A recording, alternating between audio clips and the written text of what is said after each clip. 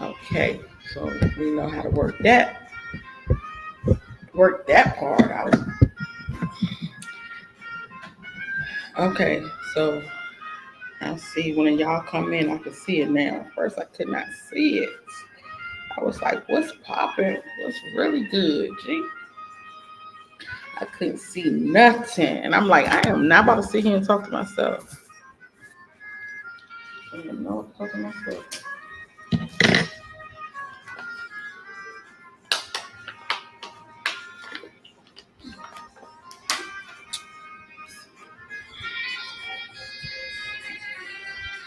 Mm, it's possible that I want you.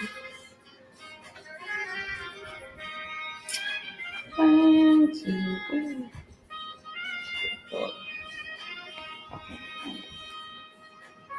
Me and my forgetfulness. Me and my forgetfulness. Good morning, good morning, good morning. I had a hard time getting on here, so I'm on here now. So y'all get in here, get in here, get in here. Get in here, get in here, get in here. Because it was hard as heck for some reason. I don't know why I can't go live on YouTube. I'm just live on StreamYard for some reason. Not let me go live on YouTube. I don't know what the heck is really popping. So y'all, what is going on? What's popping off, y'all? I said I was on the phone with my best friend, and she was like, "Do some story time with me. Tell me some stories." I said, "Oh, here we go again." I said, "Here we go again." Everybody want to call me do some story time, and then she done messed around and fell asleep on me. So now I'm sitting here looking freaking stupid by myself. So I said, "Well, let me get on here and talk to the squad and see what's popping. See where everybody at. Where the passport traveler at? She need to get on here with me. Let me see something. Let me see if she even woke.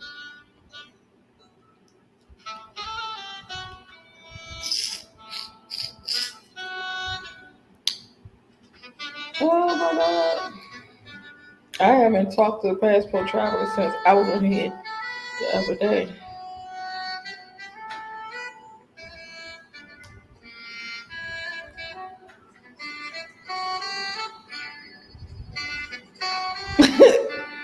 I told her I'm on live. Get in here. Let me put this what you call it for y'all. Like I really gotta remember how to do this thing. Okay, invite. I don't know why I be like I cannot work on social media for some reason. So if y'all want to come to the stage, y'all can come to the stage.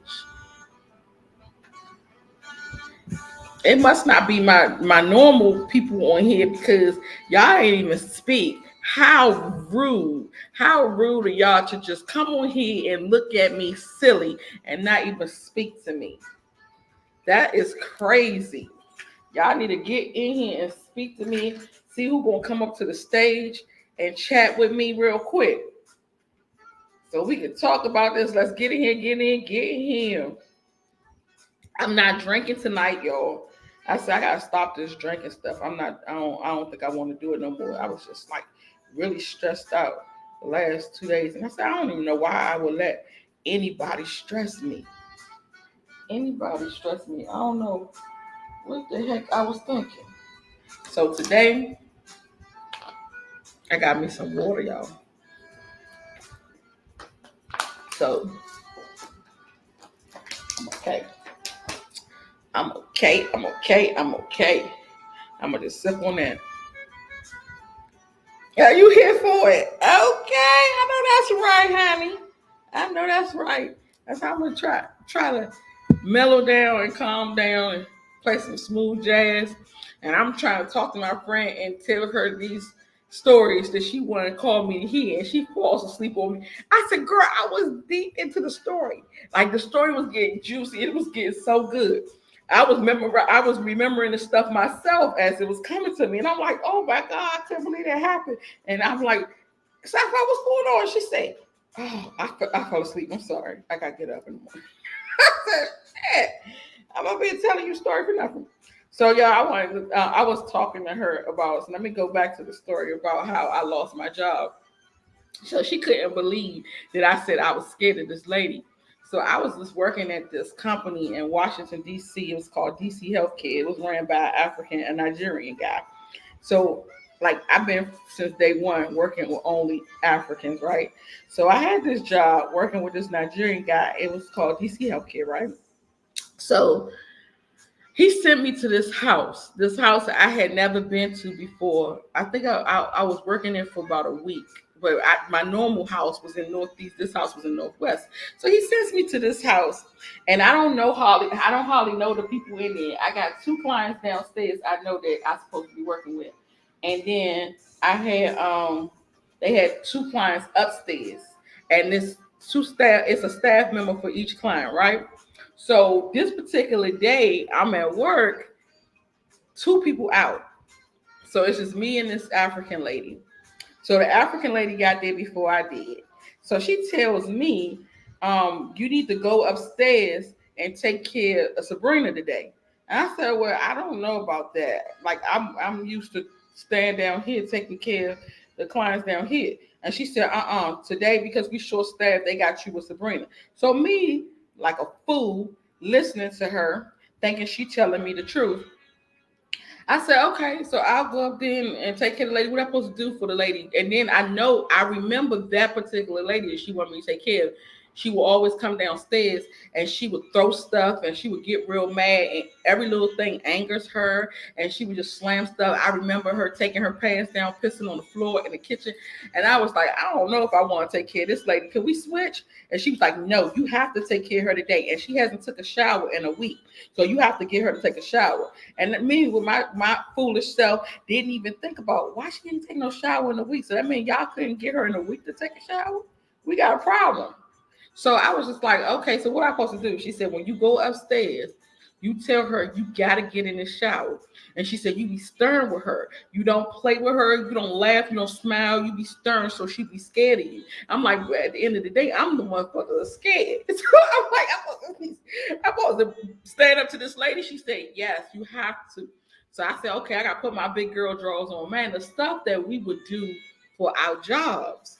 Like we go to bat for our jobs. And I'm like, hey, it's crazy when I think about when I used to work. I used to just do I got stories for days when I used to work. But I used to do everything for my job. So I used to go above and beyond. So I said, okay, I'm gonna put my big girl drawers on here and I'm gonna go handle this. So I goes upstairs and I say, Sabrina, look, I'm taking her pants out. This lady, she was fat. This was before BBLs came about. You would think that she had a BBL. She was fat. She was 400 pounds, but her butt was so big you could sit people on top. You could sit cups on top, all that. And then she used to always like to wear shorts.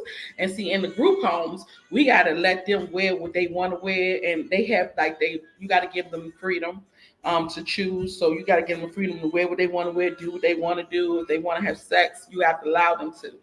So I was like, I don't like how she dressed. She dressed very provocative with her shape and all of that. But hey, I gotta do it. So I go upstairs, I get her shorts and I get her t-shirt out of the drawer. And I said, Sabrina, come on now, it's time to take your shower for the day. And she like, I'm not taking no shower. I said, no, you have to. And I'm still scared. My heart beat like shit. I'm talking to this lady. I said, you have to. It's no plan around the day. You ain't take a shower. You ain't took a shower in a week. I'm not having that. You have to get in the shower today. She said, bitch, I said I'm not taking no shower today. I'm like, mm-mm. We ain't doing that. Come on, I turned the water on. I had the blanket, the towel ready for her. I had the washcloth. I had got the shampoo, conditioner. I got all her stuff together. I put it right there in the bathroom. I said, look, you want to go in there and take a shower. She said, I'm not taking no fucking shower. It escalated as I kept doing it because the lady even came upstairs and when she heard her arguing, she said, You have to be stern. You have to make her. Like she was instigating. She was like, you have to make her. Don't let her tell you no. I was like, really? She was like, yes, you can stand up to her. She's going to do it. This is just how it happens. She don't like taking showers. She don't listen to you. But after a while, after you keep being stern, she is going to listen to you. And she's going to do it. I said, okay, cool.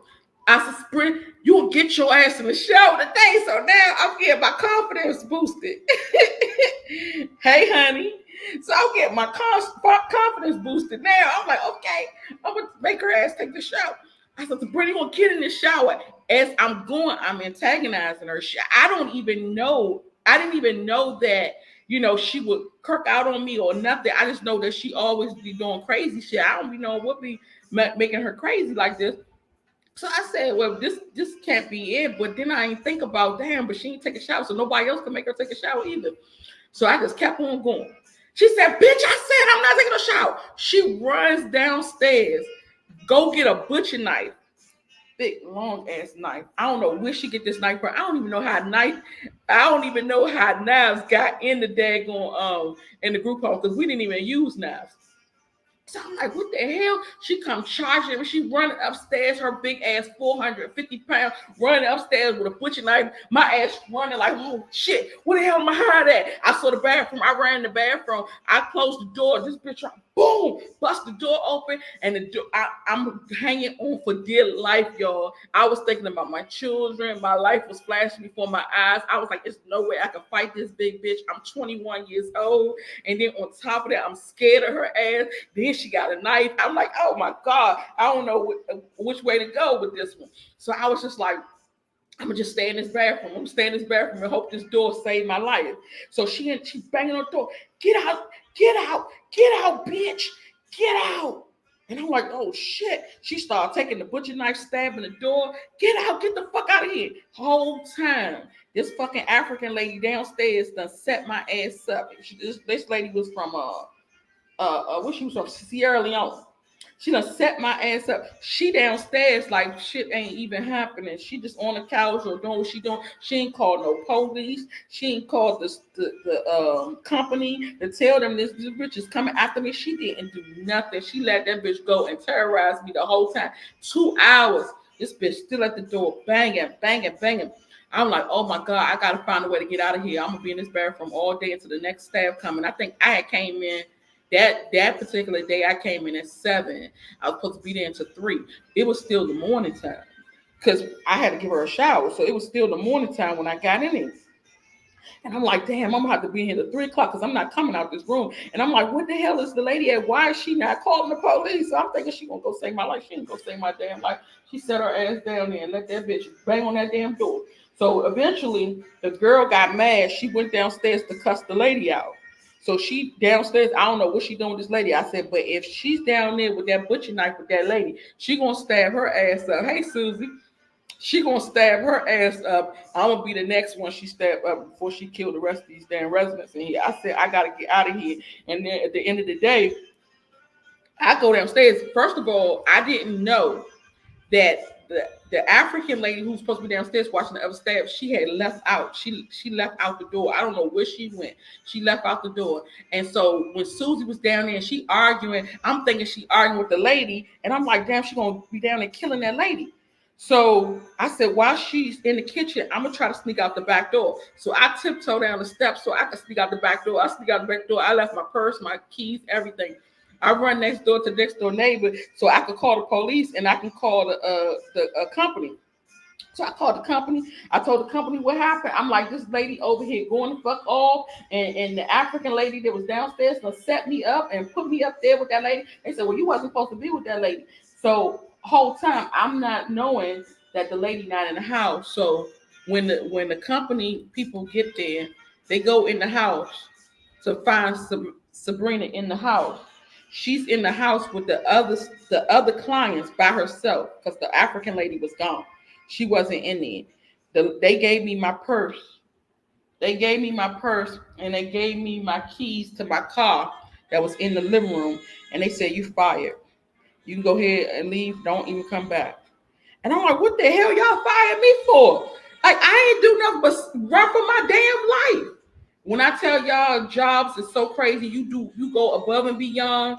You almost die. You can get hurt. They don't care about you. They will still fire your ass at any given second. So they was like, don't come back because you left these clients in the house by themselves. What was I supposed to do? I had to go save myself. I got kids at home. I'm not trying to lose my life for no daggone staff, no clients. This is crazy. But they sure enough fired me. Never to hear from them again. Then I go to work at, no, matter of fact, I got more stories about that particular one because I was working at another house before I went to that house. So I was working for this company for a while. I think it was about 4 years. I was working for this company. I just was at that house, that particular house. That was my first time. But I used to work in Northeast, and so I had worked at this group home, my normal one, and I was telling my friend, she was like, I told her the people be having sex with the clients, and she did not understand what the hell. I said, yes, the clients be in on it, the daggone staff be in on it, everything. We used to have this dude named Fonzo. Fonzo used to like to go to the club because he liked to have fun. He wants to dance, and he was just real cool guy, but he was gay to me. Like, he don't know his sexuality, but he was gay. Like, you could tell, girl, I got this TV. It's a flat screen and it's 20 inches. And I'm telling you, they gonna give me a small TV this time because I broke the one last time. I said, why you break the TV, Fonzo? Because I was tired of that bullshit. So I smashed that motherfucking TV, and I'm gonna get me a new one too tomorrow. I said, well, how you gonna do that? They gonna take my social security check and give it to me? I said, well, you know, you're spending a lot of money on these TVs. I don't care because the next time they get on my nerves, I'm gonna break this one too. So the way he used to talk and how he used to carry himself, you just like this dude got some gay tendencies. But if you ask him, do you want a girlfriend? He'd be like, I already got a girlfriend. She had my day program. And I'd be like, well, so you ain't got no damn girlfriend. But he said he liked girls to this one particular day. This one particular day, I said this must have changed it all for him. And this one day we went to so we take the people with mental disabilities, we take them to this place. It's like a Special Olympics. So they go play tennis, they play baseball, they play soccer, they swim, they do all types of sports, and we take them out to the community. So we having this community cookout, and we doing Special Olympics. So I see Fonzo, he come over there to me. It was like, hi, Miss Kavish. I said, hey, Fonzo, how you doing? He said, girl, let me tell you what happened last night. Just like a female. I said, what happened? He said, my staff Robin, bent me over the couch and he did it into my butt, and I liked it too. I'm like, are you serious? He said, yep, and he put cream all over my back. I was dead. I'm like, who? Oh, the staff member, he said, yes, my staff. He did it to me last night. I was too through. I'm like, oh my God. But we have seen this happen numerous times. But for Fonzo to act like this and he say he liked it, I'm like, I knew he had some gay tendencies. Even though he didn't know he was gay and he wanted to talk to girls because that's what the norm is. Everybody always say, oh, you got a girlfriend. I knew he would, if he ever had any, he knew that this is my path right here. This the way I should go. But now on, Fonzo was freaking hilarious. So, okay. So with Fonzo, oh my God, it was so many stories about him. He used to be very destructive, and he used to just break everything, and people would be like, okay, he gotta go to another home now. I don't know whatever happened to him. But he had left and went somewhere, never came back. I don't know whatever happened to Fonzo. But that I was telling her about that. I said they be doing that all the time because one of the ladies was crazy. She had bipolar, ADHD, autism, mental retardation, and we was in the house with her, and she used to always stay upstairs by herself. She just like, I don't know, watch TV. She was really just a cool person. but she make a lot of noise. Like when she moving stuff around, she make a lot of noise, and when she talk, she talk loud. So she wasn't my client though. So one particular night, we had two staff upstairs.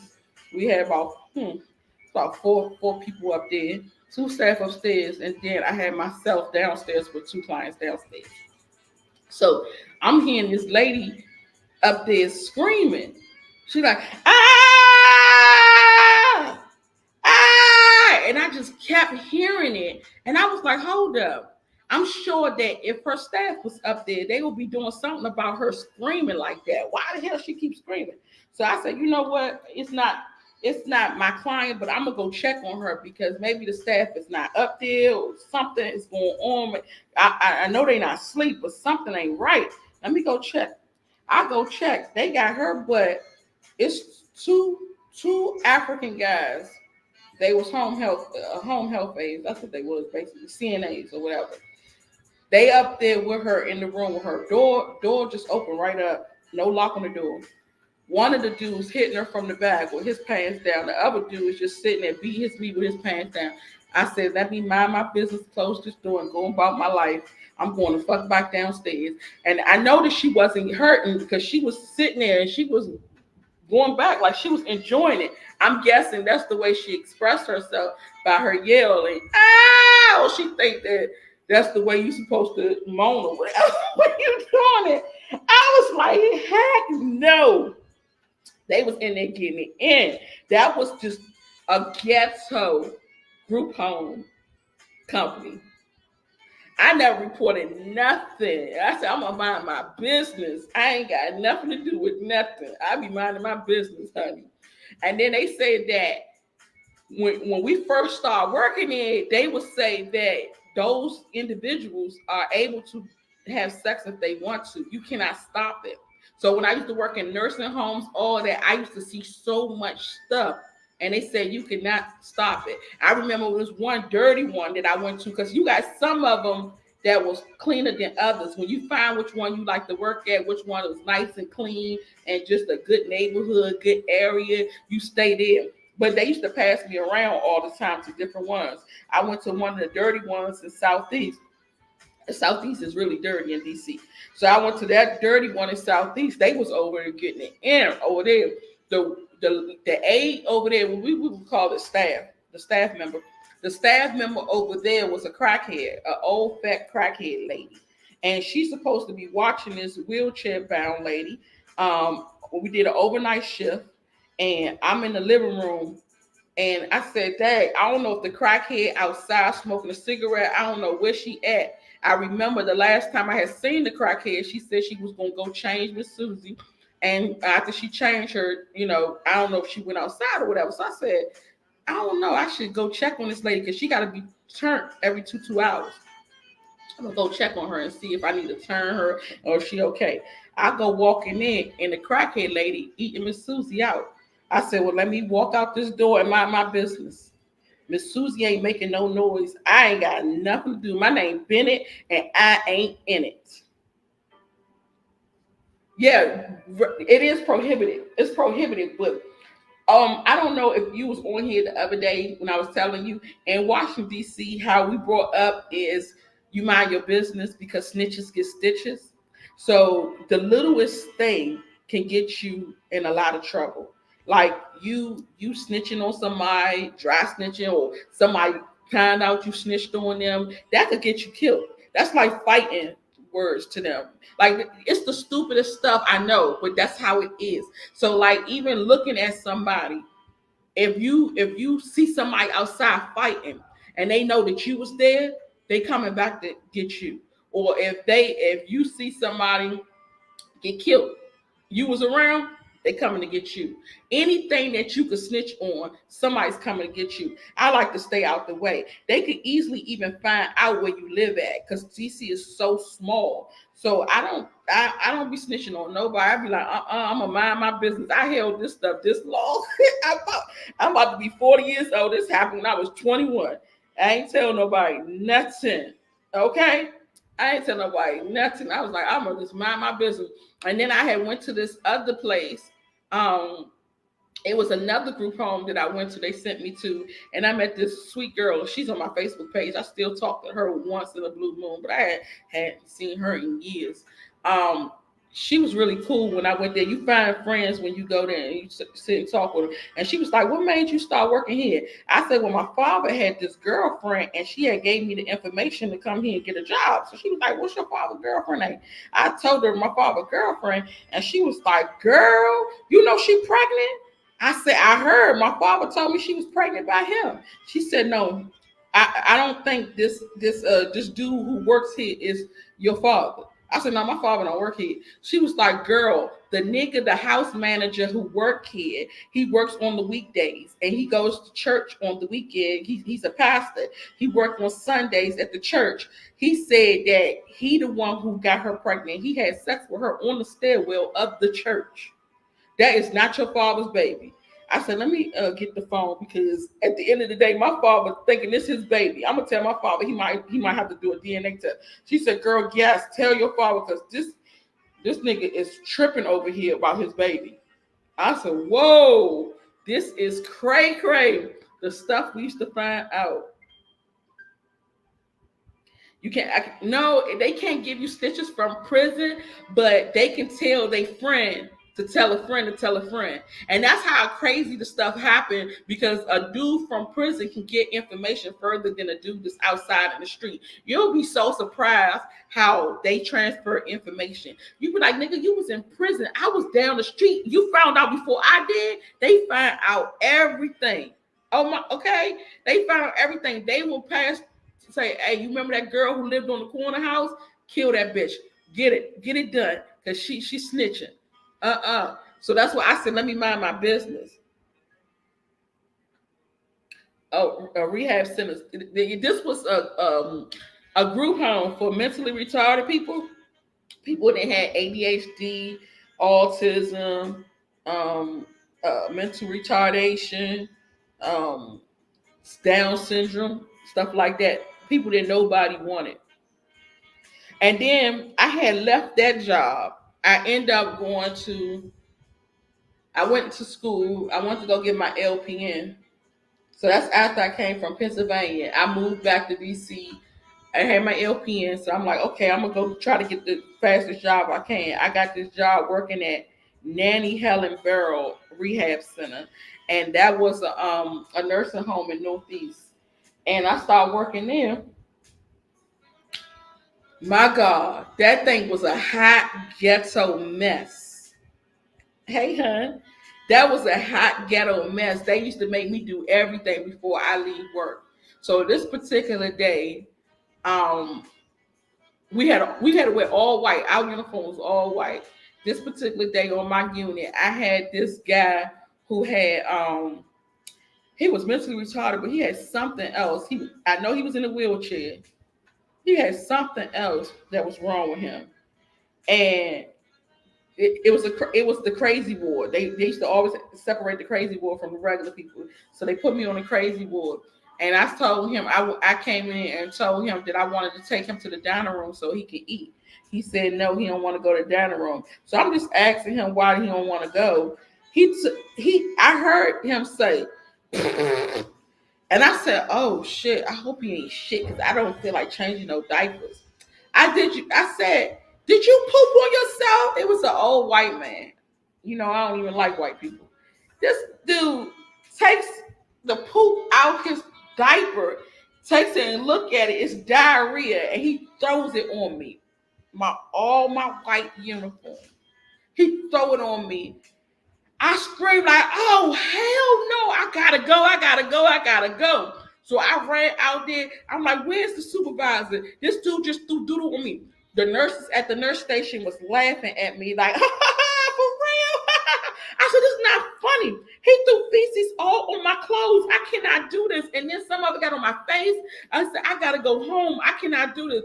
And the supervisor said, "No, you don't. Go in there to the bathroom and wipe it off. Get you a wet wipe and wipe it off, and you'll be fine."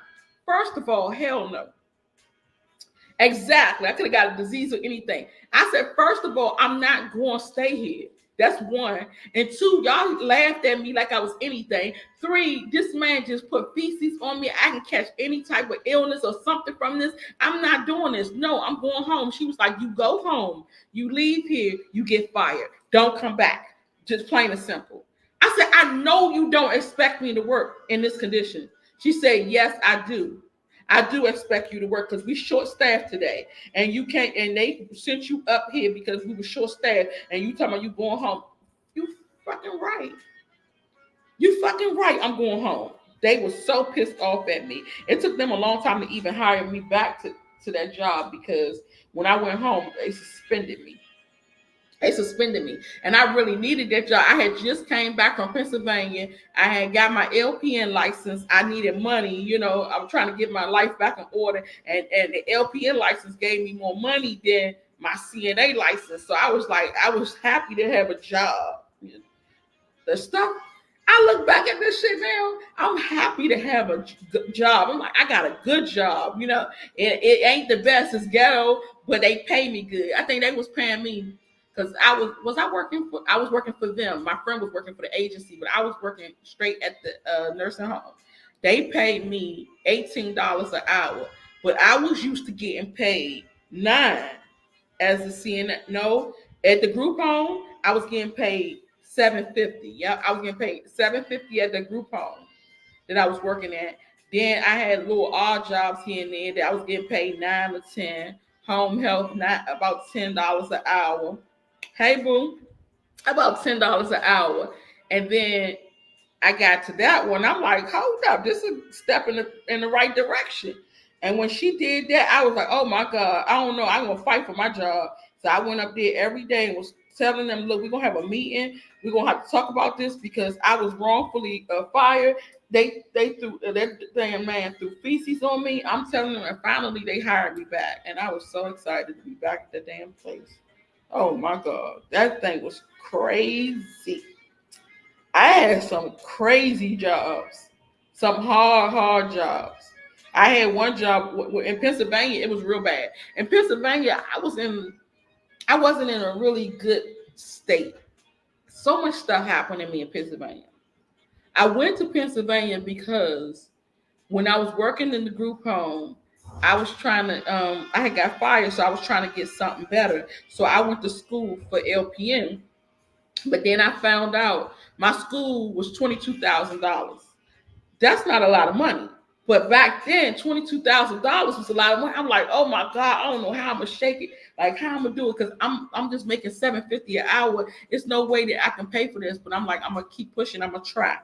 So I'm working and going to school at the same time, and it's difficult. And my school was all the way out in Virginia, so I used to travel to go to school. So I said, this is so difficult. So I found out that what is this thing called? Um, Hold on. I'm gonna think. I'm gonna think. I'm gonna think. What the name of this damn school? It's gonna come back. A Job Corps Center. Job Corps Centers of America. Now, the Job Corps Center of America will let you go to school for free if you are between the ages of 16 to 24. So when I found that out, I was like, hold on, let me see what kind of classes they got. So they had LPN. So when I was like, oh, they got LPN and I'm paying $22,000 for this, oh, I'm going to go to the Job Corps. So they told me that the only school they had was in Pennsylvania. It was in Wilkes-Barre, Pennsylvania. So I would have to move up to Wilkes-Barre, Pennsylvania in order to go to school for free. And I felt like it was worth it because I was going to get paid more, finish school, I'll do it for free. And they was going to give me a job working as a CNA while I was there. So I was like, this is bad. Like, I could do this. So I moved my ass up to Pennsylvania. Bad mistake. In Hazleton, Pennsylvania is right next to Wilkes-Barre. I had found a house in Hazleton. It was the dirtiest little ran down house you could ever find. It was so teeny. First of all, it was across the street from train tracks. So every morning you hear like the train noise. You hear that noise every morning, and it wakes my kids up in the morning because the train was right across the street. So that was crazy. When you come into the house, you come into an enclosed porch. the enclosed porch, just everything just looked raggedy and nasty. Then they had a little living room. I try to fix that house up the best I can. It had a little teeny living room. The living room was okay. They had a little teeny dining room, and then when you go in the kitchen, you in the kitchen and in the dining room at the same time. The kitchen just had just one strip with a sink and a stove. That's it. So when you in the kitchen, you outside the kitchen at the same time. It's like you just do this, put your stuff in the oven, your ass sticking out in the dining room. I was too through with this damn house. And we had a little backyard. The garage was the owner's. He still used that garage. Then we had this little washing machine and dryer area. And upstairs, oh, we had a basement, but the basement was a dungeon. It's one of them old dirty dungeons. It looked like the slave dungeon. We had a little toilet down there. I don't even know if the toilet worked. Then upstairs, we had two bedrooms when you come up on top of the steps. One bedroom was really small. When you go in that bedroom, it had a bathroom in it. In the bathroom, you in and out at the same time too. It had a tub and the sink in it. That's it. Tub, sink, and the toilet. That's it. And it was right smashed up together. And then you go into the other room. The other room was a little tad bit bigger, and it had a closet. And the closet had an upstairs to the attic, and you could store stuff in the attic. We didn't have a bathroom though. We didn't have a bathroom, so we would have to go in the kids' rooms to use the bathroom. It was just two bedrooms. I was struggling. And then I had went to Ernst. I wanted to feel big. So I went to Ernst one day and got me a big screen TV, 65-inch big screen TV. That's one of the big screen TVs, the big back. So I got that and I said, oh, I can make this a home. I can make this really nice. So I was like, I'm gonna just live my life up here until I finish school, thinking I'm doing something. So then I started trying to find jobs. There was no jobs. The school promised me that I could do CNA work. They didn't tell me that I have to be in a certain semester in the LPN program to do CNA work. So I'm like, okay, I gotta go find me a job then. So I couldn't find a job. So I went to the welfare office, give me some food stamps and some TANF.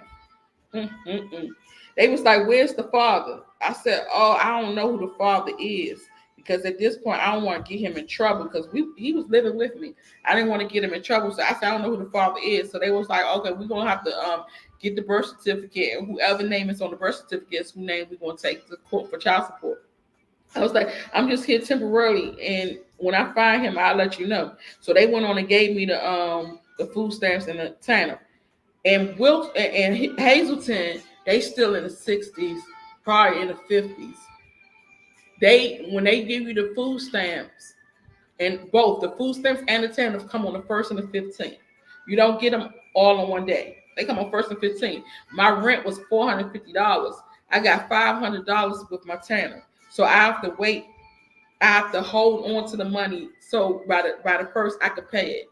I had to hold on the money on the 15th. So by the 1st, I could pay it. That was a struggle. So every day they say they trying to make you get off of TANF so you don't have to depend on it. So every day they will make me do 8 hours of community service. So I would have to work at the soup kitchen.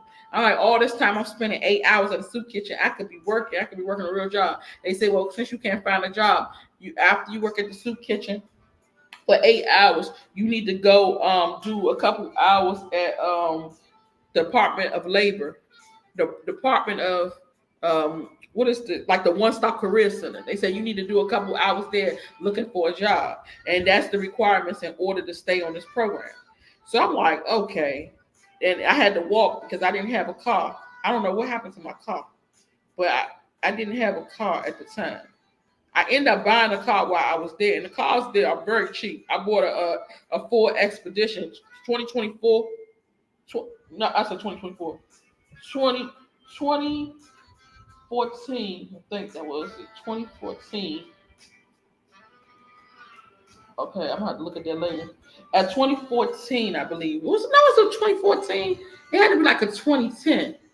Yeah, I think it was a 2010. A 2010 Ford Expedition XLT. It was really, really nice. I bought that for $8,000.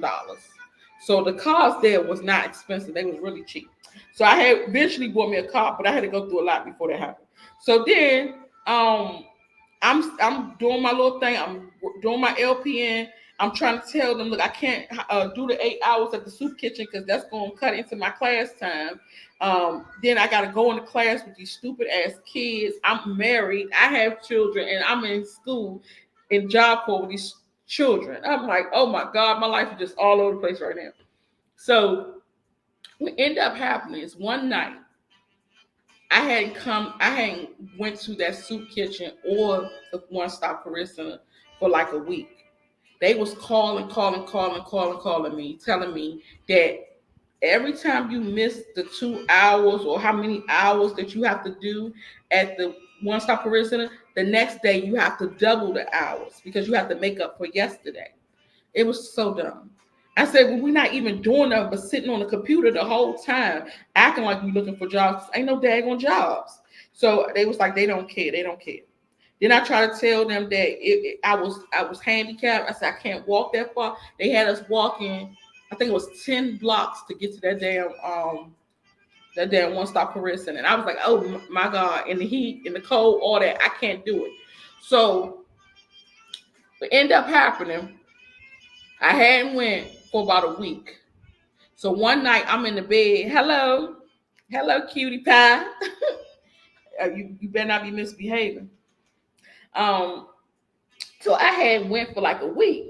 So I'm just in the bed, sleep this one night, 3 o'clock in the morning, and I had boom, boom, boom, boom, boom, boom, boom at my door. I said, "Who the hell is that?" It must be somebody in a crisis outside, like somebody in trouble. Because you got to really be a bold mother freaker to come up on my porch. Because remember, y'all, I had an enclosed porch, so they had to come on my enclosed porch to knock on my door. So you have to be a bold mother freaker to do that. So I said, well, let me go answer this door and see who is it. So they bang it, bang it, bang it, bang it, bang it. I go to the door and it's a white lady. She said, hello, my name is Laura. I'm from the Pennsylvania Department of Human Services. And I said, okay, what's the problem? I'm thinking somebody got killed or something. Y'all looking for me? What's going on? She said, well, I'm here to do a house check. I said, a house check? I don't even know what that is. Because I never been through that before. And I was on welfare since I was 16 years old. I ain't never went through no house check. I ain't never heard of that. I said, a house check? She said, yes, we have to check and see who's living here. We got to check and see what you have in the house. If you don't let us in, your benefits will automatically be discontinued. I said, what in the hell, this thing? So I said, you know what? Okay, just come on in because I can't afford to lose my benefits because I don't have a job, and this is how I make. I pay my rent because with the other money that I was using, like Job Corps would give us a stipend for like $100 every 2 weeks or something like that, and I used to use that for maybe entertainment purpose or something else I might need. So I'm like, this is the only money I have, so I gotta let her in. So I let her in. She got her pen and her pad. She seen my TV. She documented. She went to the laundry room, seen my washing and dryer. She documented. She went upstairs and she seen my husband, and she documented. And she said, do you have a microwave? I said yes. She said, do you have an iron? I said yes. I'm thinking these are essentials. Like, this is what I'm supposed to have. She said, okay. She documented. The next morning, a lady called me and she said, I wanted to give you the results from your home visit last night. I said, why in the world did they come to my house at 3 o'clock in the morning? She said, your house, we can come to your house at any time we want. That's our policy for our home visits. We can come at any time. It doesn't matter. I said, I never heard of this. They said, well, we not where you from. This is Pennsylvania, and that's what we do. And I'm like, what the hell? And I'm telling you, they still in the 60s. Hazleton, Pennsylvania, still in the 60s. So I said, so what's the results? They said, well, first of all, you was in violation. You was in violation because it was a man in your bed when we got there. I never told them this was my husband. So they said it was a man in your bed when we got there. Then you had two big screen TVs because I had one in the living room, but the one in the living room was an old antique TV. It was. You said you wouldn't ignore those knocks, or you would have ignored it. The TV I had in the living room was an old wooden TV. I don't know if y'all ever seen this TV, but it's a projector. You open it up like this, and the projecting lights is here, and it projects on the screen. It's old, it's dirt. It was big, and I got that for free. Somebody didn't want it, and I collected it, and I got it for free. And then the big screen TV in my bedroom, I got from Aaron's, and I was paying that with my little money that I was getting from the school. I was paying that because Aaron's was like $100 every 2 weeks or every month. It's like $100 a month, I think. $100 a month. So I'm paying that with that money. So I'm like, I can't really afford this shit. But she checked it. She said you was in violation because of them big screen TVs. You was in violation because you had a wash machine to dry. You was in violation because you had an iron, and you was in violation because you had a microwave. I said, I can't have none of this. She said, no, because you told us on when you signed up for this that you had nothing. We asked you, did you have nothing? I said, I thought that was standard. I thought that the piece of paper that they had when they asked you, do you owe anything? Do you have any money? Do you have any bills? I thought that was standard. I didn't know I was supposed to put all my assets on it for real. I didn't even know that shit was an asset. It wasn't giving me nothing. It wasn't doing nothing for giving me no money. So I'm like, I didn't think I was supposed to write it down. She said, yes, you were supposed to tell us everything. She said, ma'am, the guy that was in your bed, you're going to have to now tell him to help you and take care of you because you are now off of welfare, food stamps, and all that. Like, you can't even have health benefits. They cut me off. I said, now I'm really going to struggle. Now I'm really going to live this hard knock life. I said, I don't even know what I'm going to do at this point because now I got to pay my rent and all that. So we're struggling trying to figure out how we're going to do this thing. So my ex-husband ended up going to his mother's house. He took us. We was going on a trip to go to his mother's house and see her. She lives in Maryland. So we was driving up to Maryland from Pennsylvania. And that night we went to go see her. Me and him was on good terms. But for some reason, it was something about his mom. Like, whenever he would get around her, he would act different. He would change up on me. He would switch up on me. I never could understand why. Like, why you switching up on me because you're around her? It was like that was his girlfriend, and he was just trying to dog me out. Like, I ain't even with you. So we over his mother house, and we chilling, and I'm talking to his mother, and everything is all good. So I asked him, I really have a lot of manners. I teach my children and everything. When you come over somebody's house, you don't walk around their house. You don't go through their stuff. You don't start looking and seeing what's going on. If they take you through their house and they want to show you, oh, come over here, let me give you a tour. Then you do a tour. You don't even ask for a tour. If they ask you, are you hungry? You say no. If they say, do you want some water? You say, no, no, thank you. Even if you need something, you want to, clear that thirst, you still say no. Don't ask nobody for nothing. So that's how I am. I was over there for so long and I had not drunk anything. And so I'm like, dang, I'm thirsty as hell.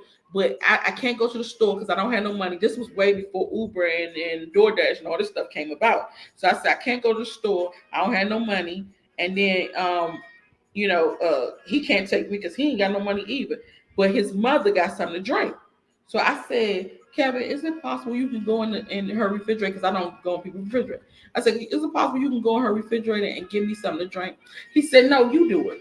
I said, I don't do that. I don't go in people's refrigerator. That's just not me.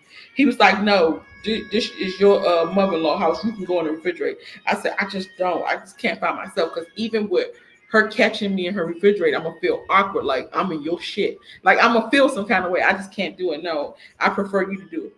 He said, why the fuck you always asking and acting stupid? Go in the fucking refrigerator and get the water, whatever you want. I'm like, why do you act like that every time you come around? Like, why are you just yelling at me?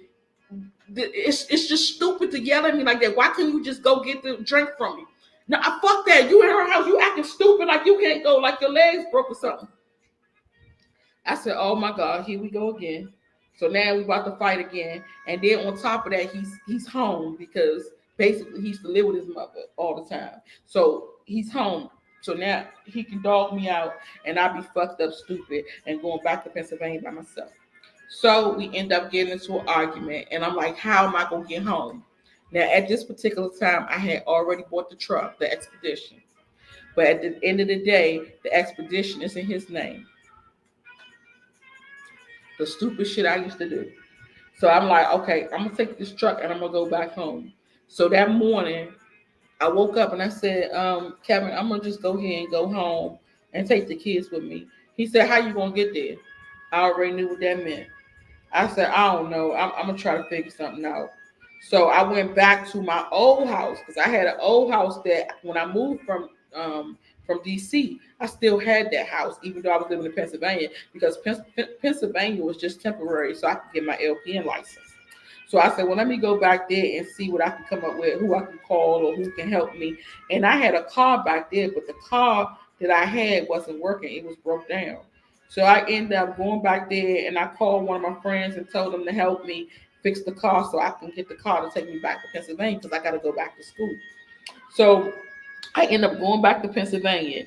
He done took his ass to Pennsylvania before I could get there. Went to Pennsylvania and cleared the house out. Took all the shit that he wanted and left and took that shit to his mother's house. So now I'm in DC trying to figure out how I'm gonna get to Pennsylvania. I never would have thought that he would already have went up there because he could have took me home. He already went up there. So then by the time I got home and seeing all my stuff gone, I'm like, shit, I don't know what I'm gonna do at this point. I don't have no job. I don't have no money. He left me. I'm by myself in Pennsylvania in Hazleton with all these fucking white people. I don't have nothing here. So I end up going to one of the going to the career center. No, Kevin ain't love me. Kevin don't even know what love is. He hated me and he was jealous of me. Very jealous. So then I was like, I'm gonna go to the little building that they sent us to do the little hours. I'm gonna go there and talk to somebody about getting a CNA job because I'm gonna let them know that I do have licenses, I do have experience. I worked in the healthcare field since I was a little kid, so I got the home health aid license, I got the CNA license, I got medical assistant, I got medical billing and coding. I had a GNA license. So I did have licenses at that point.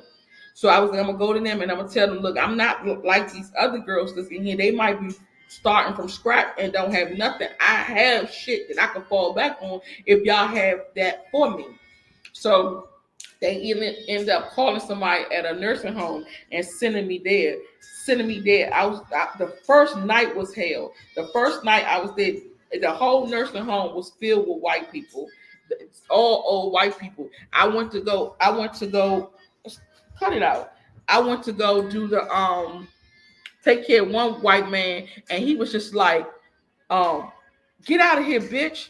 Get out of here. I said, oh hell no. So they racist, they old, and they talking shit too. I said, I can't do this. I can't work here. And that night they kept me in that nursing home by myself while all the white people go outside and smoke cigarettes. And then they ran in. It was a big ass black bear. And that black bear came to that window, beating that window. I thought he was gonna beat the window down and end up I thought he was gonna beat the window down and come and get me. I was just like, oh hell no, I gotta get out of here. Y'all know I'm scared of bears. I'm scared of lions, tigers, and bears. A GNA license is a geriatric nursing, a geriatric nursing assistant. Geriatric is for old people. So you used to have to have a GNA license in order to work in the nursing home because they don't hire home health aides or CNAs. CNAs didn't work in the nursing home before. It was a real live bear. I'm so scared of bears, but they got bears out there. The bears come up on your porch and everything. After that, I was just like, I can't work here no more. I said, I just gotta leave at this point. So I stuck it out. I think I had 2 more months in school. I had 2 more months in school, and I went to the director and told them that all the stuff that was going on in my life and how stressed out I am, and I need to go start seeing a psychiatrist because so much stuff was happening to me. And they end up saying because I had all those licenses and stuff, it actually equals out to an LPN license. So they went on and gave me my license. They said that I just won't be able to walk across the stage with the other students and participate in the exercise. I said, I don't give a fuck about that exercise. I said, I just came here for the LPN license. That's it. Just give me the license and I'm gone. It was like, oh, and you won't be, and we won't be able to help you do your They got this transition program where when you graduate, you get $1,000 and they send you to college. I said, I don't give a fuck about no college. I gotta figure out how I'm gonna make it and take care of these kids. That's all I care about. So they gave me my license, and so I was able to leave and go back. Ryan, you not to go to Philly. Yes, Philly is crazy too. So they end up giving me my license, and I went back to my house in DC, and that's how I had got my job at the nursing home. I got the job at the nursing home, and it was the craziest nursing home ever. But I worked in some crazy places, some crazy places. I had people kill themselves in front of me. I done had a lady hang herself. I done had people stab themselves and blame it on me. I was working as a sitter at one point, and the sitter position, anybody can be a sitter. You don't have to have a license or anything. You don't even have to have a CPR, first aid, and AED, actually, because I didn't have that at the time. This is when I first started. I didn't have no license, actually, when I first started. Sitter is just somebody who comes into the hospital, like in the mental ward, when they having people in there that on suicidal watch.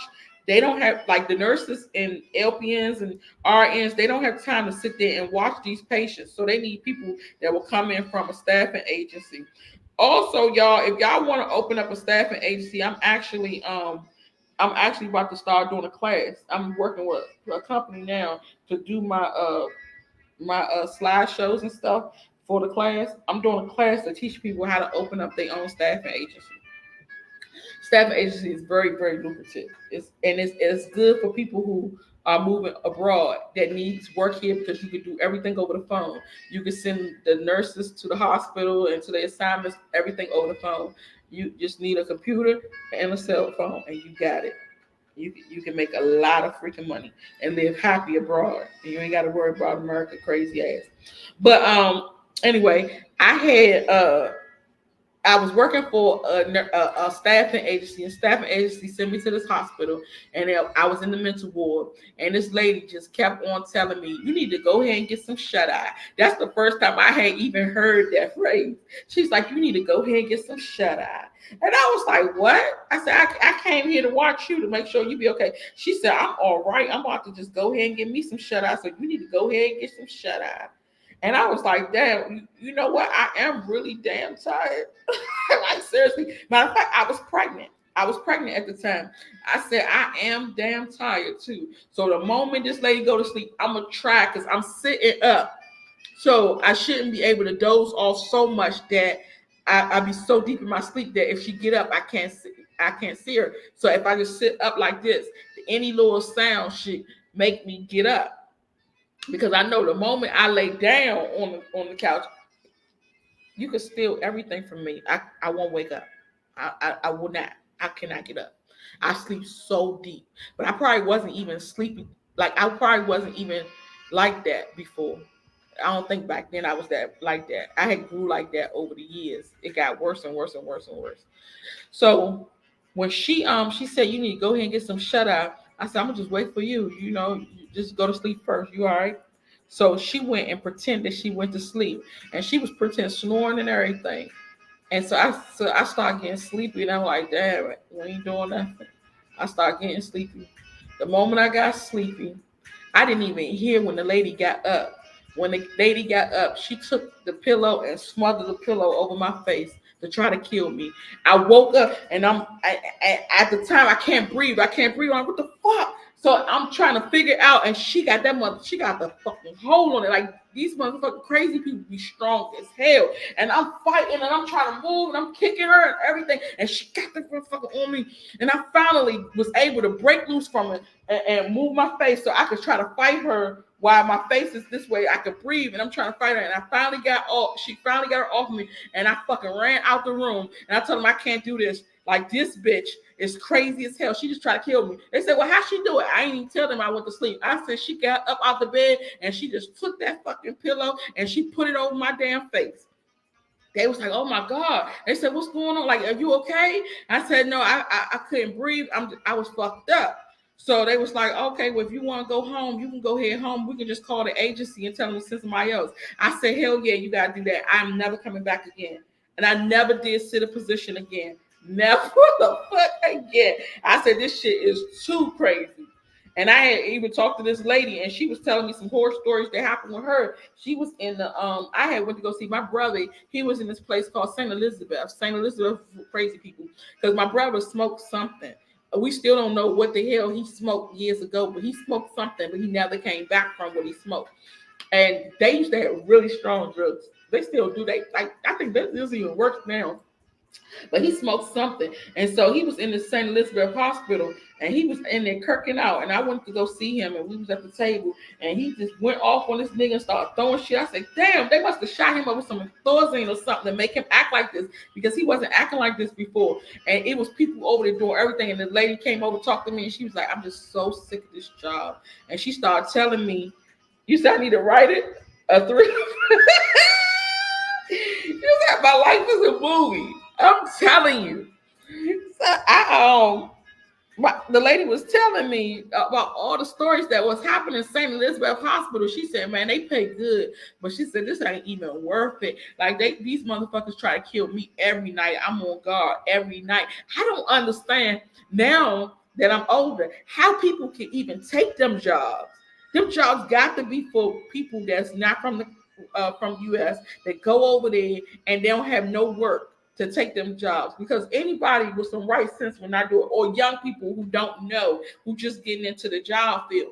Because I'm telling you, I know that shit crazy now, especially the ones with the what's the juvenile delinquents.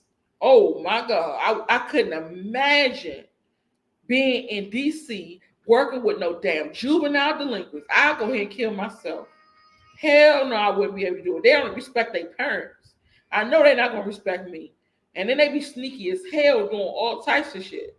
They watch everything. They watch everything. And they will be doing some shit on your ass. It was something. Yeah, I was gonna tell y'all about something. There, I be forgetting my little thoughts. My train of thoughts.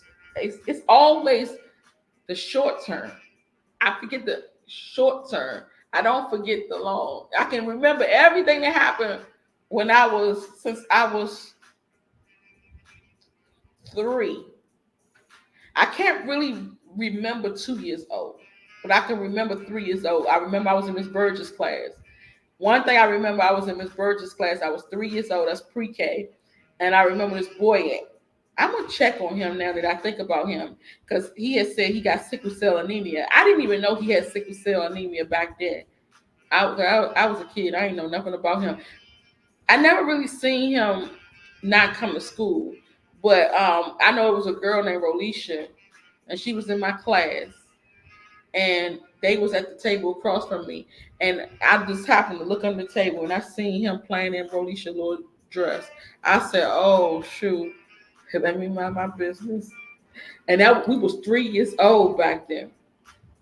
Um, I didn't go check on him because the last time I seen him, he was on my Facebook, so I'm sure he's still on my Facebook and see how he doing. Um, but I remember 3. I remember I was in Miss Burgess' class at 3. I was in Miss Riddick class was 5, 5th grade. I was in Miss Giles' class in kindergarten. I was in Miss Craig in 1st grade. I was in Miss Smith in 2nd grade. I was in uh, Miss Jackson in 3rd. 4th, Miss Aziz. 5th was Miss Riddick. 6th was Mr. Rogers.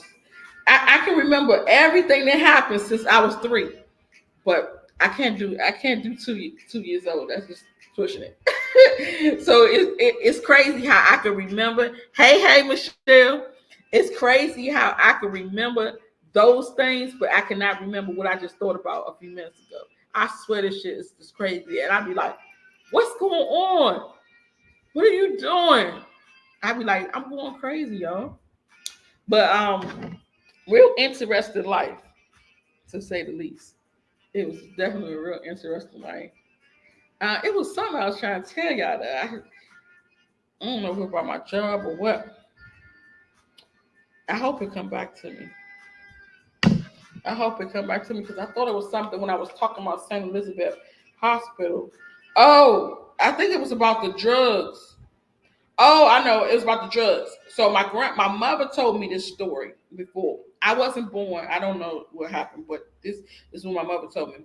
She said that so all my family used drugs.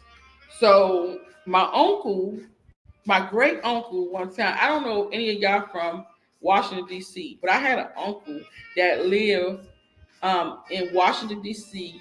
on 8th and 8th Street Northeast, and he had a shop. That shop right now is worth $4 million, and the government has it. And they talking about they looking for family members who can next in kin who could come and get the shop from them. I went I went to DC one time to see if I can get the shop. They said that I need his death certificate. I don't remember the day he died, and I don't remember the day he was born. All I know is his name, and I know my family names, of course, but I don't know nothing about the dates. So I can't even get to the money and to get to the house that he got. But he had a shop. It's on 8th and 8th Street Northeast. It's across the street from the Heckinger Mall. And it was a beauty shop, a beauty salon. Now, in my family, everybody went to school for beauty. So they did nails, they did hair, they did makeup, they did ear piercing, they did everything surrounding hair. All the boys, all the girls, everybody. So he had this salon, and he said what he was going to do is he was going to do dead people hair. But the back then it wasn't as lucrative as it is now. So then he got out of that business and said he just want to concentrate on his shop. So because he didn't want to get another house, he ended up building a house on the back of his house. He had used some drugs years ago before I was even born. He had used some drugs and never came back. Like he tripped out and never came back. My mother said it was called Love Boat. And she said one day he was in the house with them, and my grandmother used to take and put she turned the knob around so that the lock part is on the outside of the door. The key part is on the inside of the door. And she would lock her kids in the room so when she leave and go to work, they can't come out. So when she did this particular day, my uncle, great uncle, was there when she did this. He was there, but he was off the love boat or whatever type of drug, or maybe that particular day he wasn't using drugs, but he was already gone. So he was in the house in the living room doing whatever he was doing, and my mother and her brother was in the room playing, and they had got a hold of some matches, and so my mother's brother was like, I know how to use it. And so she was like, well, show me how to use it. So they took and was lighting it. So after he was spark it, he was excited about sparking it. So he just said he just going to start playing with the paper and setting the paper on fire. So he sparked it, set the paper on fire, and the paper was burning. He couldn't put the paper out fast enough, so he took the paper and threw it on the bed. And the flames started burning the sheets. The mattress started burning. They yelling and screaming to tell my uncle to come in there and let them out the door because the door is locked. So my uncle smells it. He runs in there, and at this point, when he run in there, they had a twin mattress. This point, when he runs in there, the mattress is on fire. He don't know what to do. Instead of him getting the kids out of the room, or going to go get water and drenching it and putting the fire out, he takes the mattress and put it on top of his head. And he started running down the steps, and he ran outside and running down the street with a burning mattress on his head, trying to get the mattress as far away from the kids as he could. This is some crazy shit. Because I used to ask her about him because I'm like, this nigga, he is a trip. Like he was a trip in the head. I never really trusted him. I never liked him like that. Like I like him as a person, but growing up, I was always scared of my family because in my family, they practice incest. So they practice incest, and a lot of them are um, pedophiles. So when I used to come over his house, I always was vigilant about these men. So when I would come over his house, he would always say, "Come here, VC, give me a kiss." And I'm like, "What? Give you a kiss for what?" Like it was the most nastiest, disgusting shit that I ever had to go through. I'm like, "Give you a kiss for what?" He said, "Come on, you being disrespectful. You come to my house and you won't give me a kiss." And I'm like, "I don't like kissing. No, I don't want to kiss." And he would force me, "Come over here and give me a kiss." And then he would even try to say, "I'll give you some money." He has silver coins and gold dollars, like gold coins. And he used to say, "I'll give you 5 gold coins, you come and give me a kiss." And I'm like, "No." And then I'm looking around trying to get support from my grandmother and my mother who was there to tell him, "No, she can't give you a kiss." But they always made it be on me to defend myself. And I'm like 4, 5, 6 years old. And instead of them saying, "No, you ain't kissing my daughter. No, we don't do that around here," they was like, "Is you gonna give him a kiss or what?" And I'm like, "Are y'all gonna defend me? Like, tell him something. Tell him no, something." They never did. So he will always grab me to kiss me. And when he kissed me, he takes his lips and he put it over here like this and kissed me like that. And I guess because my little face, I was so little, the mouth, the lips will cover my mouth and my nose at the same time. And it would leave this nasty, funky ass, horrible stench right here up under my nose that I could smell the shit for weeks later. I could wash and scrub my face. I'd be washing with soap, scrubbing my face, and I still smell this funky ass odor right here up under my nose. And I'm like, "Oh fuck." So I never like him to kiss me. I'm like, "Oh my God, I gotta smell this shit again." And it was just so fucking nasty. You know how somebody, this shit was way worse than a funky ass breath though. It was way worse. I can't even describe it.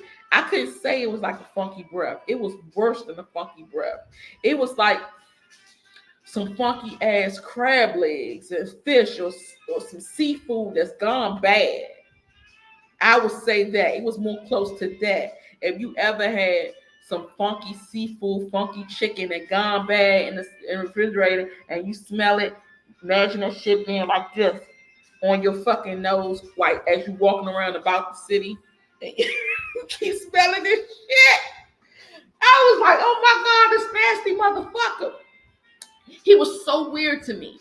And then he will always dye his hair. He had blonde hair. But every time we went to his house, I just always was like, "Oh my God, we gotta go there again." And I'm a kid, so I can't really tell them no, I'm not going. I gotta do whatever my family tell me to do. So when we would go there, every time we would go see him, he would have a different color. Maybe this day he got purple. Next time he got green. Next time he got red. Next time he got orange. Even when I grew up and I was in school, I ended up for somehow, I don't know, went to school in his neighborhood. And people used to always come to school and they be like, "You know that white dude that be walking down the street with that blonde hair, with those different color hair? You know that dude, he got money, girl. You If you want to trick, you can trick with him. He'll give you gold coins and everything." And I'm like, "What? Y'all talking about my uncle?" I said, "He got a curl parlor there." They say, "Yes." They said, "That nigga got money, girl. You better go trick with him." I said, "That's my fucking uncle. Ain't nobody tricking with that nasty ass motherfucker." This y'all crazy as shit. Girls in my class used to be crazy as hell. So with him, when I say he was freaking retarded, like he was smart. Like, he's not retarded. He was smart. He just was dumb. And we used to go over his house for holidays. We'll go over his house. He was by himself because my great grandmother died. She died from breast cancer, and she died in his house. So after she died, it was really no purpose of going over there. But because my grandma felt sorry for her brother that he spends the holidays alone, and he supposed to have a kid. Like I went on Facebook now and I see a girl saying that's her father, but I don't know the girl. But he never had no kids or whatever. And my grandma would say, "Let's go over his house to spend time with him for the holidays because he's lonely, he's by himself." And so I would go over there. and he was a hoarder. He hoards. Well, he was hoarding a couple things. He was hoarding those gold coins for sure. But one time I went in his room, and when I tell y'all, this nigga was a pedophile. Like, like when you see pornography, like he was the king of this shit. This was before we had internet and all that. His whole room, every four walls in his room, it looked like he took the. Back in the day, they had the newspaper, the magazine. It was like a Playboy magazine. They had porn magazines because I don't think back then they had porn DVDs and porn movies yet. Because this was like 91, 92, 93, there about 94, 95. Yeah, around that time. I don't think they might have had VHS, porn VHS. I probably, more than likely, they probably had porn VHS. But he would get his porn from the magazine. So he would go buy porn magazines or order them. And he would take and rip the papers out, have all these nasty bitches plastered all over his wall. When you go in his room, all you see the whole entire wall from top to bottom with with the magazine clippings of these bras, they coochie open and all that stuff. You said you 35. You remember? I'm 39. I barely remember this shit. So he would have all that stuff, and then he would have all types of toys. Now you know this nigga got to be nasty shit. He had some toys that y'all ain't never seen before. He had the exclusive shit. Okay. Y'all know how y'all seen the little dildos and they got the little new toys with the rose and all this. This nigga had statues of penises, big statues, rubber black penises, humongous.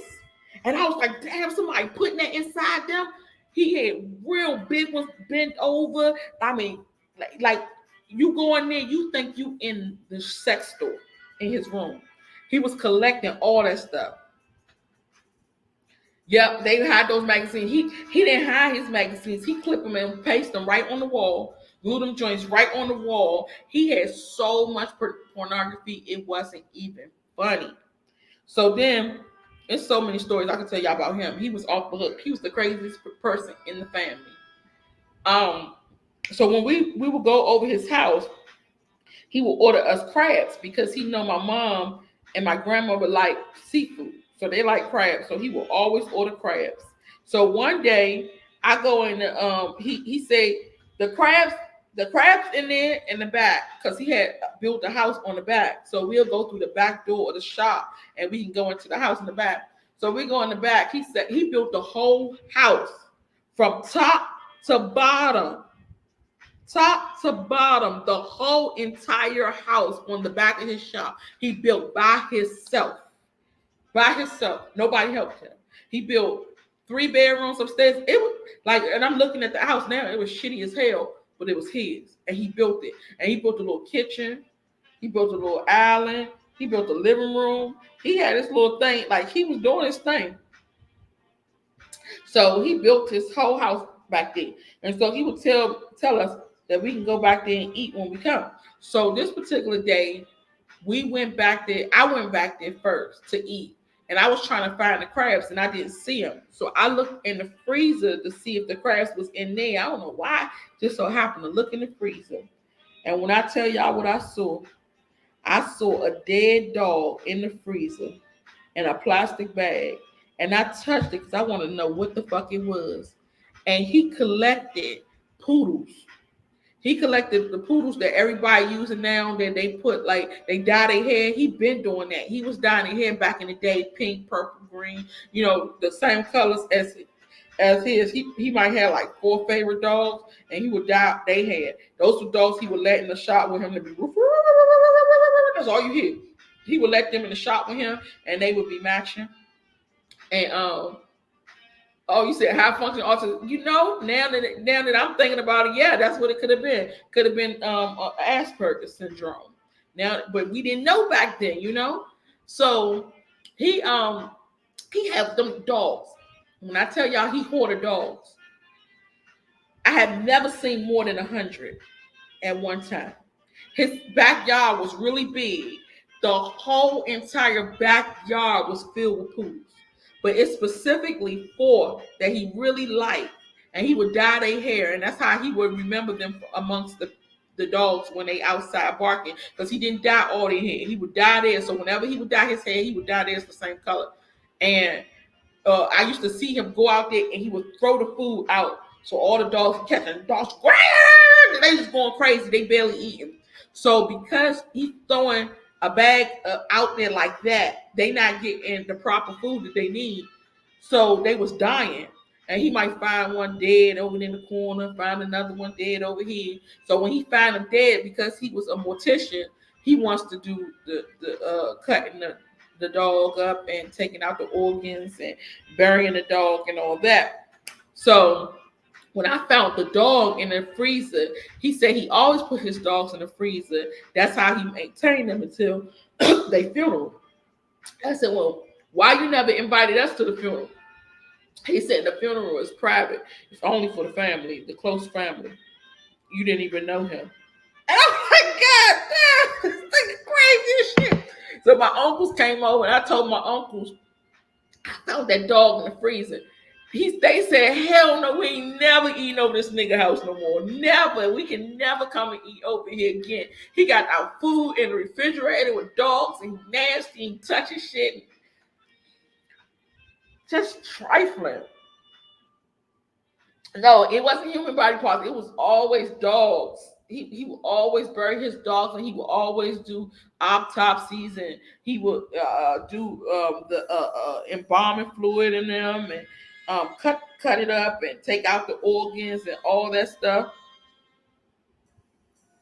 Yeah, everybody said they wasn't gonna eat no more. They said, hell no. He got that damn dog in the freezer. He said he always do that. Put those dogs in the freezer though. It was crazy to see him do that. It was like this nigga would be lunching out, and everybody knew he was crazy. But this is what happened the night that he died. It was so sad because he had been calling my grandmother, and see, I don't remember the date. That's what I'm messed up about because I cannot figure out this damn date to save my life. But I was around. I was around at this point. It was like in 2004. I was around, and my grandmother was calling him because he was sick. She said that he had been sick for like over a week or so. He said he couldn't use the bathroom. So she took him to the doctor. I know she took him to the doctor, and they said that they diagnosed him with prostate cancer. And so this particular night, he hadn't used the bathroom for a week. So she was trying to tell him different stuff he could do to use the bathroom to pass his bowels or whatever. And he just like, it stopped. It's stuck right there. It just won't come out. And so he was prostituting the night before. And so he brought this prostitute over there. I think I had seen the prostitute before, but my grandmother was looking for her for a long time. We never could find her. But I think I had seen this particular prostitute before, because he had a different one all the time. So he was prostituting with this girl the night. I don't have the obituary. And I don't talk to family, so I don't have nothing. I try to even sneak and ask somebody, and it didn't work. I saw the daughter, so I was going to ask her.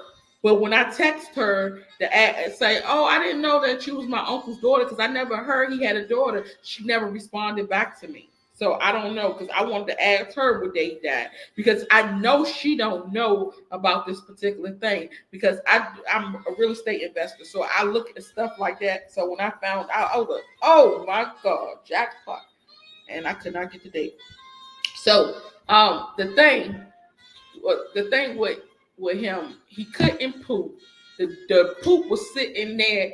It was blocked.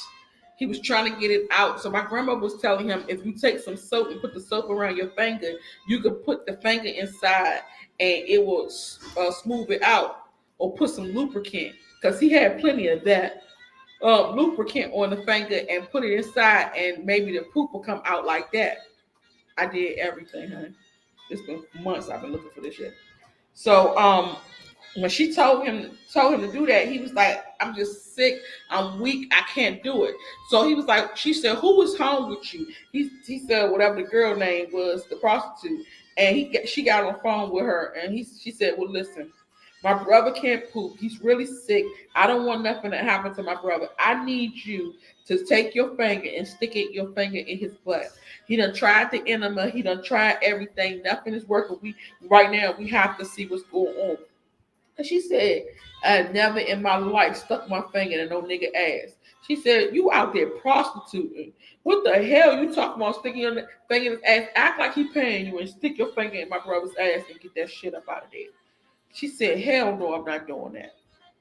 So that same night, oh my God, that is so true.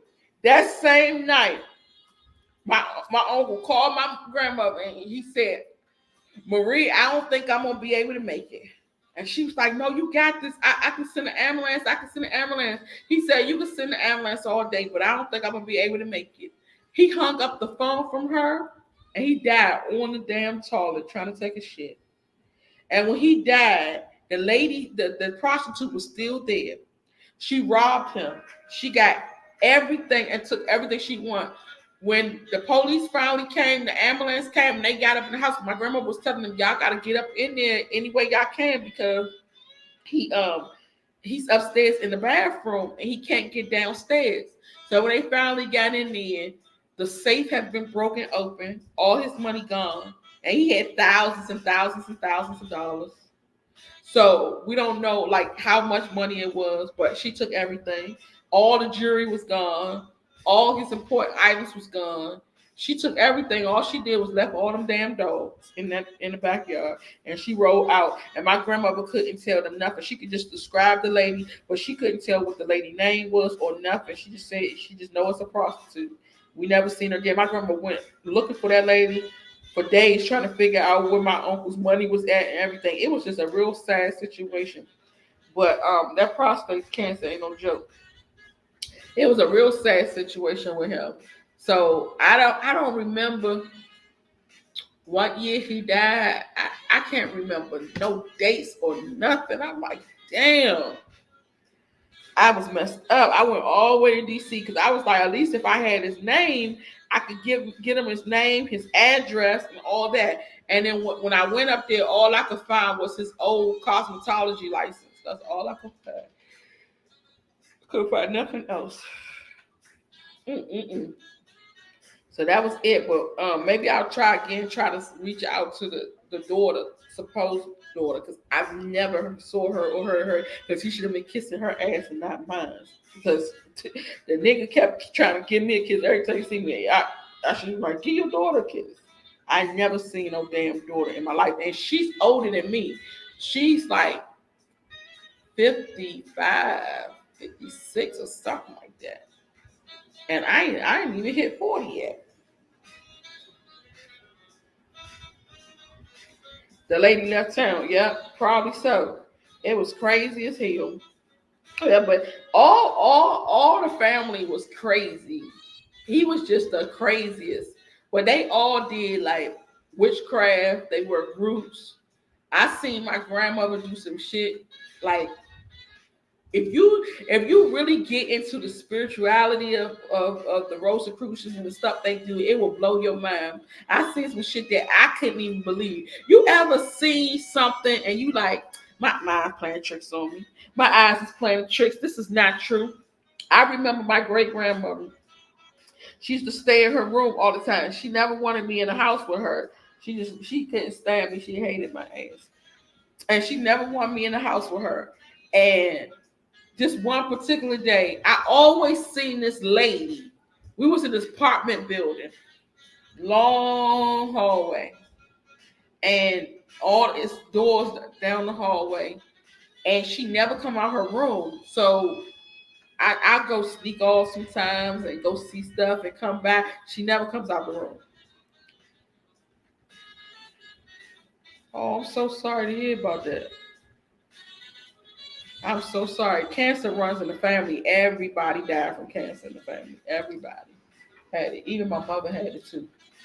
She had that too. It was like everybody had it. Um, But my grandma would never come out the room, so I would sneak off and go talk to people in the hallway, go downstairs. Um, uh huh. She would stay in the room. I would sneak off, go downstairs, and sometimes my little brother watching him, he would run away, and I have to go find him, and he would be hiding down in the basement of the building with the damn cockroaches, and I have to go down there and try to find him. He hid behind the damn dryer and stuff like that. It was just crazy, and my mother was never home, so I used to always see this lady, and the lady was a nice, sweet little old lady, and she was about four doors down from me. And I always saw her, whenever I'm in the hallway, I might see her, but it was nothing too much. Never really thought nothing of it. So just a never next door neighbor. So this particular day, I hear the lady screaming in the hallway. So I said, "What is that noise coming from?" So I went outside in the hallway and I went to the lady's apartment door and I heard the lady screaming. And I said, "Damn, I wonder what's wrong with her, but I'm not supposed to be out here. So I got to go back in the house, mind my business." She just kept screaming. So I guess neighbors heard her screaming. So they called the ambulance to come and get her. So when they called the ambulance to come and get her, I hear everybody in the hallway. I hear the ambulance people in the hallway, and they making noise. They got the little walkie-talkie. So I'm like, damn, what's going on? So I'm looking out the peephole so I can see what's going on, and I see them with the lady. The lady stopped screaming. I see them with the lady. They pulling the stretcher down the hallway, and I'm like, at this point, I'm like, oh my God, that old lady look dead. She don't look like she alive. But she stopped screaming too. She wasn't making no noise. So she was still. I said, no, something ain't right. Something ain't right. So I was panicking because I was only 4 years old, 4 or 5 years old. So I said, well, let me go tell my grandmother. Now, my grandmother never, ever liked me. She never wanted me to come in her room. She never wanted me to talk to me. She just keep your black ass away from me. She hated my ass. So I went in her room and I busted her door. I didn't knock on the door. I busted her door and I caught her with a doll baby. And she was taking the doll baby and she was plucking the hose, plucking the doll baby with a needle. And I closed the door back real quick. And I was like, what the hell was she doing? I don't know, but the feeling felt scary. It felt like it wasn't something you were supposed to be doing. It wasn't like she was playing with a normal doll baby. I said, no, something ain't right about this.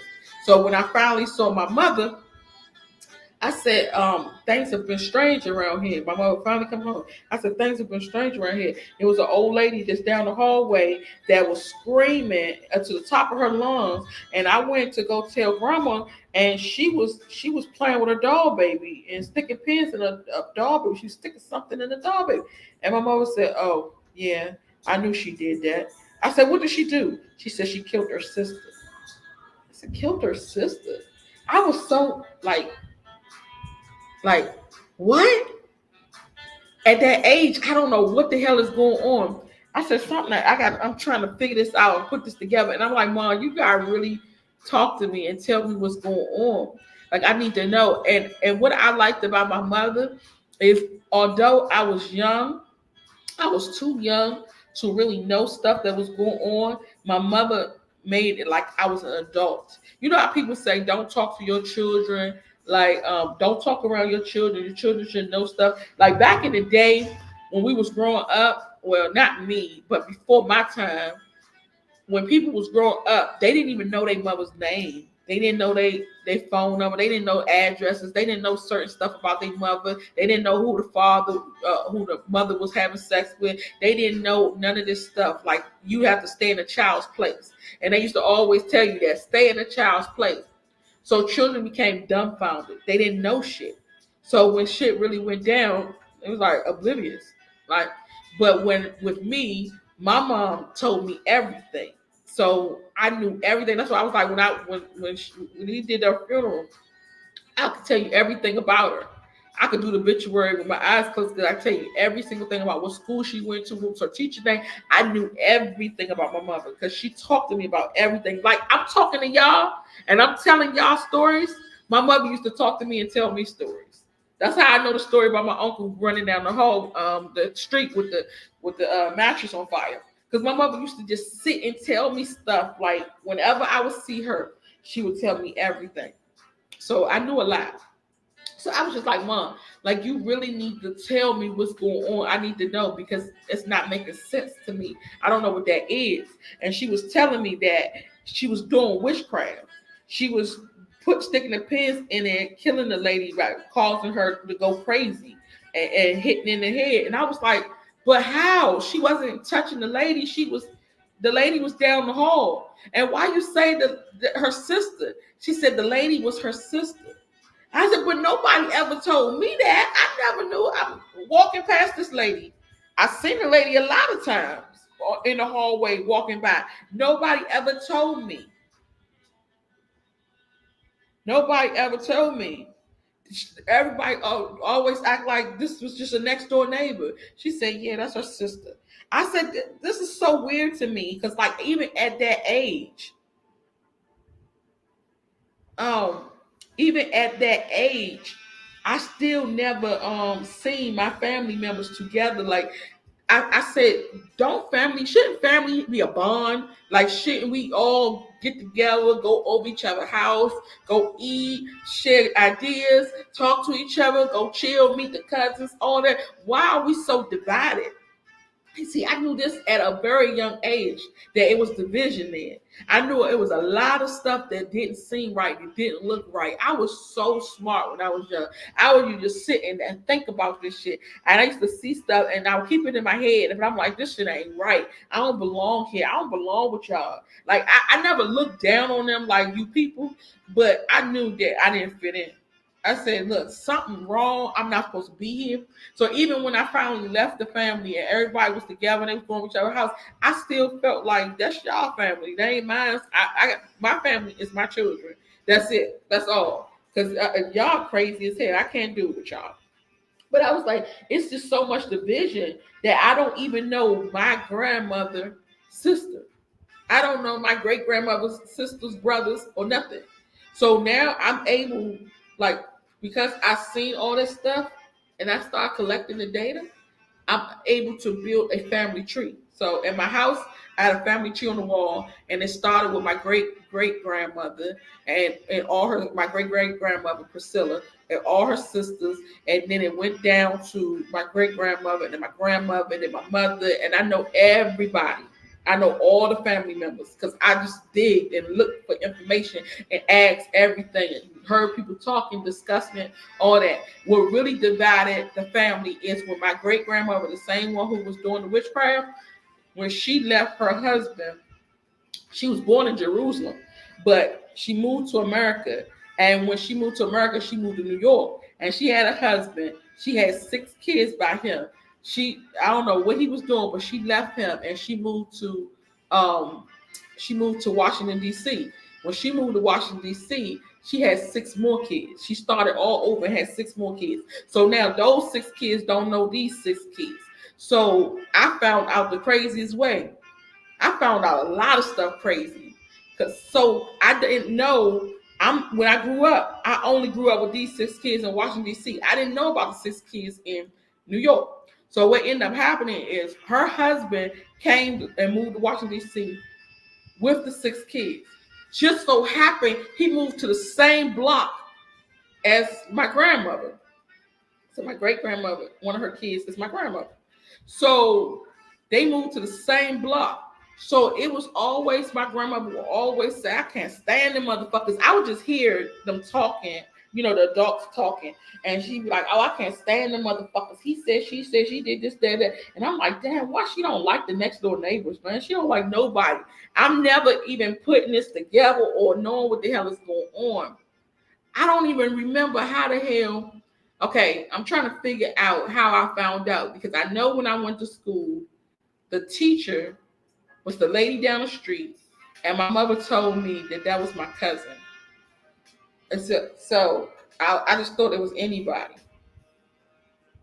But it was something that happened that set it off. When I think about it, when it comes to me, to set it off, how I found out that the people that lives, they had 2 houses. Matter of fact, the husband, it was a sister.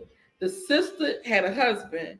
They lived in a house. with their kids and whatever, and the brothers and sisters lived in the next door neighbors in the next house with their family. I used to walk past every day. I say, "Hey, how you doing?" Just normal talk. Because I'm going to school, whatever, not thinking nothing, not knowing that those kids and those family and that whole unity with them two houses is my grandmother's sisters and brothers. I did not know for so many years. So many years I did not know. I'm gonna remember what happened that made me find out about that. But the other thing that my grandmother did, my great grandmother did the witchcraft with the old lady that was her sister that I did not know was her sister. But what my grandmother did that was weird as hell is my grandmother went.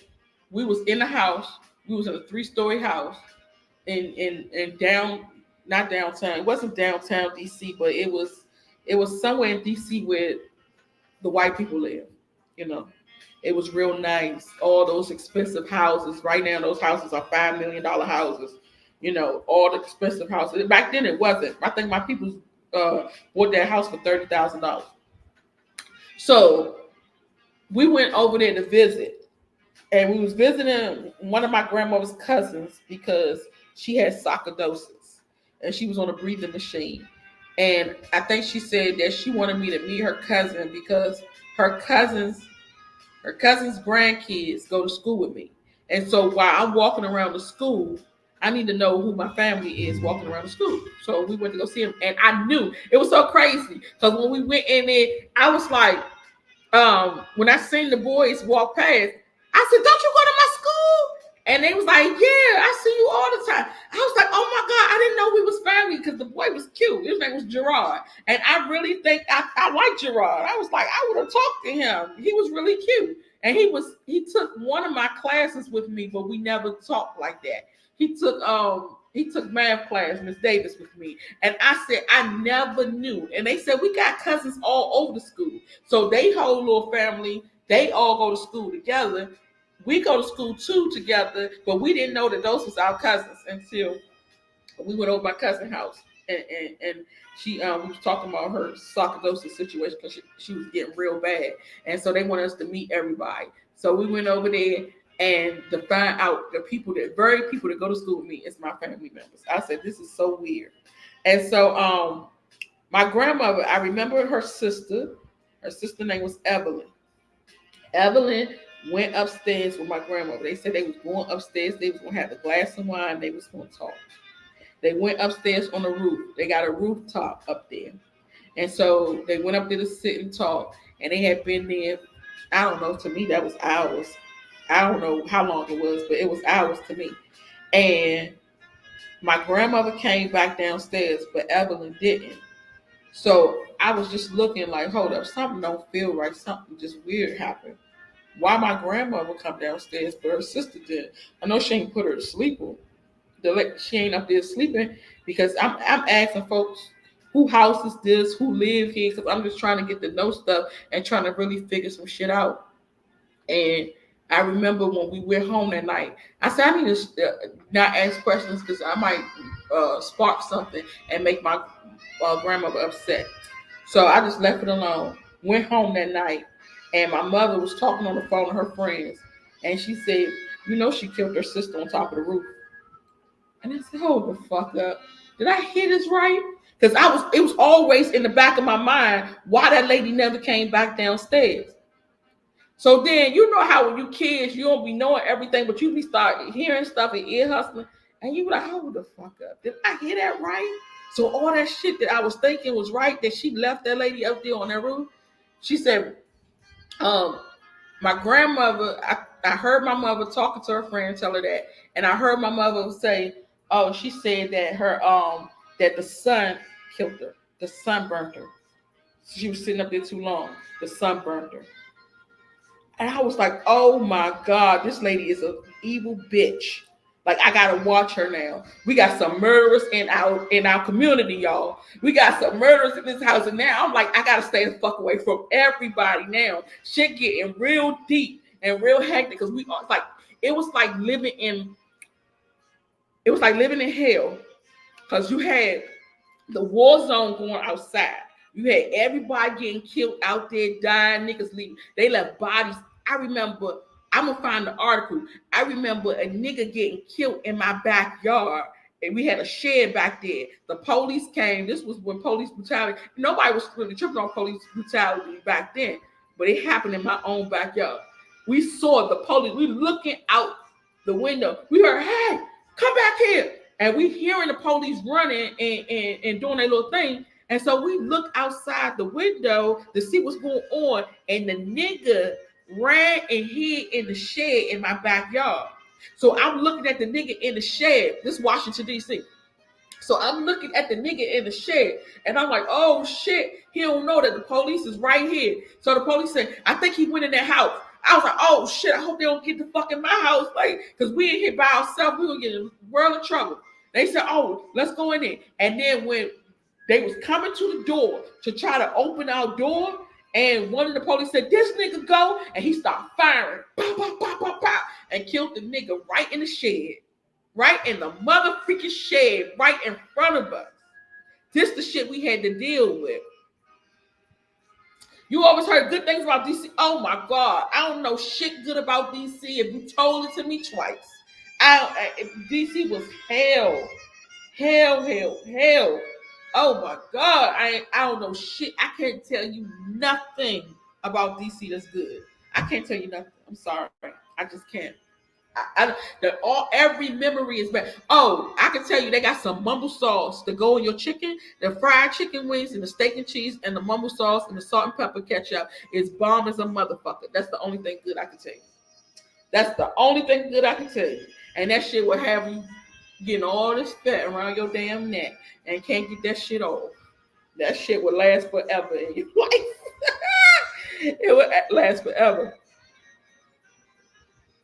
Yes. She didn't like me at all. So now listen. So we got the war zone going outside. Then we got my grandmother hating my fucking guts. The grandmother, the mother's mother, the grandmother. She couldn't stand me, but she would use me. I was her personal slave. Like really, like y'all think, oh, slavery was over. I was a slave. Mama sauce is so good. You can get it from the grocery store too now, so you don't gotta go to DC. But I was her own personal slave. She would come and get me every weekend and make me come and clean her house. I used to tell my friends at school that I felt like Cinderella when in the evil stepsisters. I felt like I was Cinderella, and she used to treat me like shit and have all her sons. They just walking around, prancing around. They can do whatever they want. They can go outside. They can have fun. They can bring girls in the house. They can go to parties. They can go to clubs. They can do whatever. And I'm in there cleaning up the damn house. Cleaning all they mess up. She cooked them food. She couldn't cook for shit. All she could cook is vegetables, the okra and tomatoes and anything that got something to do with vegetables. She could cook the shit out of it. Like she can take some cucumbers and make some pickles and stuff like that. Anything with vegetables. She could cook no meat for shit. She don't know how to season nothing. She just used salt and pepper for her vegetables, and that's it. So she would cook them food, and she was so pressed to cook them food like they was her men. She thought that they was her men. She would cook them food and yell down the stairs, Maurice, come in the house. And she would tell them, come on in the house and eat. They all down the street hanging with their friends and peoples, and she calling them, telling them to come and eat. So they would come and eat. And after they eat, guess who got to clean up the kitchen? Me. I clean up the kitchen and everything. Then she say, all right, tomorrow morning, you going outside and you going to get all those string beans, all those tomatoes up and bring them in the house and wash them and put them in the refrigerator. So she got me out there. I think I might still have impetigo. I don't have impetigo anymore, but I thought I still had the mark. It was called impetigo, but it was a ringworm. And it was a circle. I don't see it no more. It was a circle on my I had that shit for years too. It was a circle on my arm because she would make me go outside every morning, early in the morning, and pick up string beans. Like I felt like I was picking cotton. She had me pick up string beans, pick up the tomatoes, pick up the cucumbers, pick up all these daggone fruits and vegetables, strawberries and pineapple. She was making everything in her yard. We was living in the ghetto, and she got y'all. fresh fruits and vegetables hanging and shit, fruit vines and shit. Like she really thought she was on the phone.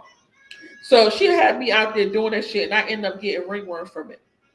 But shit was crazy. So I had to deal with her. Then when I go home, I got to deal with my great grandmother who hated me too. She was a Scorpio. That shit didn't matter to her that I was a Scorpio too. She was like, "Get that black bitch out of here." She hated my ass too. And then my mother wasn't home. My mother was always with her little fiance. And then my brother, my oldest brother, he was out doing his thing, running the streets. My youngest brother was the only one with me. I had to drag him everywhere I go, like a little puppy. Did I have to sneak to eat? Yes, I used to sneak to eat. I used to steal food, and eating made me happy. Eating was the only thing that made me happy, that brought me joy. And when I was 12, I was 200 pounds. And I used to be like the human God was supposed to when I'm cleaning up, I'm eating everything off the plates. Everything off the plates. And my grandmother didn't feed me. She was like, "You can miss a meal. You won't be fine." Because I was really big. And she was like, she didn't want to feed me, but I was sneak downstairs in the middle of the night. I would eat food, cold food out of the refrigerator. I didn't care. And then I would eat the food off the plates that the boys left on their plates. You got 10 books. Tell me the book titles when you get a chance. That's funny. Yeah. So I will always sneak food and steal food when I go to the store. Food was just enjoyment for me. And so I really know how like them women off a 600-pound life. I know like why they eat like that. Like eating is comfort. It makes you happy. It makes you just joyful. Like whenever you want to, it's celebratory. So whenever you want to go to an event, a graduation, a party, you want to hang out with your friends, it's surrounded by food.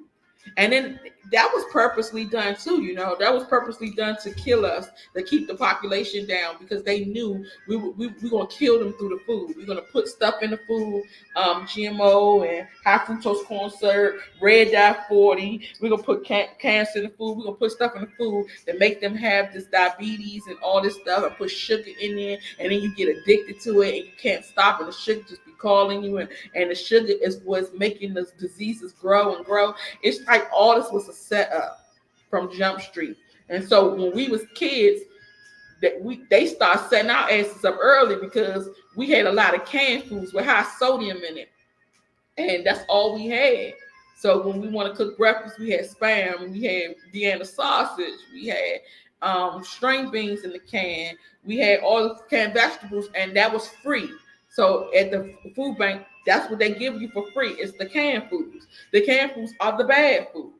We didn't have no fresh vegetables to eat at my house. We had it at my grandma's house, but not my house. My mother had food stamps, and she went to the food bank, and that's what we had to eat. And Howley had that because the food banks wasn't giving you food every week or whatever. You only get it once a month. So once that food is gone, that's it.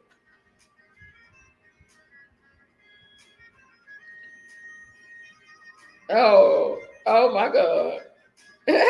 Picture the artwork. Yes, she was off the Richter scale. Like I could tell y'all stories about her. She was crazy. You know what's so crazy though? I'm sitting here crocheting, right? My grandmother, I got crocheting from my grandmother because my grandmother used to crochet and make stuff like, okay, let me see. When I was 4, I was 5, 6 years old. I was in kindergarten, first grade. Okay, so they about when until I was turned like 8.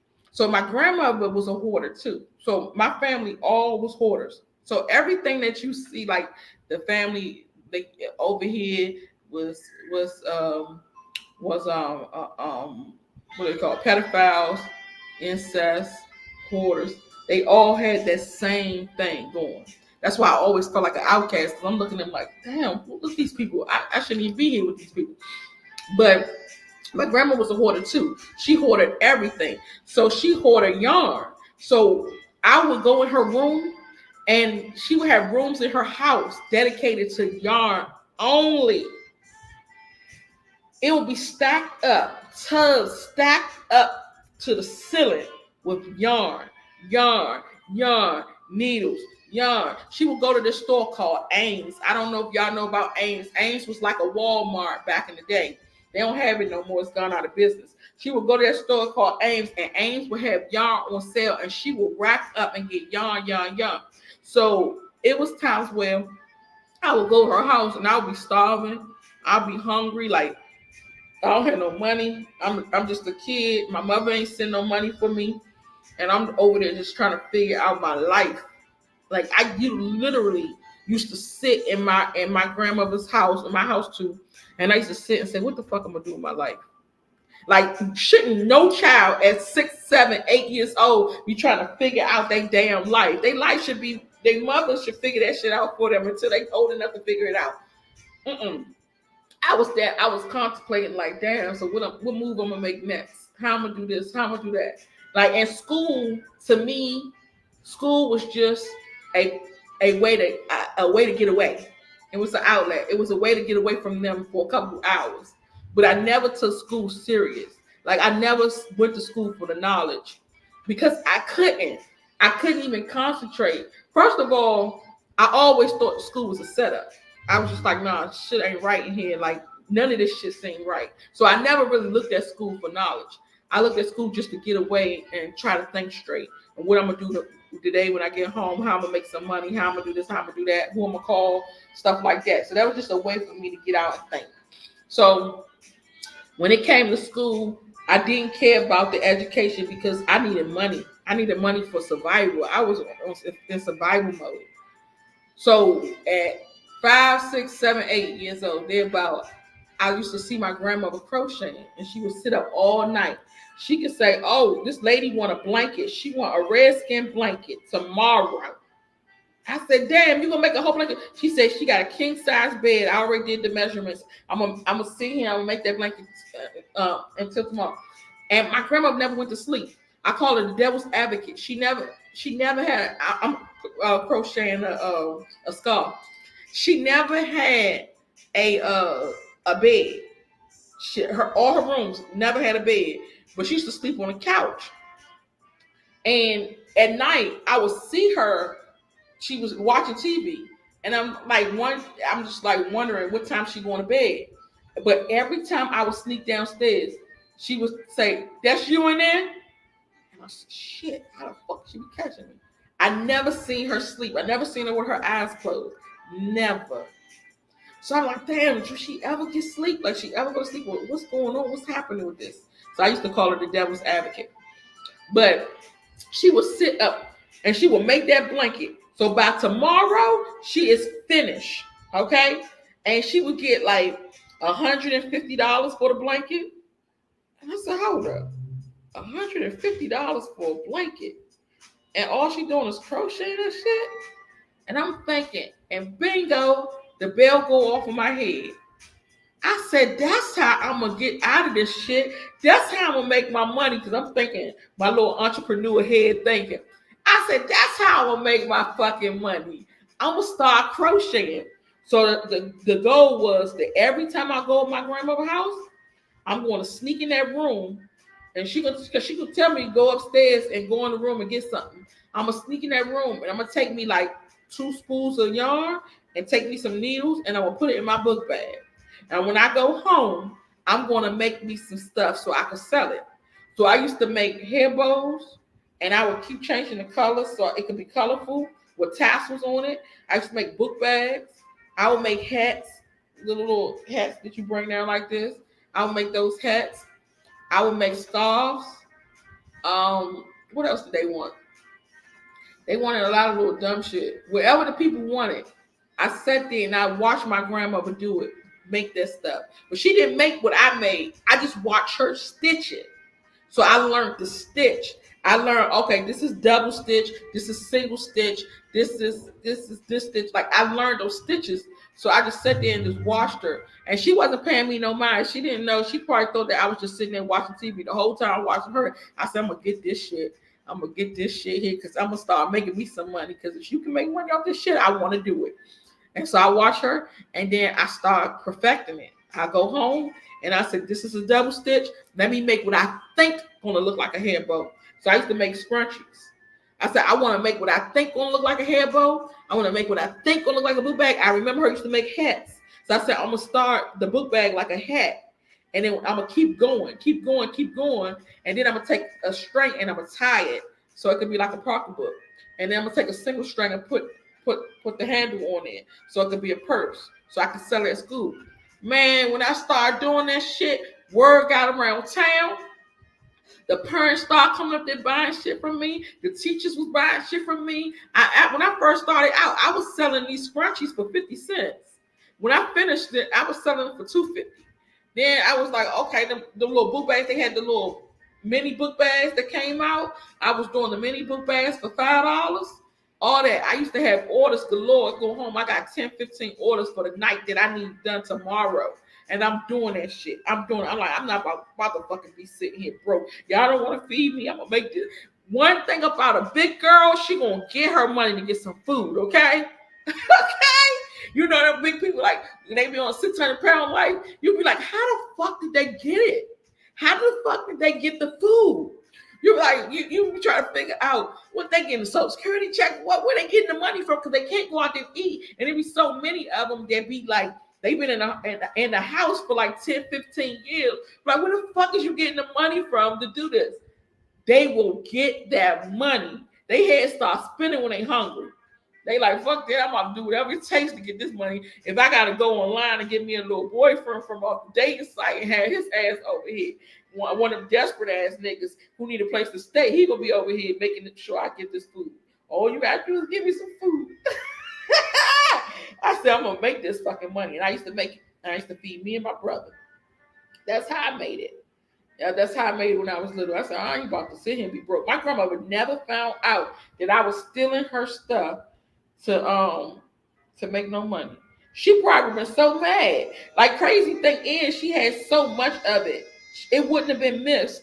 But if she would have found out that I was making money off of it, it would have pissed her off. She'd have been so heated with me. She'd have been so mad at me. But that's how I was making it. She was a crazy ass lady. But y'all know what's so crazy about her?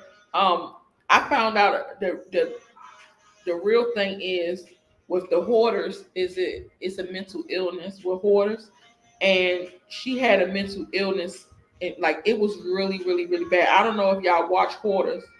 Then they got the edition Hoarders Buried Alive, but my grandmother was the definition of a hoarder. And it was so funny when I seen this hoardering, this lady hoardering, and they found a body in the house, because that reminds me of my grandmother's house. It was an actual nigga in my grandmother's house a long time ago, and he was laying up in the trash, and nobody knew he was in there. He was laying on the corner on the trash. His name was Clarence. Old man, laying in the trash. He had been laying over there for days, and my grandmother did not know because her house was so dirty, so messed up. This house was so crazy dirty. Oh my God. Sometimes I just look and be like, how? She would have a mop. I had took, y'all remember the picture, the cameras that you can take to CVS, and they, you dispose them in CVS, and they develop them, and you come back and get the pictures. I used to take those, and when you take the picture has a date on it. I remember taking this picture. It was in 2000, like January 2000. I bet you they wasn't worse than my grandmother though. They wasn't worse than my grandmother took the cake. This shit was early 2000. I took the picture of a mop bucket. I took a picture of the dining room, because in the dining room it was crazy work. She had 2 freezers because she hoards everything. So she had 2 big freezers, the tall ones, not the chest freezers, the tall ones. She had 2 tall freezers, and it was full of food that she would go to the pantry to get. She would just hoard food, but she wasn't letting you eat it. She wasn't ever cooking it, but she just hoarded. And she had a dining room table was filled with trash, and she used to play numbers. And all her numbers was on the table, and shit was all over the floor. And she had a mop bucket, and the mop bucket had been there for so long, it was mildewing. You could see all the green stuff. You could see the foam growing out of it. It was black. It was stinky. It was real bad. It was a big yellow mop bucket with the mop still in it. It was sour. It was stinky as fuck. So all this trash there. She had a lawnmower over in the corner. She had some tools from her yard on the floor. The little scissors that you cut the weeds with, that was on the floor. She had another table over to the side with just trash all over it. Like you couldn't even get in the dining room at all. You have to go. You can go through the dining room to get to the kitchen, or you can go through the living room to get to the kitchen. But because you couldn't get through the dining room, we used to always go around, get through the living room to get to the kitchen. So we couldn't even use that way. But it was so dirty. And I was a kid, so I wanted to get out of there. And I was trying to figure out a way to get out of there. I had went up to the welfare building and told the welfare building that um, I needed to see if I could get. I don't know. I just thought I was grown and I can handle some shit. So I told the welfare office. I was asking the lady, "Is it possible that I could get the food stamps and the TANF that my grandmother was getting for me?" And they was like, "No, you can't do that. You cannot uh, take nobody else's case and get it for yourself." I said, the lady was like, "How old are you?" And I was like, I was 15 at the time. I said, "I'm 15." And then she was like, "No, you a minor. You can't do that." I had became emancipated minor right after that shit too. So she said, "You can't get that." I said, "The reason why I'm coming is because I know my grandmother get benefits from me, but she don't feed me. I don't have no money. I don't have nothing, and I need some money. I need to handle my business.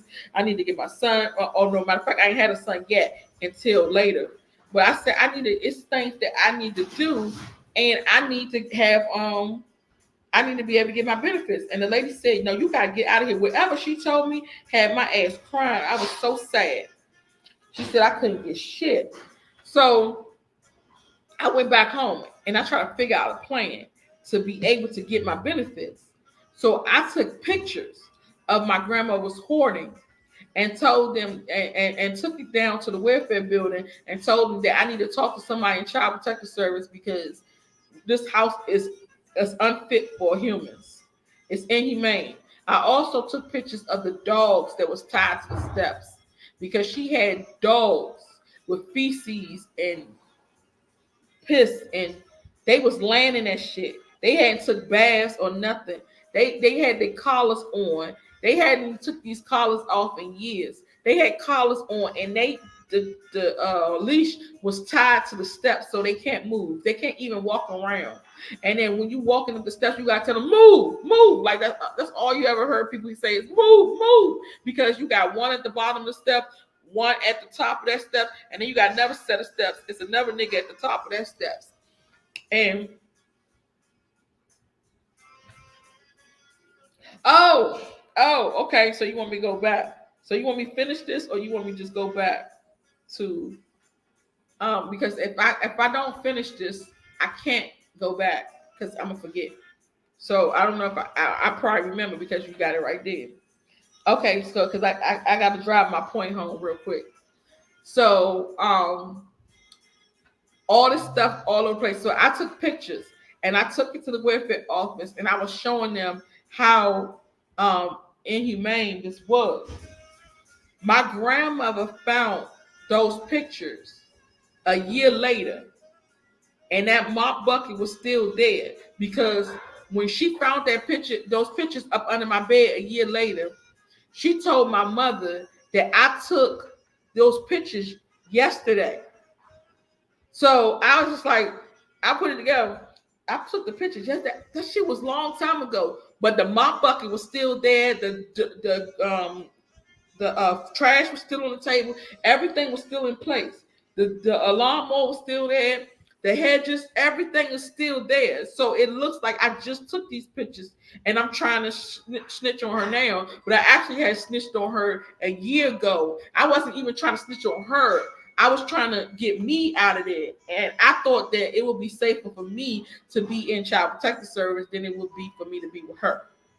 So I just was like, damn, that's crazy how that shit's still in the same spot. Like it's never leaving. My grandmother never ever let people in her house. So I realized that. Remember when we was talking and I was telling y'all that stuff that you do with your children at a young age, they grow up like that and it haunts them and that is traumatized them, and that's the reason why adults are the way they are is because how they was raised and brought up.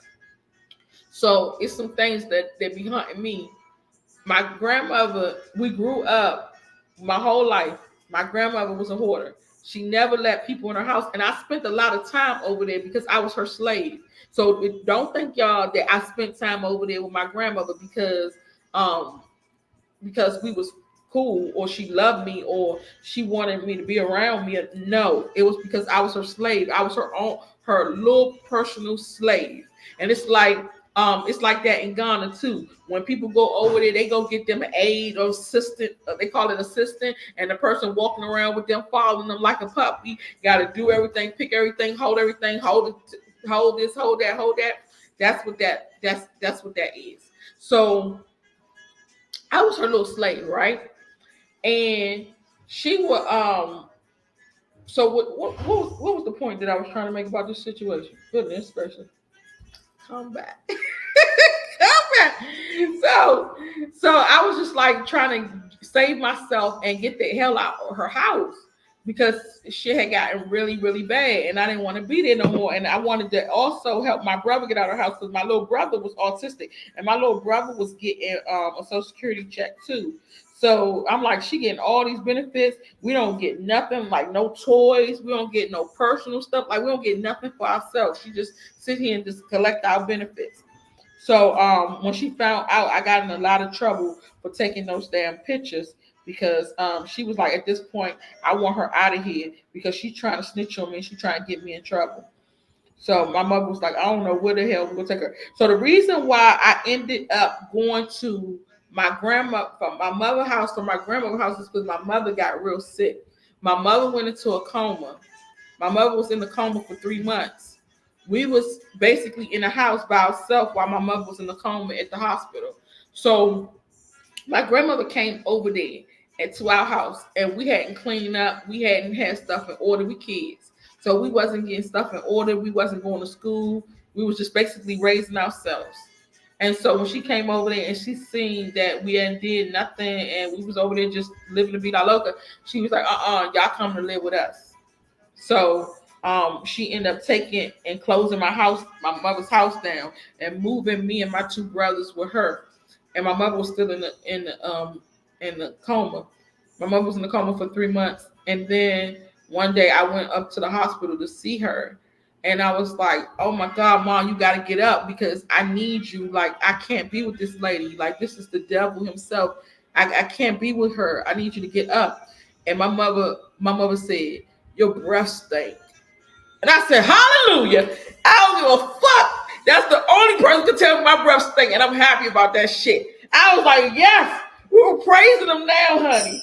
Oh my God. That felt so good. That was like an amazing moment. I was just so fucking happy. Because it was 3 months. My mother couldn't talk, couldn't walk, couldn't eat. She was gone. The only thing was beating was the heart. Everything else was shut down. She couldn't do nothing. And I was like, Mom, okay, so now you're talking. So can we get up? Because I'm thinking we can get up and she can start walking now. I was like, can we get up? And the doctor, I told the doctor, I said, my mother just said my breath stank. Like, hallelujah. Like, can we get up now? Can we all praises to Allah? Okay? Like we can get up now. We can get out of here. And they was like, no, it ain't that easy. And I was like, why not? What's going on? They said your mother hasn't been walking. She's been in a coma for 3 months, and she hasn't been up and walking. So she would have to redevelop. She need rehab. She would have to learn how to walk again and all that. And I was like, ain't nobody got time for that She gonna get out. And she gonna get out this bed. She walked before. She gonna get out this bed and walk. And they was like, it don't work like that. So they trying to calm me down, tell me. I'm like, no, my mother getting up. And I was like, Mom, can't you get up? She was like, yeah, I can get up. I was like, yes, she gonna get up and we walk. So me and my mother together. She don't know what the fuck going on. I don't know what the fuck going on. We telling the doctors, look, this is what we gonna do. We gonna walk. So I pulled my mother up, and I was like, if she walked, we can let her. We can get out of this hospital, right? Y'all can let her go home because she's woke. So it's no need to be here no more. And they just was like, no, we gotta still work, make sure she monitor her. I'm like, I ain't trying to hear none of that. So I got my mother up, and my mother fell down, and I was like, shit. I was like, Mom, you really can't walk? She was like, I don't know, I'm trying. And I was like, just try again. So I'm trying to get her up. And she said, no, my legs too weak. I can't feel my legs. I was like, fuck. I said, I need you to walk. I need you to go home with me. Like, you got to get up. So I'm trying to press her to get up. And she wouldn't get up. So they kept her there. But every day I would come up there. I would walk to the hospital to see my mother. So every day I would come up there and I will pick her up and walk with her. They said that she has to go to rehabilitation at some other hospital and she's going to be there for a while. And my mother said, no, I want to go home with my daughter. I don't want to go to no rehabilitation. They said, well, we're going to have to go home in a wheelchair because you can't walk. But you have to redo this thing. And she was like, I don't care. I'm going to walk anyway. So they end up letting her out, sending her home in a wheelchair. And every day she at home, I'm like, Mom, we gotta go because I needed my mother like to sign them papers for my emancipation. I needed my mother to help me get the fuck out of this devilish hellhole. I was like, Mom, you all I got because they said that I need guardians for everything, so I need you to be here, like to help me with this shit, or I'm gonna just fall. Everything gonna be messed up. So every day I would tell my mother my problems and all the stuff I was going through, and she was like, "Oh my God!" She said, "We gotta do this shit, bitch." I said, "Yes, we do. Let's get up and walk." So every day I try to walk her. So finally, she started walking, but she started walking like a baby because she was learning how to walk just like a newborn, like a 12-month-old baby. She started walking. And she take a little bit of steps and she sit back down. And then she'd try again, take a little bit of steps and sit back down. And eventually she started walking, but she walked like a baby. So I nicknamed her Baby Steps. So I used to call her Baby Steps. Baby Steps, you need something to eat? That's what I used to call her because she walked like a baby. Every time she get to walking. But she still had a wheelchair, but she just walked like a baby, like kind of like a penguin. And she was walking around. So she never did the rehab. And that's why she never was able to walk straight like a straight person again. But she was able to walk again. So that was good enough for me. And so then I could take her around and do stuff with her and say, we're going to go get this paperwork done. We're going to sign this paperwork. I'm getting the fuck out this house. I'm tired of being here. This lady crazy as hell. And the lies she tell, I swear, I used to be like, man, the life she saved may be her own. She just leave me the fuck alone because like I'm on edge right now. I'm on edge to go to hell off on her. She wasn't okay, y'all might be like, why would you be disrespectful to your grandmother? Because y'all know how all the old ladies and the grandmothers, hey baby, they sitting there in the rocking chair with they crocheting. You like, hey baby, you like they so sweet. Oh, like. My grandmother was not that. She wasn't sweet. Only thing she was old. She was far from angel. She was far from nice. She was an evil ass bitch that the devil sent to ruin the earth. When I tell y'all the shit that she used to do, y'all gonna be like, oh, I hate her ass too. Everybody in my life that ever knew me knew that me and my grandma used to go head to head. They know I hate her and she hate me. Everybody knew that. So with this thing, when I'm gonna tell y'all she used to do shit, just ignorant shit. So let's say all the dudes is outside of the house. So much shit she used to do. I can tell y'all a million stories. The dudes is outside and they gambling, they rolling dice out front. And so she'll look out the window and she said, look at them niggas out front of my house. I'm gonna call the police right now. And she'll call the police and say, one of the niggas just put a gun to the other nigga head. Y'all need to come right away. And the police will come swarm and get all the niggas on the corner and lock them up. Just like that. Because she already know that the guys on the corner got guns on them. So she called them and just started shit like that. The niggas around the neighborhood never knew that my grandma was the one who was calling the police. Then she'll do stuff like she had a pit bull. So the guys would be out back in the backyard and they'll be rolling dice and they all out there. It's about 20, 30 of them. And she'll just let the pit bull out. So the pit bull and scare everybody and they get the fuck around, get the fuck away from them. Like shit like that. So then one time, my uncle, the way she raised my uncles is just, it's terrible. Like I only have one good uncle. That was I only had one good uncle, and he I would say he was good. I don't really have too much to say bad about him. He was good. Like you got that one person that will come from a freaking messed up family that turned out good. My uncle, I think that he turned out good. He graduated college. He went to the Marine Corps. He went. He got out. He got married. That didn't work out. He ended up getting married again. Had kids. He a pastor, and he just take care of his kids. But he had a lot of problems with my other uncles. They didn't like him. They was really jealous of him because he the only one who had any sense. Um, so he was the pastor of the family, and then everybody else ended up being pastors. So I got uncles that's pastors, but they was pedophiles. I got a lot of them that's dead, but they was pedophiles and sleeping with people in the church and all that. But we didn't get to that story yet. So with my grandmother, my uncle, she spoiled them so bad, gave them whatever they want. She never told them like y'all can't do certain stuff like this is the consequences. So they basically raised themselves. They did whatever they want. They got arrested. They went to jail. They used drugs. They did everything. So this one particular uncle, he was his father used to beat my grandmother, like really literally beat her. So when my grandmother was pregnant with my uncle, my his father beat my grandmother so bad that he made her have a miscarriage. She had my uncle, she was about 25, 26 weeks pregnant, and when he came out, he was only like 1 pound, and he didn't even have fingernails on his hands because he came out so early. So he was like a miracle baby. He stayed in the hospital for a long time, and finally got enough weight and strength to go out. So he was always really, really teeny. And him being underdeveloped like that, his brain was underdeveloped too. But the thing that drew people to him is he was fine as hell. So all the girls wanted him. At my school, my uncles was all my uncles was pedophiles. So what they'll do is when I go to school, like my uncles are way older than me. So that's how you know they're pedophiles.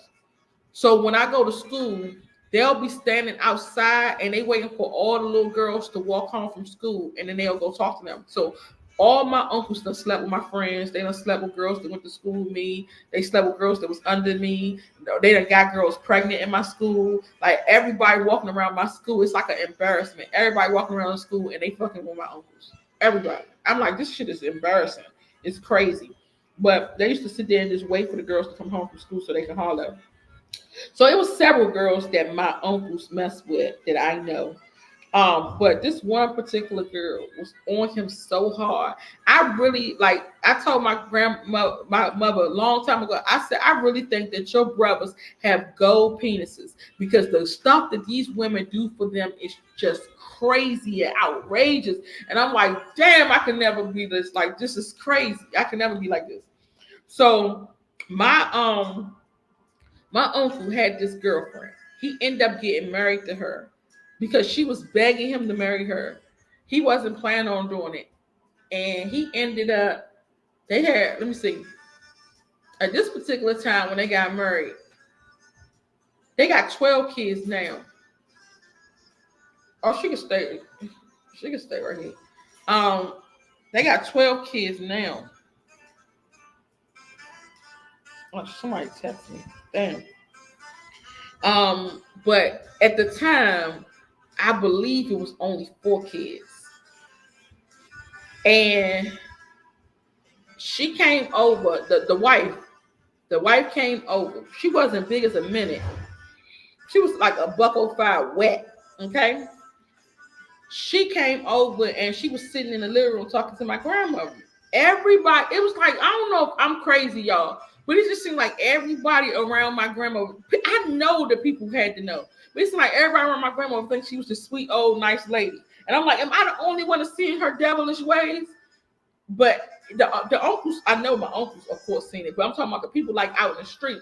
It just seemed like everybody thought that she was just nice, sweet old lady. She couldn't stand nobody. She hated everybody. So she'll hate you. Yep, 12 kids. But he got more kids than that. That was just 12 with the one woman. So she hated everybody, but they didn't know. Because she'll wait until after they leave and talk about them. I don't know if y'all at the age where y'all seen in Living Color.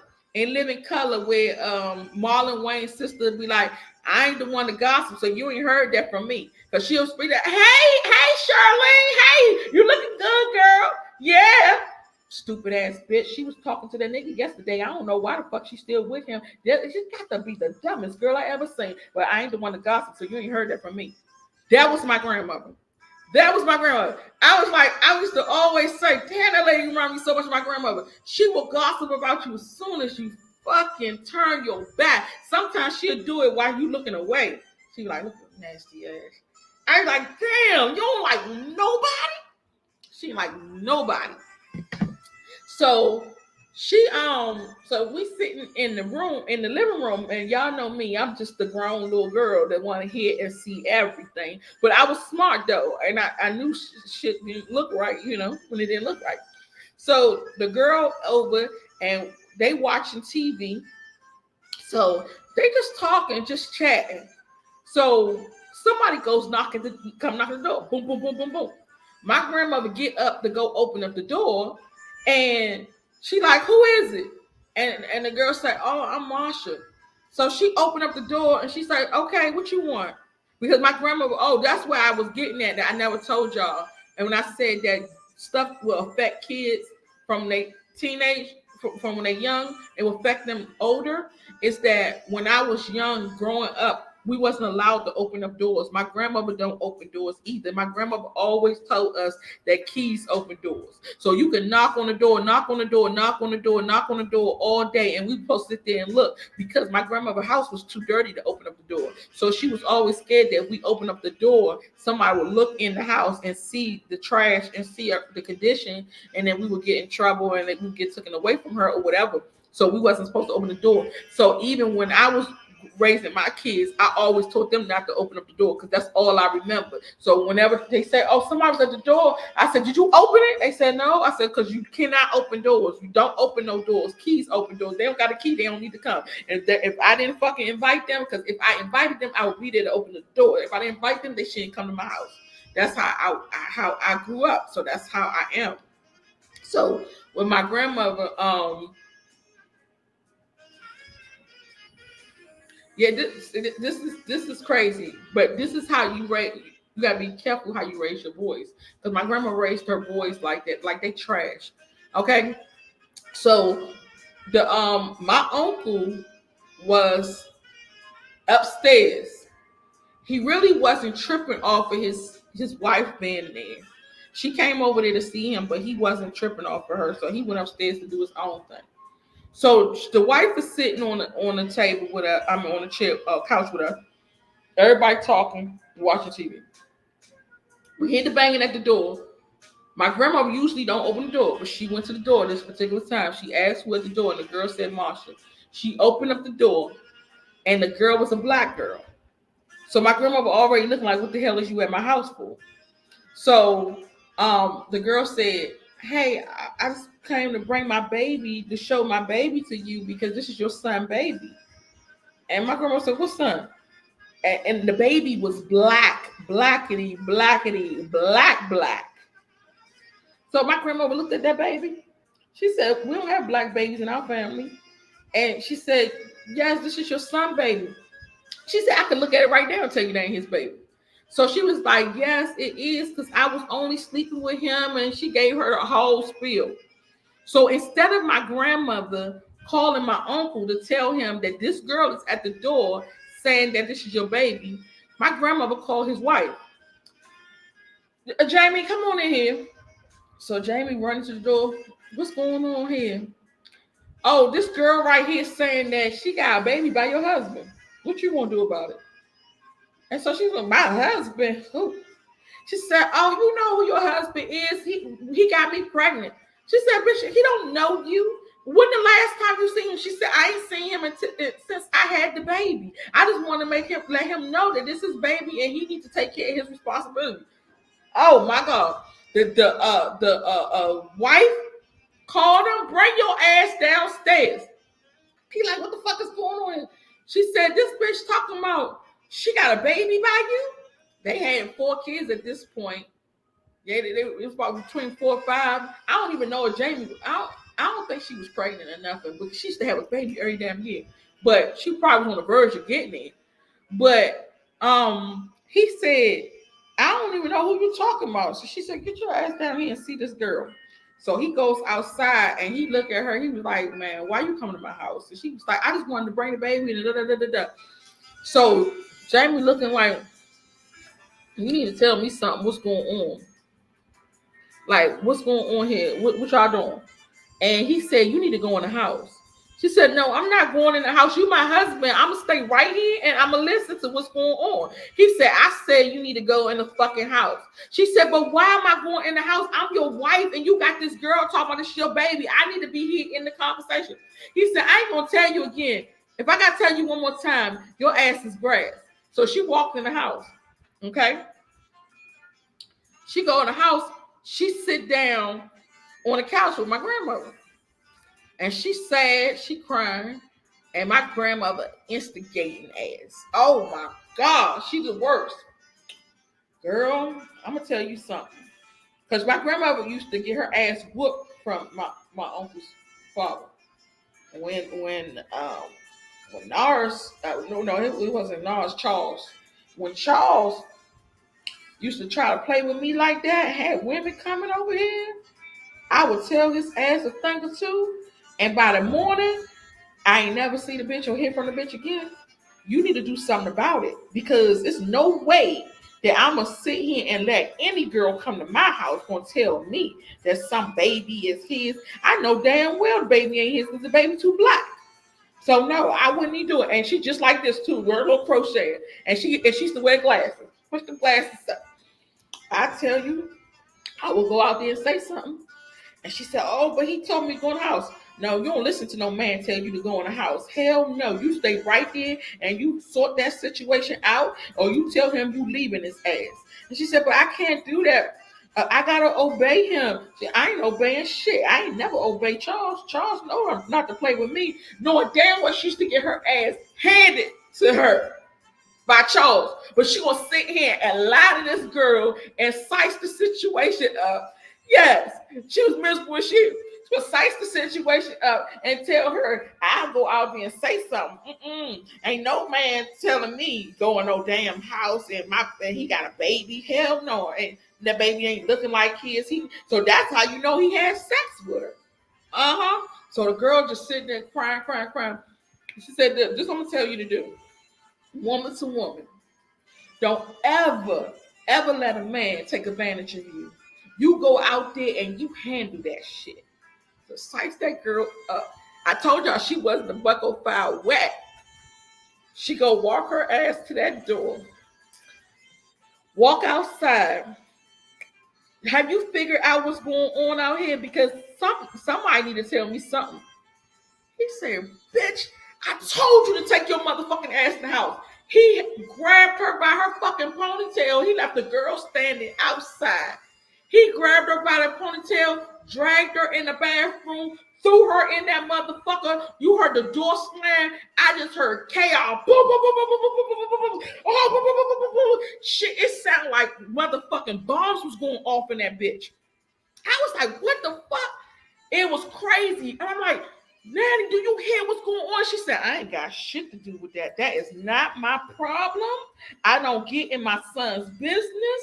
I have nothing to do with that. She came over here carry on, and she's saying she want to figure out if the baby is, and he got a baby. They got too much drama for me. I don't got nothing to do with it. I'm gonna sit here. I'm gonna crochet my hats and my afghans, and I'm gonna mind my business. And you should too.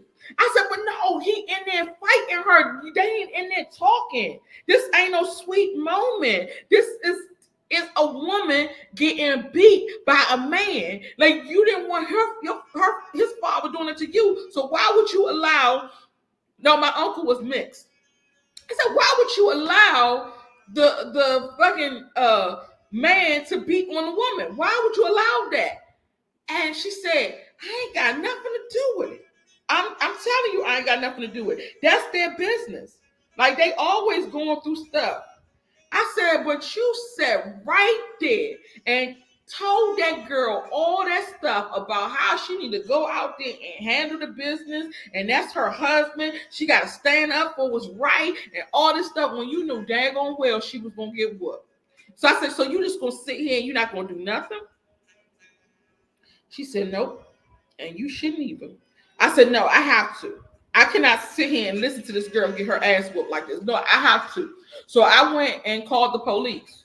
When I went and called the police, they said they was on their way.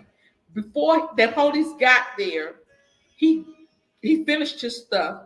He left out the door to go talk to Marsha and continue their conversation about what was going on with this baby. I guess he walked Marsha home or whatever because he was gone when by the time the police came. When I got in that bathroom to check on her, it was a massacre. Like, blood all over the walls. The glass mirror is shattered down on the floor. The sink is hanging over. It was a pedestal sink. That thing hanging over. Then you got the toilet off the hinges. Her head is in the back between the toilet and the wall. Her body is wrapped around the toilet. I'm like, I'm trying to tap her to ask if she okay. Like, what's going on? I'm shaking. I'm crying. I'm like I hope this lady not dead. My uncle about to go to jail. Like, this is gonna be it. So I'm trying to move her, and the ambulance had to come to move her because she wasn't moving. And I kept trying to move her body. She wasn't moving. She was in the hospital for like 6 months. She had a concussion. She had broken ribs. She had bruises all over the place. She had a black eye. She had sprained her neck or something. Something had something to do with the back of the neck. Like, she was basically like, he handicapped her ass. So after 6 months, she got out the hospital. She healed. She got better. She came back over and she told him that she want her family back. She want him back. And he was like, okay, I'm sorry for what I did. She didn't press charges. Now, this is the thing, because you can't do this no more. But back in the day, when like a man beat you or some type of domestic violence, you can choose whether you're going to press charges or you're not. Most women did not press charges against the man because they'll be in jail for a long time and they feel sorry for them. But now the state picks up the case and the state presses the charges. So you don't have to. So once the state see, oh, you got black eyes, you got bruises, you hurt, or you messed up, the state will pick up the case and press the charges against the person and lock them up. You can go about your business. You don't even have to come to court no more. But back then, you have to be the one who pressed charges. And she said she did not want to press charges against him. She loved her husband. She wanted him to stay out of jail. So then we found out later that the baby that he's supposed to have with Marsha is not his baby. It's his best friend baby. So he was sleeping with her and knowing that was his best friend. So every time he would go over his best friend's house, he would spend a night over his best friend's house. He would sleep with his girlfriend. And she thought that was his baby, but that wasn't. It was the best friend's baby because they was boyfriend and girlfriend. So it was just a hot ass mess. So after me seeing that, I would see him outside trying to talk to the girls to go to school with me. And the girls go to school with me, young girls. We was in ninth grade, 10th grade. So they young girls. So I just was like, let me give a hint to the rise. Yes. So I said, let me give a hint to the wise. I would see girls and they would talk to my uncles, and I would walk past and I'm minding my business. But when I see them later on, I say, I don't think you should do that. Like, you should reconsider. But I never would really tell them like why they shouldn't be with my uncles. I would just say, it's not a good look for you. Just reconsider. Because I didn't want my uncles to find out. Because you know how girls be catty and they be snitching and telling stuff. I'm like, I don't want them to find out that I said something to anybody about them. And they family. And I believe in loyalty too. So I would just tell them like, it's not a good look. I wouldn't do that if I was you. And they don't listen to me. They like, bitch, whatever, go sit down. And I'm like, well, I'm just trying to give you a hint. And they didn't take it.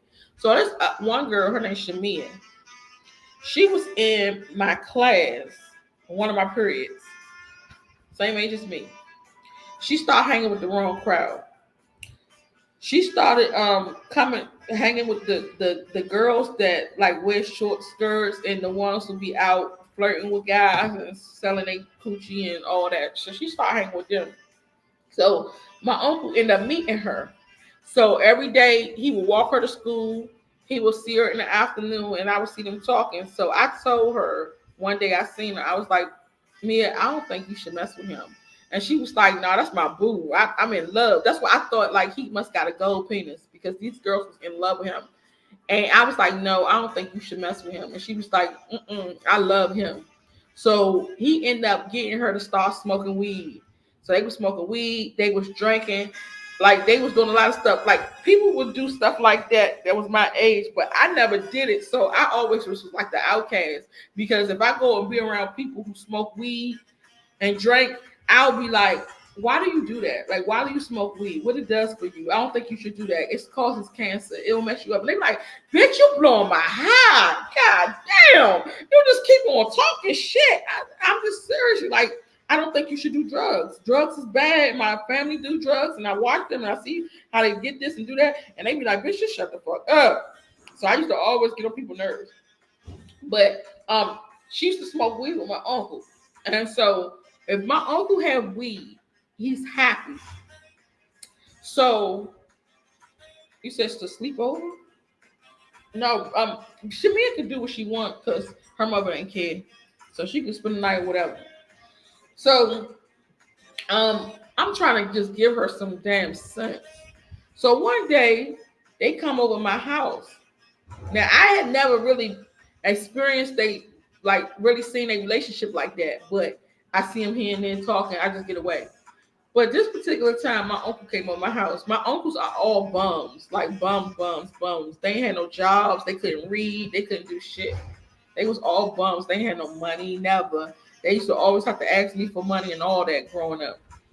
So they come over my house, and my uncle wanted to come eat or do something in my house. Like my house was like the chill spot. So he comes over with her. I had some long steps to go all the way up to the house. Steep, long steps, concrete steps. So he comes over my house, and Shamia sits on the couch. He going in my room or something. Like he just always used to go. He was very sneaky, very sneaky. He used to always sneak off. You don't know if he coming or you know if he going because he just sneak off. He would just disappear. He could be right here talking to us. We talking some good shit, and he'll just walk off. But you won't even see him walking because you'll be like, let's say me and you talking. Oh my girl, that's some funny shit. He supposed to be funny shit too, laughing with us, and he'll walk off while we in the height of the moment. So we don't even see him walk off. He used to walk in the middle of the night, sneak all times. He just always was sneaky. So he walked off.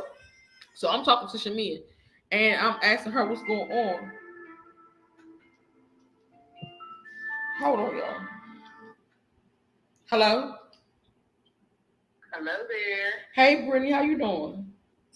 Girl, where you at? I'm on live right now. Well, I can't talk to you right now, but I can call you back. Why are you on live at 3 o'clock in the morning, bro?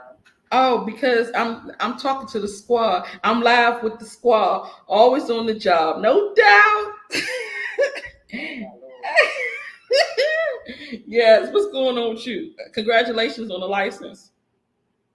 Girl, yes, I got that license, girl. But I was doing my calculations with the IRS and all of this and that. And I'm going to be short about $12,000. $12,000 for what? For the house? Well, I have to pay the IRS 16,000, and then I got to pay for the house 57,000. And I did all my calculations, and I'm going to be short 10,000. So I was going to either ask you for it or get a part-time job. You ain't gonna do the shit at all. You gonna take what I said and not get the house. Period. Come on now. I cannot do that anyway. You say you don't listen to me. You just so hard headed. I wanted to do it, I can't do it because I signed the contract already with the builder, and they said the only way I can get out of it is if the loan provider doesn't approve my loan at closing. So okay. Unless you want me to forfeit the 20,000 I already gave them. No, I don't want. I didn't want you to do none of that shit. This shit is crazy, and you stressing me already. Really fucking stressing me. It's too late for this shit. I'm gonna call you when I get off alive. Okay. All right. Somebody text me. Hold up, y'all.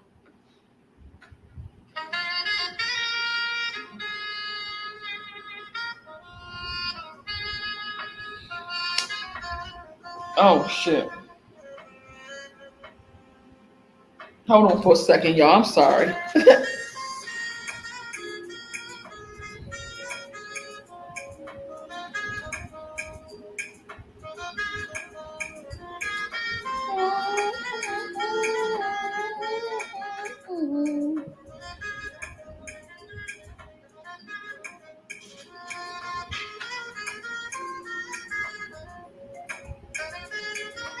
All right, y'all. Where was I at?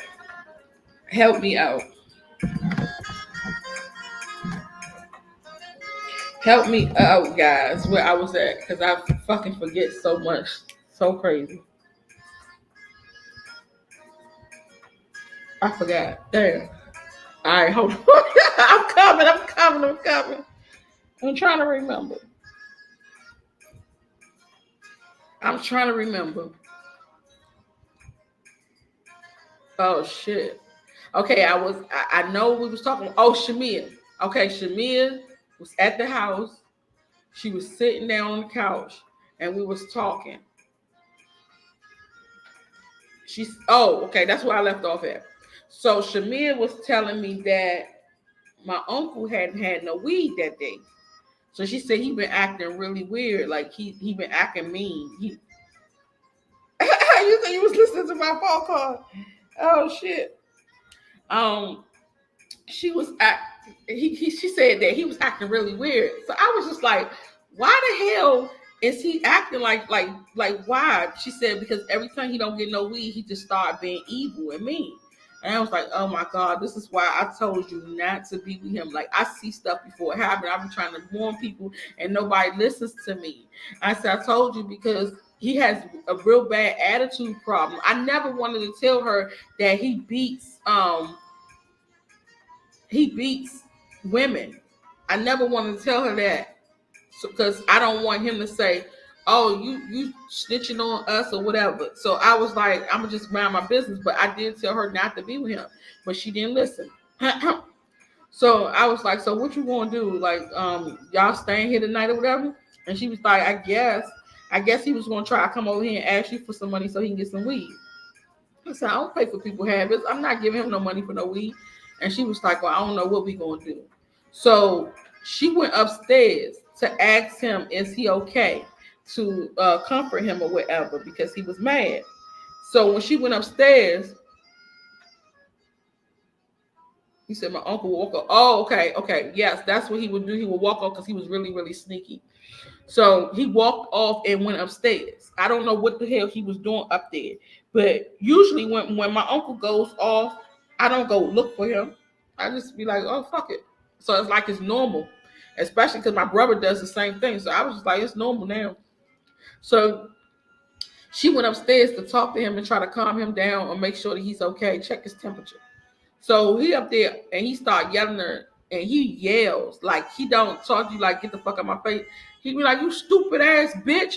Like you could literally hear the conversation. I don't even have to be up there. Like I can hear it all from down here. I can be just like, damn. He stupid ass bitch. Why the fuck you keep getting in my motherfucking face then? And I'm like, damn, he just cussing her out. And I just start hearing boom, boom, boom. I was like, fuck. I'm hearing slamming at the door. I'm just like, I'm not trying to be in the middle of no murder, no investigation, or none of that shit. I don't need that shit at my house, bro. I'm like, what the fuck? And I'm calling him and he not listening. I'm like, please stop, please stop. I'm trying to beg him to stop. He took that girl. They was upstairs. We had the stairs to go down and around and then down again. He kicked her ass all the way down them steps. He pulled her hair. Whenever she would stop, he would do some more, pull it, until she got all the way to the bottom of the step. Then he started stomping her, and I'm like, stop! And I'm screaming. I'm like, you can't do that. I'm trying to hold him back, and he was like, move, I punch the shit out you. And I'm like, God damn. Let me get the fuck out the way because he about to turn this shit on me. So I was like, this is the reason why I told this girl not to fucking fuck with him. So I'm just like, can you just please stop? Like, calm down. It's not that serious. And when he goes off, he starts going. He does not stop. It's hard to make him stop. And I never knew nobody who could control this fool. So he takes her outside, and we had concrete steps going down. He took her by her head and boom, boom, boom, boom, on every concrete step. After she got blood all over the place, he got her head a mess. He took her in the street and started banging her head against the concrete on the street. He was literally trying to kill her. Literally. He would not stop. Yeah, he was still married. He was still married to the other girl. Yeah. After a while, you wouldn't even thought he was married no more. You just like, oh, he just moved on. Because sometimes they break up, sometimes they get back together, but they was always still married. They got 12 kids too. So he doing all this stuff. And I'm like, stop screaming. I'm screaming. I called the police on him. They came. He ran to the train station, got on the train. And so they took her to the hospital. She was real messed up. Jaw was broken too. Her jaw was broken. Black eye. It was real sad. I thought she was going to die. No, she wasn't 16 when this happened. She was 18. By this time, she was 18 already. And I was like, damn, like I already knew that he was going to do this to her. And because he doesn't have no chill. You can't get him to hit the chill button. I remember when I was 16, he heard me talking about my grandmother. Everybody, okay, this is not no secret. Everybody who knew me, who ever known me, know I can't stand my grandmother. Everybody knows that. Everybody knows, like, my grandmother can't stand me. It's no secret. Everybody who ever met me know that. So he been knew this since he was little, since I was little. Everybody told me that your grandmother hates your ass. They know. Everybody used to tell me. So we in the house. I'm talking to my mother, and we in my grandmother's house. I'm talking to my mother. I'm telling my mother, like, Mom, I can't be here no more. I gotta get out of here. I gotta get my own place. Like, your mother is really killing me. And then she enslaving me. She making me do this and do that for her. I can't do this no more. He came from the kitchen into the living room. He said, you gonna keep my motherfucking mother name out your mouth. You're not gonna say shit about my mother again. You understand me? And I respect my elders. I've always been that type that respect. Like, when people talk to me and they older than me, I don't say nothing back. So I was like, okay. So I didn't get smart with him or say anything back. And he said, are you fucking listening to me? I said, yes. He said, man, you're not fucking saying nothing. I don't know if he used to women arguing back with him, But I wouldn't say nothing because that's my uncle. So I was like, I'm not gonna say nothing. So he was like, why the fuck you just sitting there looking fucking stupid when I'm telling you, say something else about my motherfucking mother. I dare you. I want you to say something now. Say something. Put her name in your motherfucking mouth again. I think like at this point, he just wants to do that to me. He wants to do me the way that he does the women. And he must be mad because he don't have no weed. So he want to take it out on somebody for some reason, any reason will do. So I'm like, no, I'm not going to do anything. And at this time, I had already had my baby. I had a newborn baby. My baby, I don't even think he was a month old. I don't think he was a month old. I was sitting in the living room and I was telling my mother that I need to find my own place because I can't keep my baby in this environment, and especially because the house was so dirty and messed up. So I had a newborn baby. So I took my baby and I got up. I wanted to go get some fresh air because I don't want to be disrespectful. I don't want to say nothing. I just want to get up and walk away so he won't start nothing with me. So I had the baby right on my shoulder like this. I was petting the baby. I'm outside on the front porch and I'm just getting some air. And he comes outside. He said, now you want to come out here looking fucking stupid. You stupid ass bitch. And he pushed me. And he pushed me on the ground, my baby. My baby hit his head on the concrete. And I said, oh, fuck no, you not about to do this shit to me. And I took my baby to my mother. And I just went the fuck off and started fucking his ass up. I said, you done hit the wrong bitch. Like, really. If you think you gonna put your hands on me, because I was trying to be fucking respectful. Like, but you took me there. Like, you get to a point where a motherfucker keep pushing you, pushing your buttons, pushing your buttons, pushing your buttons. You gonna have to retaliate or react some kind of way at some point. And I'm like, I was trying to be respectful because he was adult. He was older than me. But now I got a fucking newborn baby, and you push my baby on the concrete. My baby is innocent. He had nothing to do with this. Like, I went the fuck off. When you fuck with a baby, somebody's baby, mama bear come out. She ain't going back in until it's over with. I fucked his ass up, and I found out that day that niggas who beat on women are bitches. They are punks. They cannot fight. They only fight women like that. So then, after I whooped his ass, I told everybody in the street now, I said, if he ever think that he gonna talk to you any kind of way or treat you any kind of way, whoop his ass. He can't fight. He can't fight for shit. He only fight women because they don't fight back. Once you fight his ass back, he gonna stop and he just gonna take that shit, take that shit, take that shit. You can whoop his ass. Once I start telling people that, man, niggas start beating the shit out of him. He would get his ass whooped all the time. Niggas wasn't holding it. They was like, fuck this nigga. They will whoop his ass all the time. I'm like, you getting exactly your pay. Whatever you did to people, now you getting it. Then one day my little brother got big. He got big older. So as he got older, he got stronger.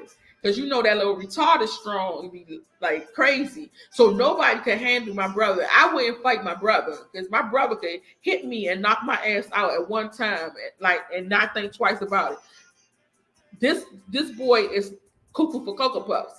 So he went off. He had a temper tantrum. That's what they call them for autistic people. So he had a temper tantrum. So he just started going off and started screaming. He wanted some ice cream or something from the store, and somebody wasn't getting it for him. So he going crazy. So my uncle thought because my brother was a child that he can whoop my brother. So he went and beat my brother so bad he didn't let up. So he blocked my brother's eye.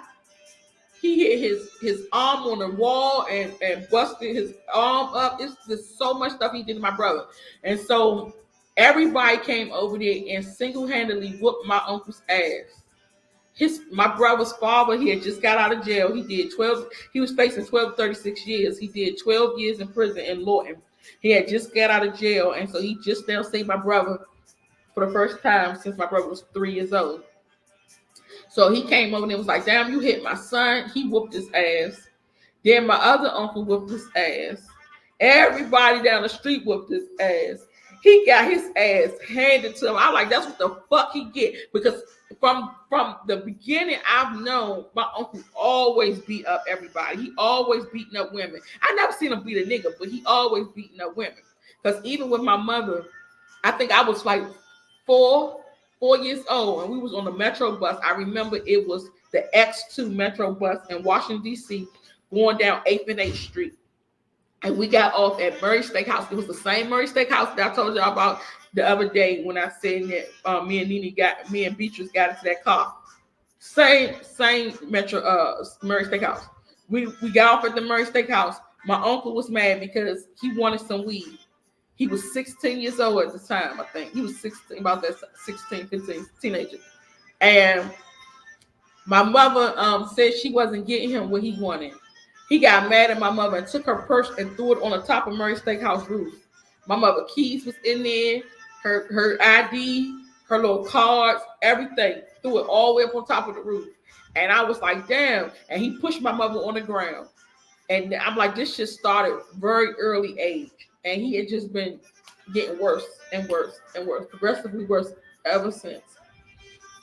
But after that, he gave me the utmost respect after that. Like after that, he never talked shit to me again. He never disrespected me again. He was like, man, whatever you need me, I'm here. A nigga try to talk to you any kind of way, you come and get me. I'm like, nigga, what? You think I forgot what the fuck you did? I said, I ain't fucking with you like that. He used to always try to come over my house. I said, I don't even want you around me. I'm done with your ass.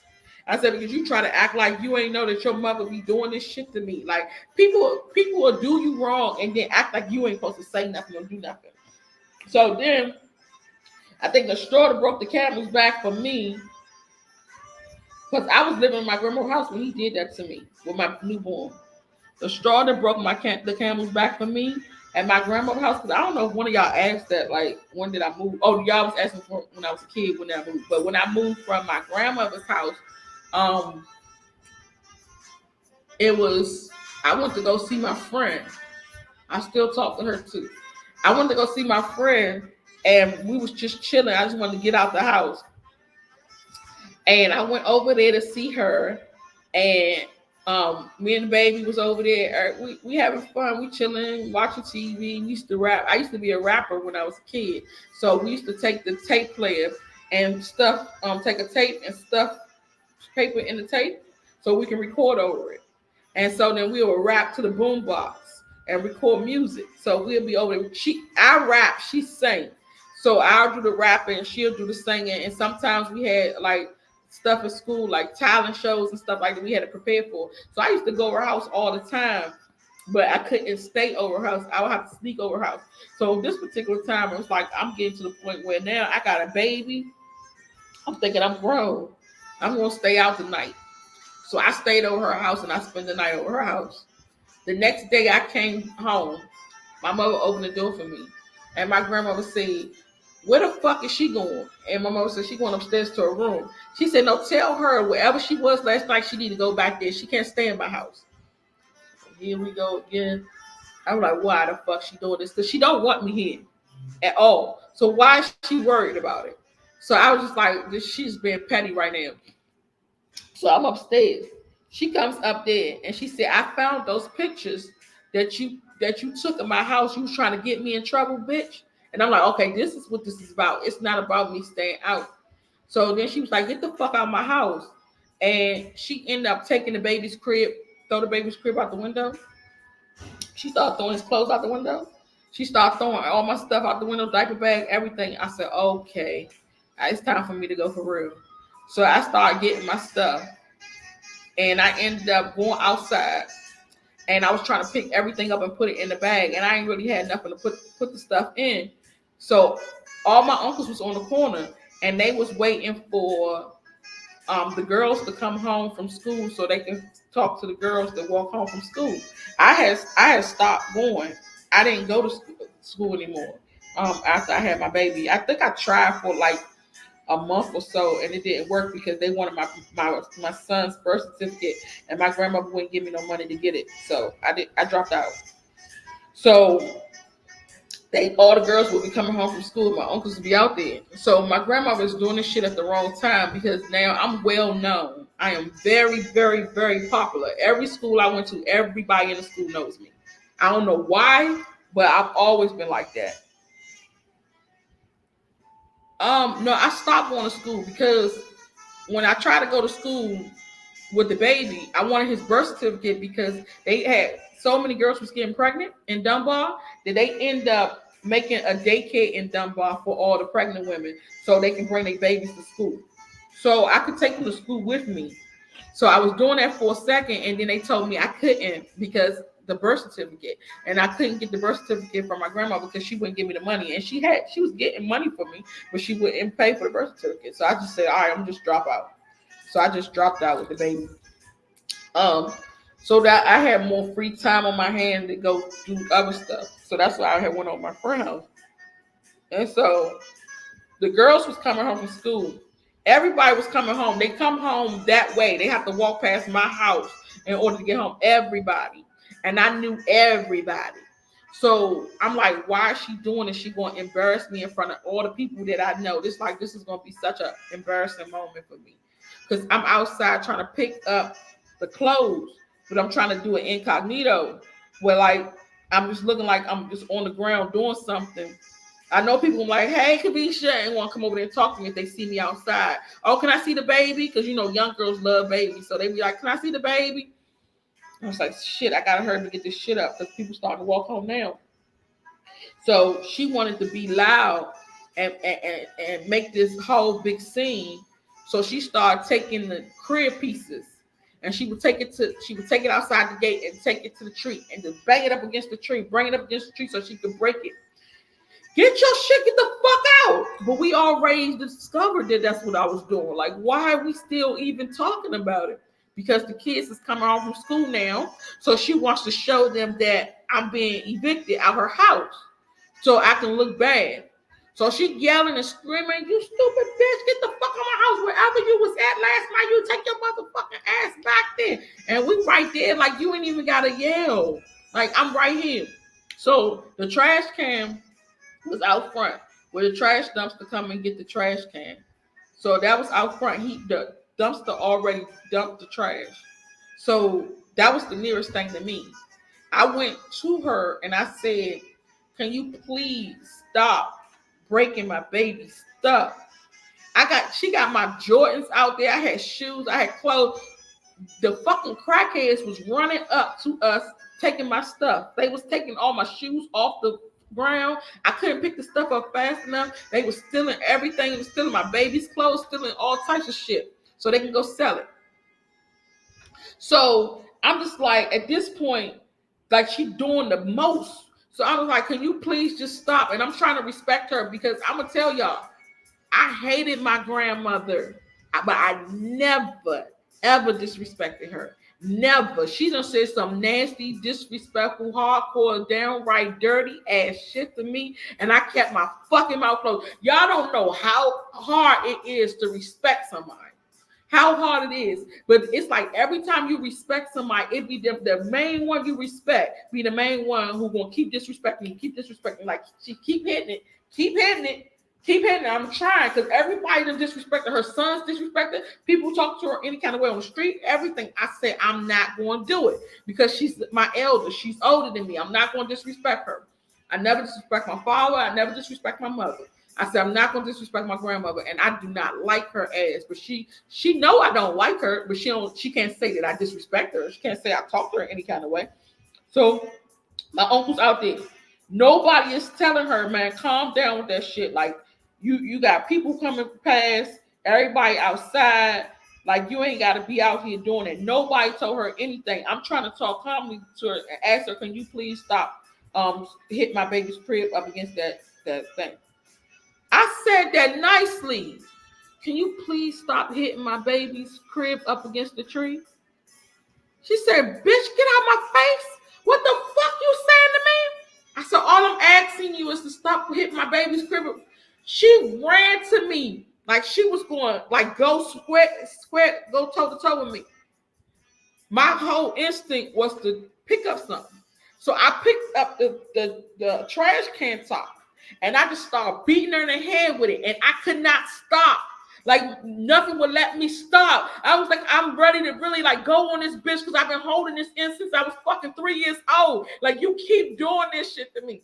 And when I tell y'all, I just continuously beat her in the fucking head and her sons and everybody at the school. You got teachers, you got motherfucking coaches, everybody walking past. You got kids walking from the elementary school. You got kids from the high school. You got all her sons out there. Nobody did nothing. They sat there and watched her get her ass handed to her because everybody knew that she deserved that shit.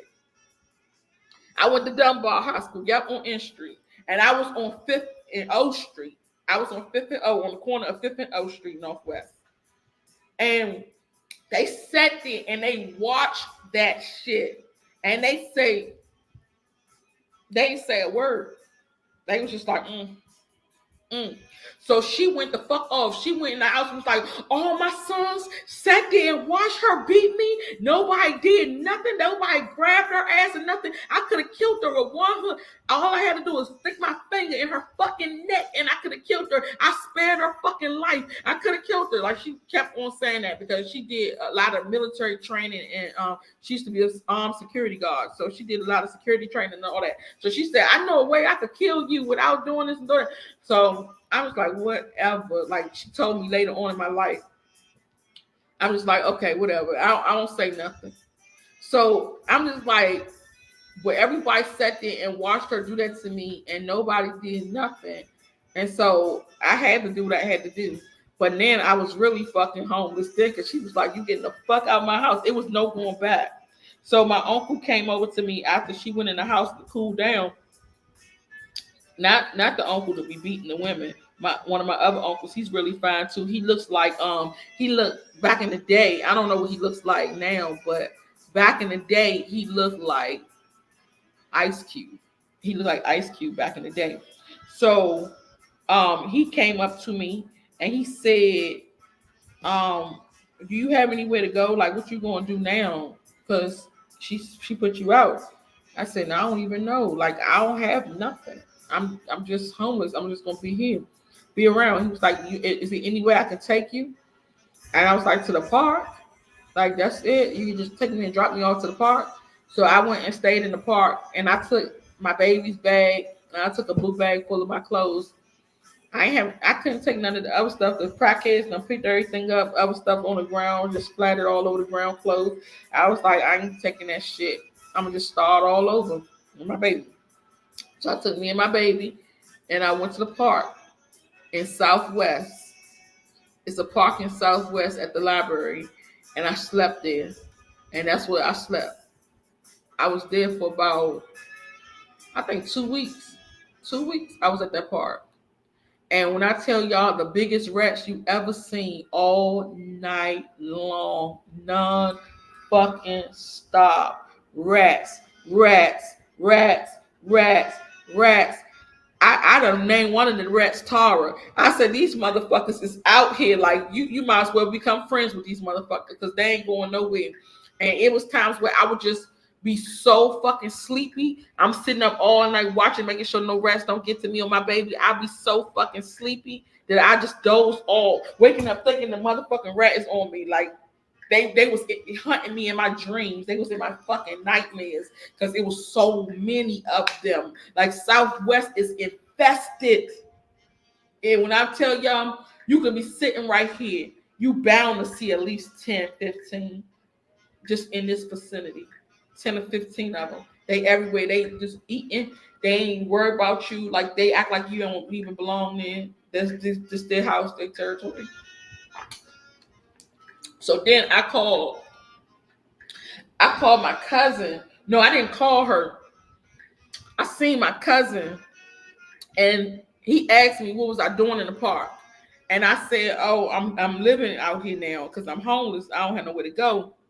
He said, my sister living in the house over there on N Street, actually right by Dunbar. Living in the house over there on N Street, and ain't no electricity in there, nobody in it but her. You can go stay with her. And I was like, really? He was like, yeah, it's nothing in there though, but at least you wouldn't be out here. I was like, cool. So I hopped on the bus and I went over there, knocked on the door. My cousin sure enough opened up the door and she was in there by herself. And she had no lights, there's no lights, no gas, no nothing. They just had a Section 8 house It was empty. It had a bed, a mattress on the floor upstairs. And I would stay there and watch her because she was young. She was like 12, 13. I would stay there and watch her and the baby. I couldn't even warm the baby's bottle up being outside like that. But baby just got used to drinking cold milk, cold or room temperature milk or whatever. So Enfamil, that's what I had gave the baby. So I was sleeping at my cousin's house. She had mice in her house too, roaches in that motherfucker. And all night she's sitting there snoring and shit, and it's loud. I can't go to sleep. It's real bad snoring. I said, I know she got sleep apnea. In Southwest, yes, we was. No, it wasn't Fort Lincoln Park. It was the library. It's not even a park for real. It's just the library that's down southwest. I don't know if it's still there, but it was by the wharf. It was a library down there, right by the wharf at the waterfront. It was like the Waterside Mall is what it was called. And right there is a library. I don't remember the name of the library, but it's right outside. It's some park benches out there. So it's like a park. Yep. Yep. My uncle, he's like, there's nothing I can do for you. But I'm gonna tell y'all what really fucking hurt though, and what really still hurt to this day. It's so fucking crazy. I'll wow y'all with this. Because you saying that that's telling. I called my dad. I never really called my dad for nothing. I never really asked him for nothing. I just going by my life. But I called him to tell him that this happened to me, that my grandma would put me out, that I'm outside in the street with the baby, I'm homeless, I have nowhere to go. I'm telling him everything because what happened was back in the day, back in the day, you used to have, the payphone. You used to have to have a quarter to use the payphone. So I had to bum a quarter from somebody. So I think, matter of fact, was it 25 cents or 50 cents? I think it might have been 50 cents at this point.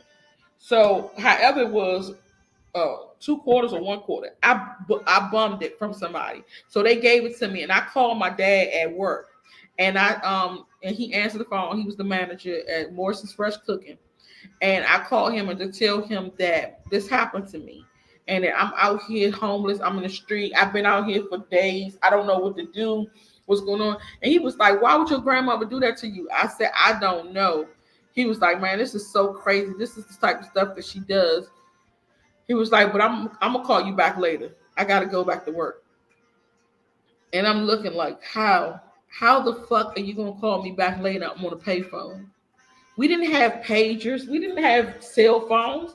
I'm on a payphone. So the only way I can probably even get a call back if I stand here at this payphone and wait for it. And I would stand at that payphone and wait for that fucking call, and I would never get it.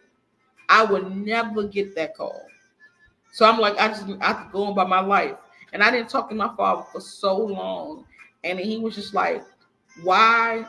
Why do you not talk to me? Why don't you care about me? Why you act like this towards me? And I'm like, when I needed you, like, where was you at? When you get lost as a kid, yes. And I'm like, I tried, like, tried to talk to you and call you and tell you that I was in a deep shit, and you tell me you're gonna call me back, and you slept good that night. I could never, ever, ever, ever, ever, ever. I don't know. It's so crazy to me that people would do stuff and say stuff like to me. Like somebody called me and say, I just got evicted. I'm homeless now. I don't know what I'm gonna do. If I tend to say, all right, I'm not fucking with nobody no more. And I be like, I'm not gonna help you. I don't know what to tell you. Like, have you tried to call somebody you know or something? They like, no, I don't know what to do. I just been out here for a couple of days. I'm hungry. My kids hungry. It's no way possible that I can go to sleep. I just can't.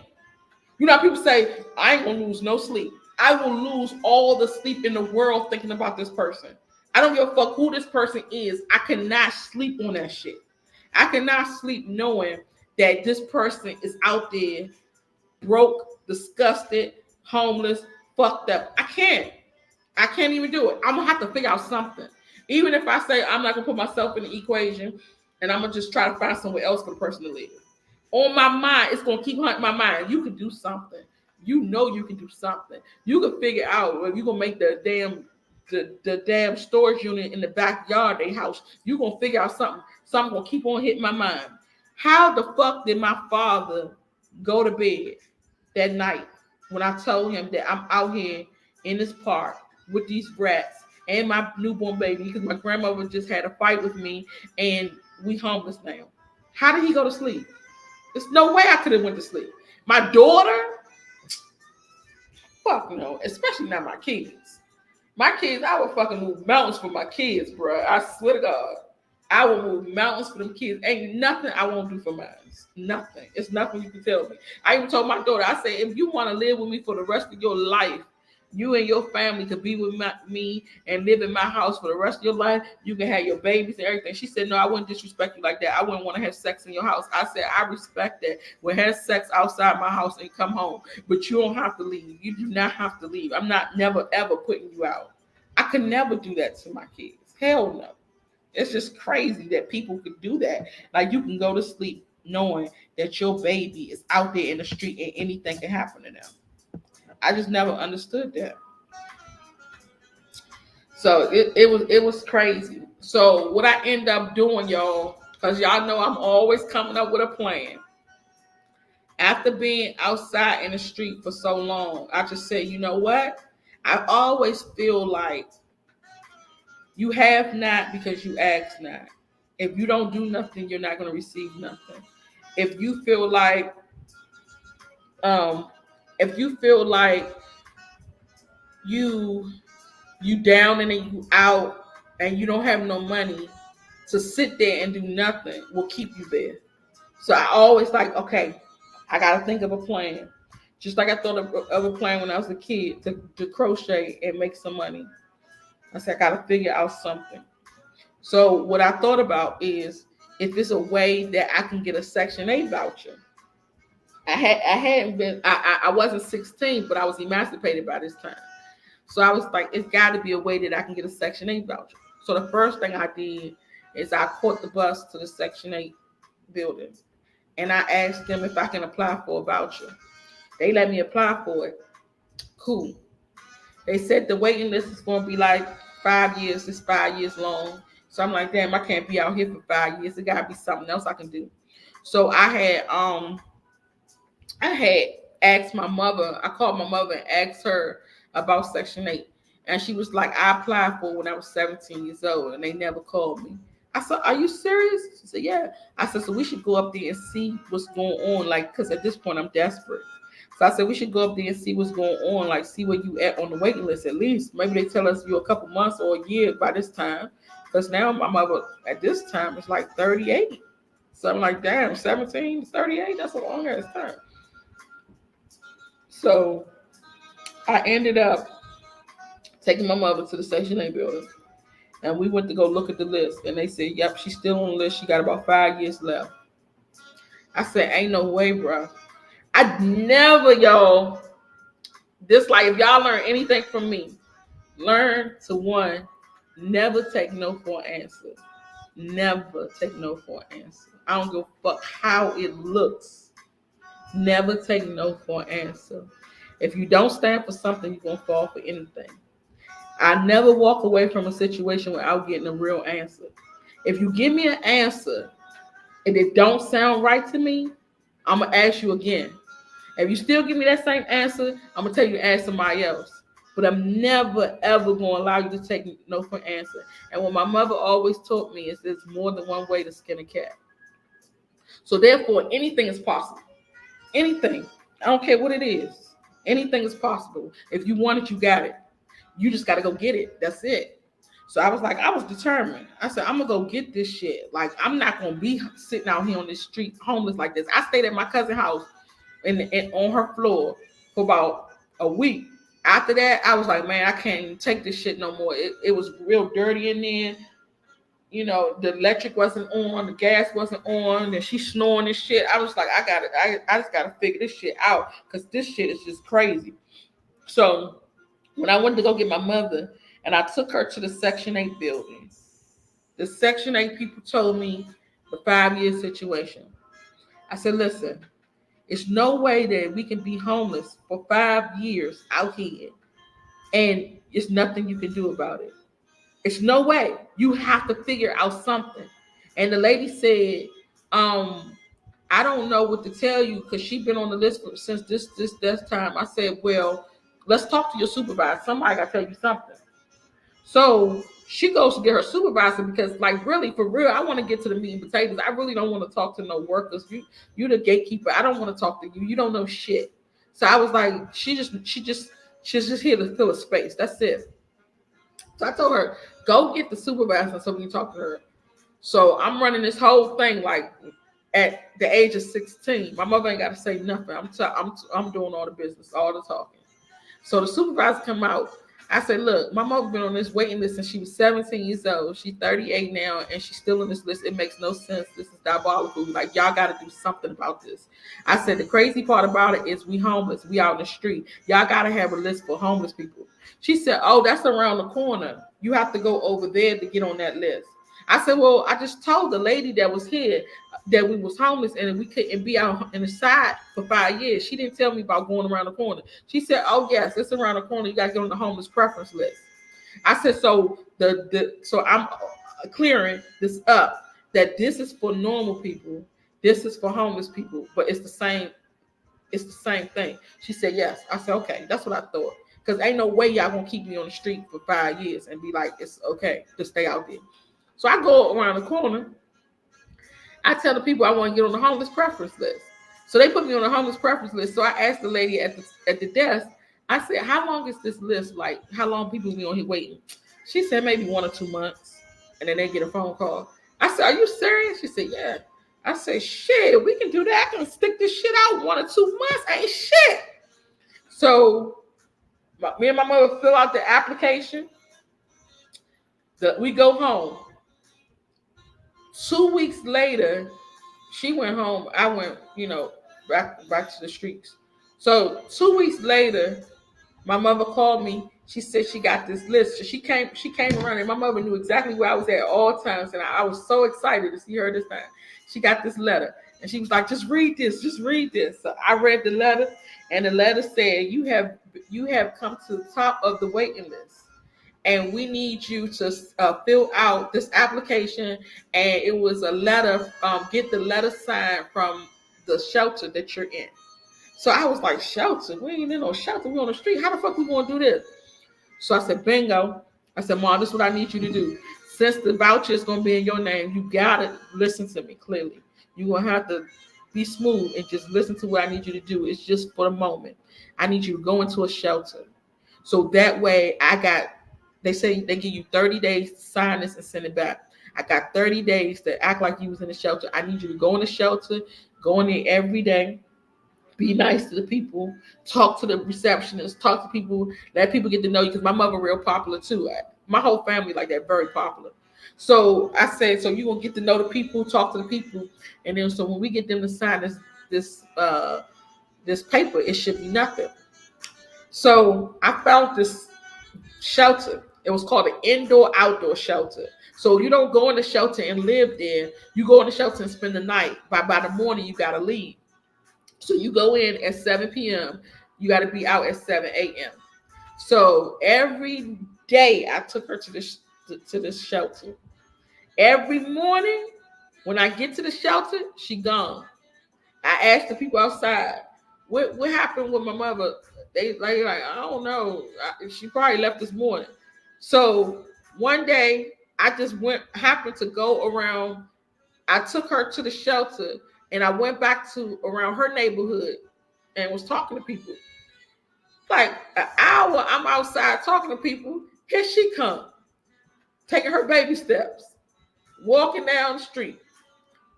I said, what the fuck?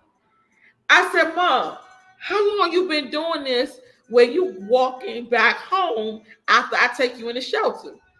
And she said, I come home every night. I said, but I told you to stay in the shelter so we can get the paperwork signed. You have to stay in into the morning. I pick you up, and every morning I come to pick you up. You gone. I'm thinking you just left me.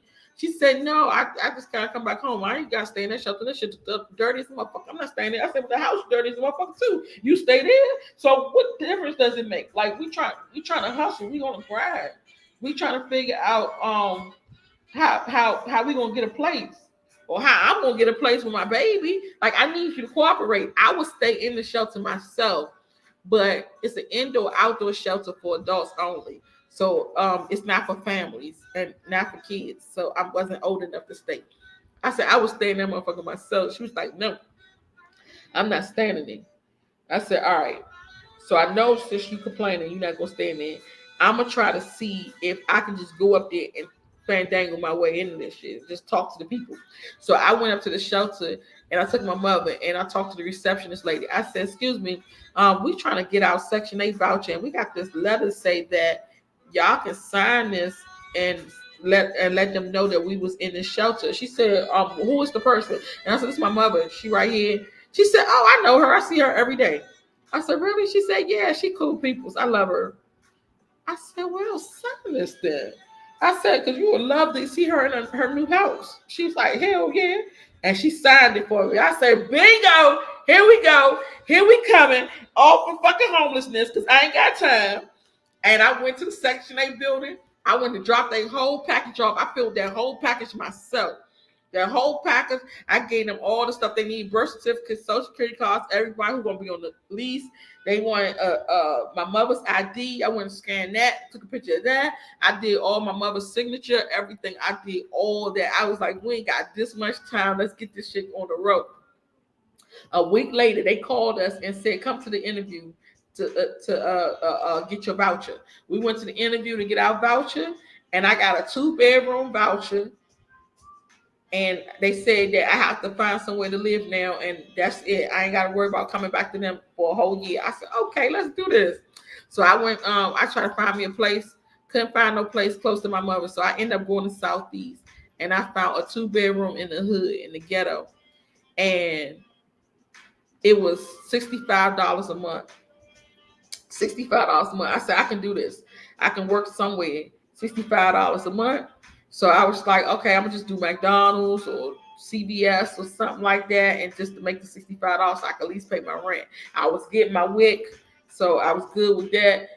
I was like, at this point, I called the welfare office, told them my grandma put me out. I got a baby, and now I'm a mother, so you don't need to be trying to hold my benefits.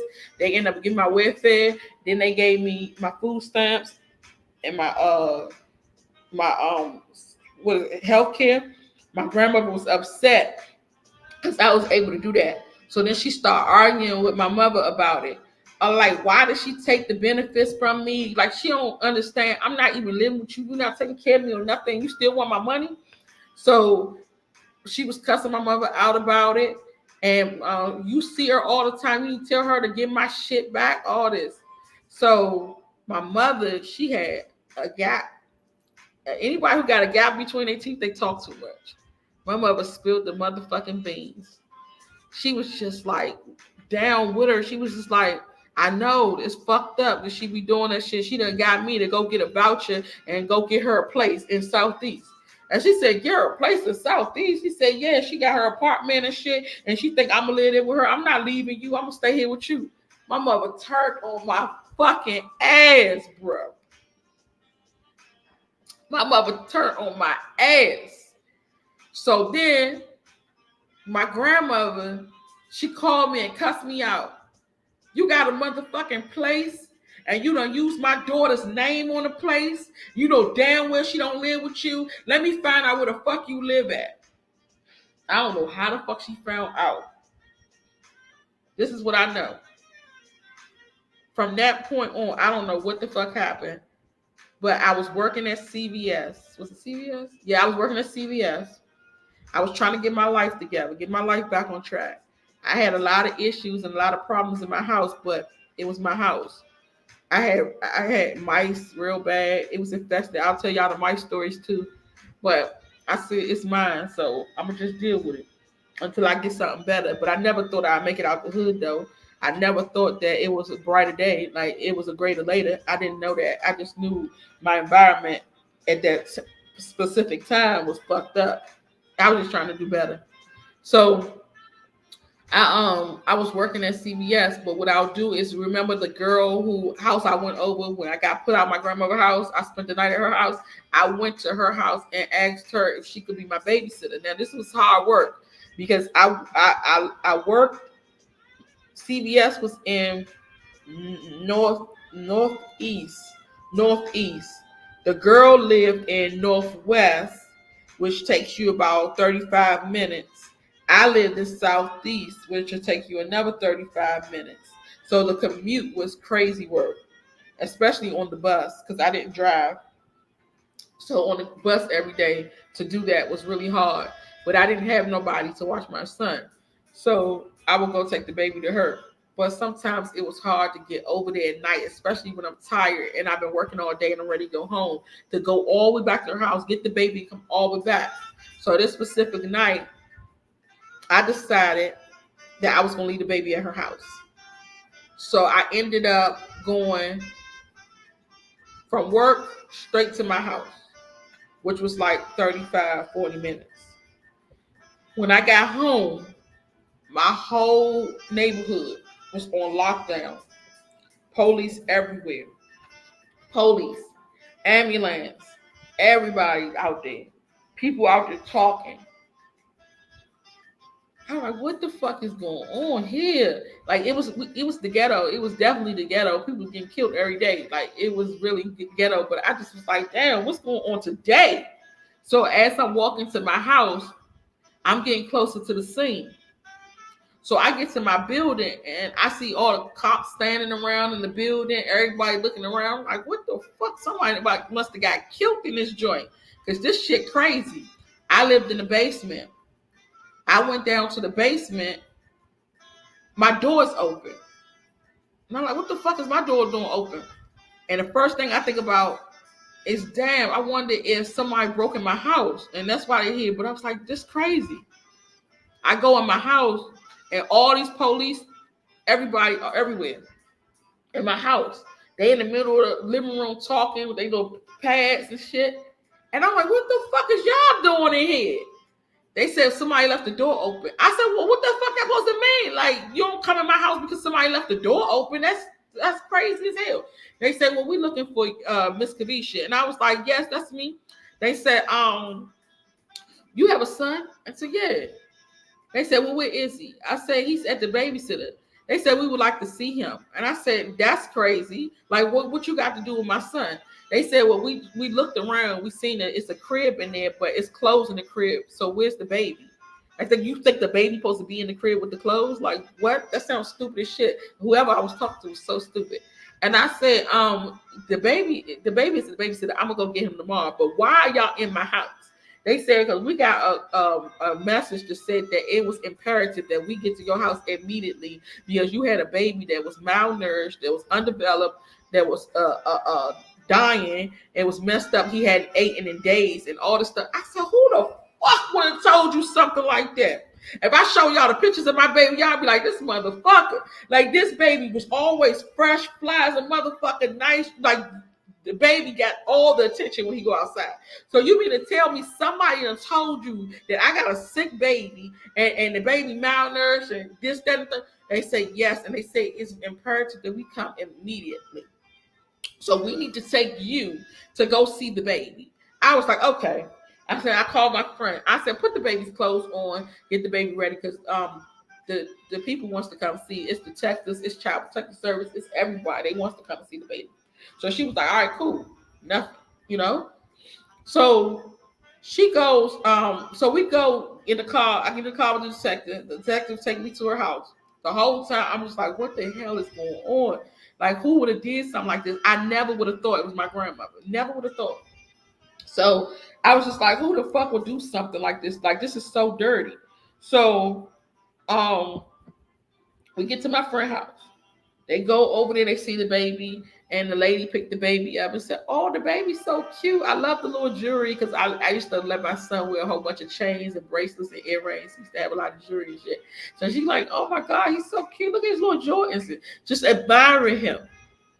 So then she goes into the kitchen and she tells me, she said, this baby look good. This baby is perfectly fine and healthy. We don't have to worry about this. We don't have to take the baby, nothing. You can go ahead and keep your baby.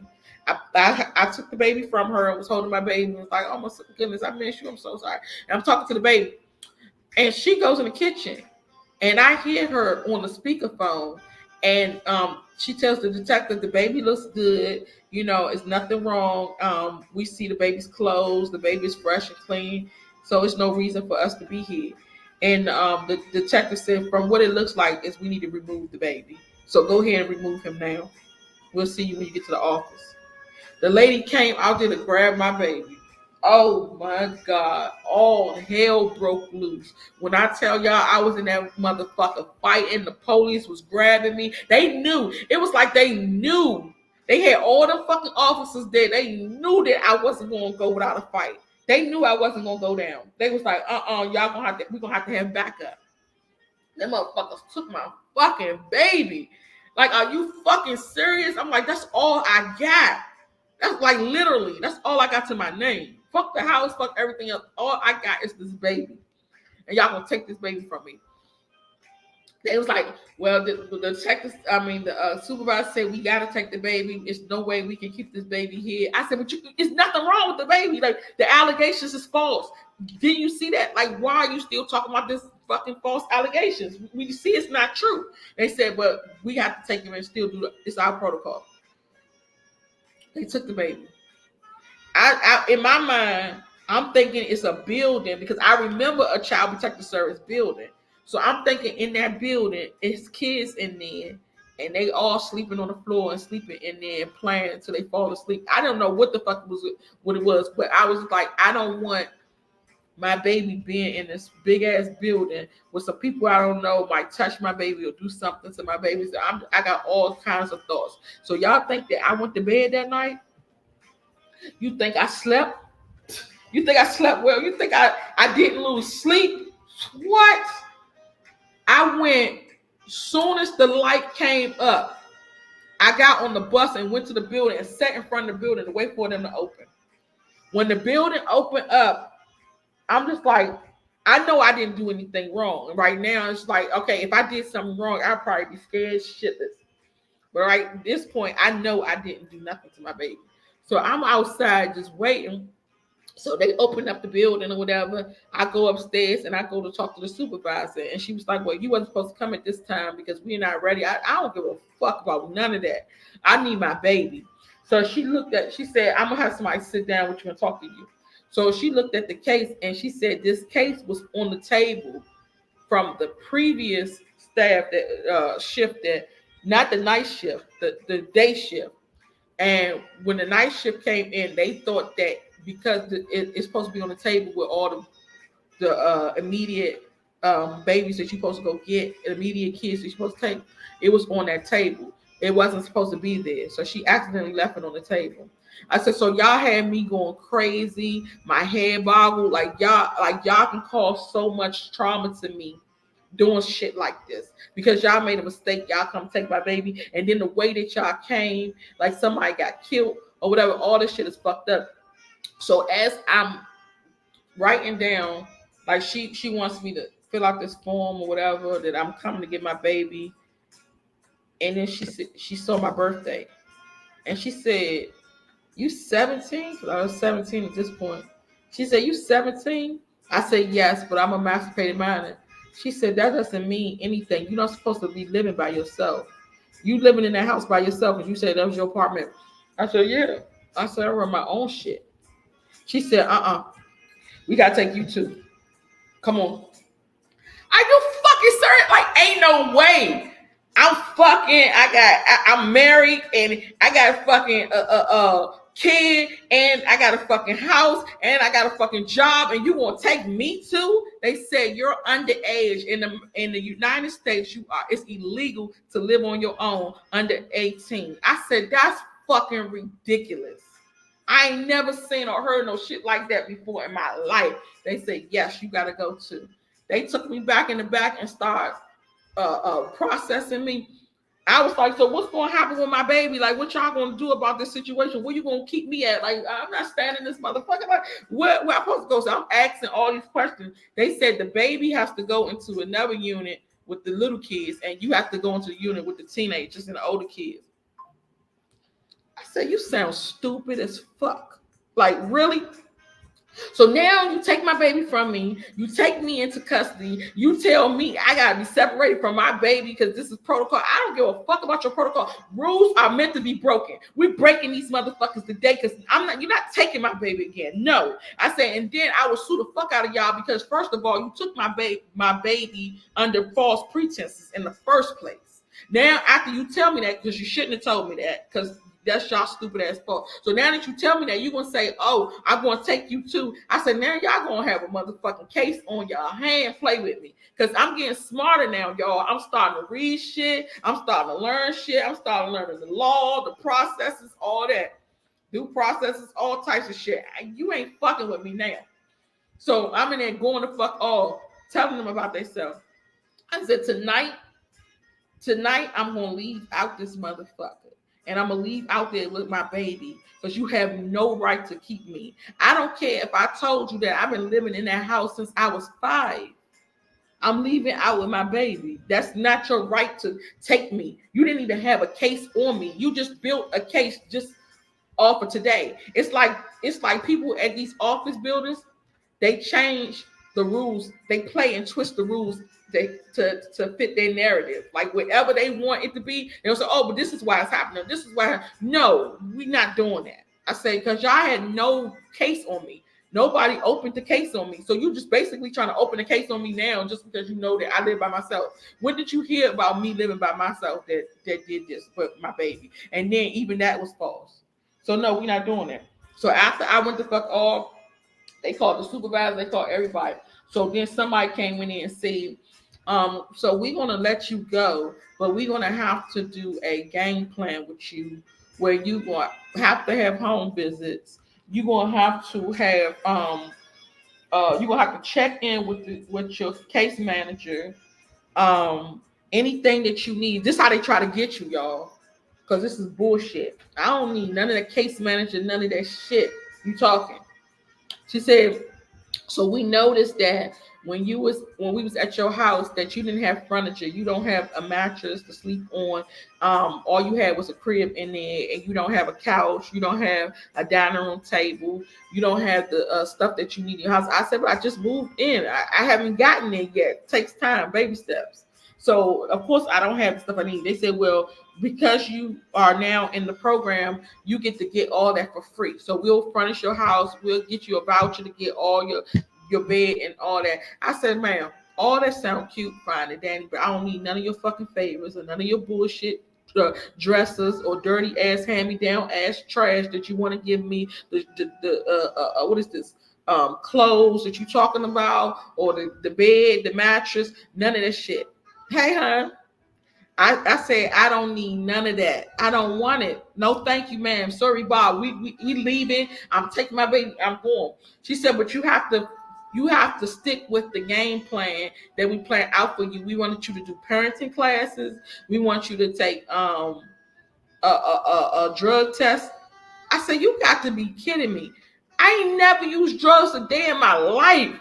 Try that shit with somebody else, but this shit not gonna work with me. All your game plans, your drug tests, your parenting class. What the fuck am I taking a parenting class for? I said, only time I would take parenting class because I want to know more about parenting, but I'm not taking parenting classes off of you making me. You got me fucked up. You're not doing that. So when she came to my house, the first visit. And she was asking me questions. I was like, really, I'm gonna be honest with you. I don't want to take it out on you because I know this is your job, but I really don't want y'all coming back here again. You have no case on me, period. So close whatever the hell you gotta close. Do y'all thing and leave me the fuck alone. So they said that I had to go to court to get the case closed. So I went to court and I told the judge everything. And I spilled the beans. I told the judge, I said, you know, they accidentally took my baby. You know, I could sue the fuck out of them and own their motherfucking child protective service, and I'll be having them people up in putting those kids up in foster care. Tell them to stop fucking playing with me and get me up out of here. So the judge said, just leave her. She's emancipated minor. She's married. She got her own shit. Just leave her alone. Let's close this case. So they closed the case. So I didn't have to deal with that anymore. And I was like, woosah. Woosah. But when I tell you them motherfuckers will take your kids and not think twice about it, because they take the ones who don't need to be taken, but the ones who do need to be taken, they don't pay them no mind. But they take your kids and ain't nothing you can do about it. Who wants to be in a country where they can just snatch your fucking kids from you, where your children don't belong to you? I'm sorry, I can't do it. No, not at all. I love mine too much. I can't do that shit. Because they off the chain when they can do that. Take your kids just like that. So after that, they left me alone, so I ain't have to worry about them. And then I just try to move on with my life. They told me that the best thing that can happen is the judge told me the best thing that can happen is if I don't want them to open up a case on me, move somebody in my house that's over 18. I end up doing that. Oh, I was married to Kevin, my first husband. I was married to him. He was in the military. He was in the military, but he will always be beefing with me. So he never really helped me. So I used to have to be on my own anyway. So I did my own thing, took care of myself. Every now and then he'll come home and see him. But when he comes home, he always came home with problems. Like he very early on, I don't know what happened very early on in the military, where his mind was just like gone. But he will come home and he'll call me and he'll say, all right, I'm coming home on Friday, because he was overseas in Iraq and then he was in Afghanistan. And he'll be like, I'm coming home on Friday. Oh yeah, he knew I was homeless. He knew I was homeless, but when I was homeless in the park, he was in boot camp.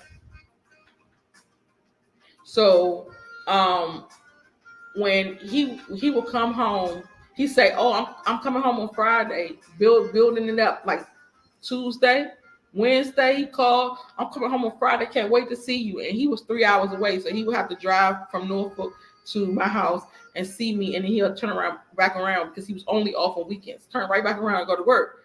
So he'll build up the momentum. Oh, like it's good. We're gonna have fun. Like, where you want to go? What you want to do? You want to go to Six Flags? Like, I'm coming home. I'm coming home. I'm coming home.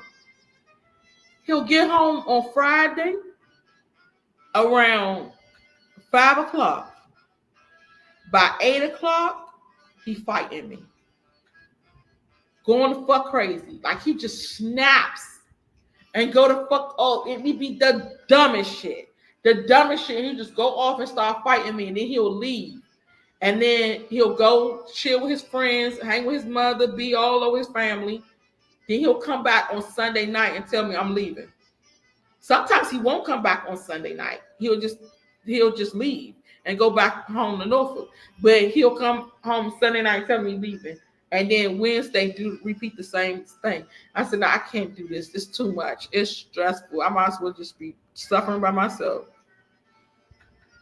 Oh, I've been through so much. When I tell you I don't look like what I've been through, man, what? I've been through hell and high water. But I never gave up, though. I never gave up. I never got on drugs. I never, went out and was like, okay, I'm gonna just try to.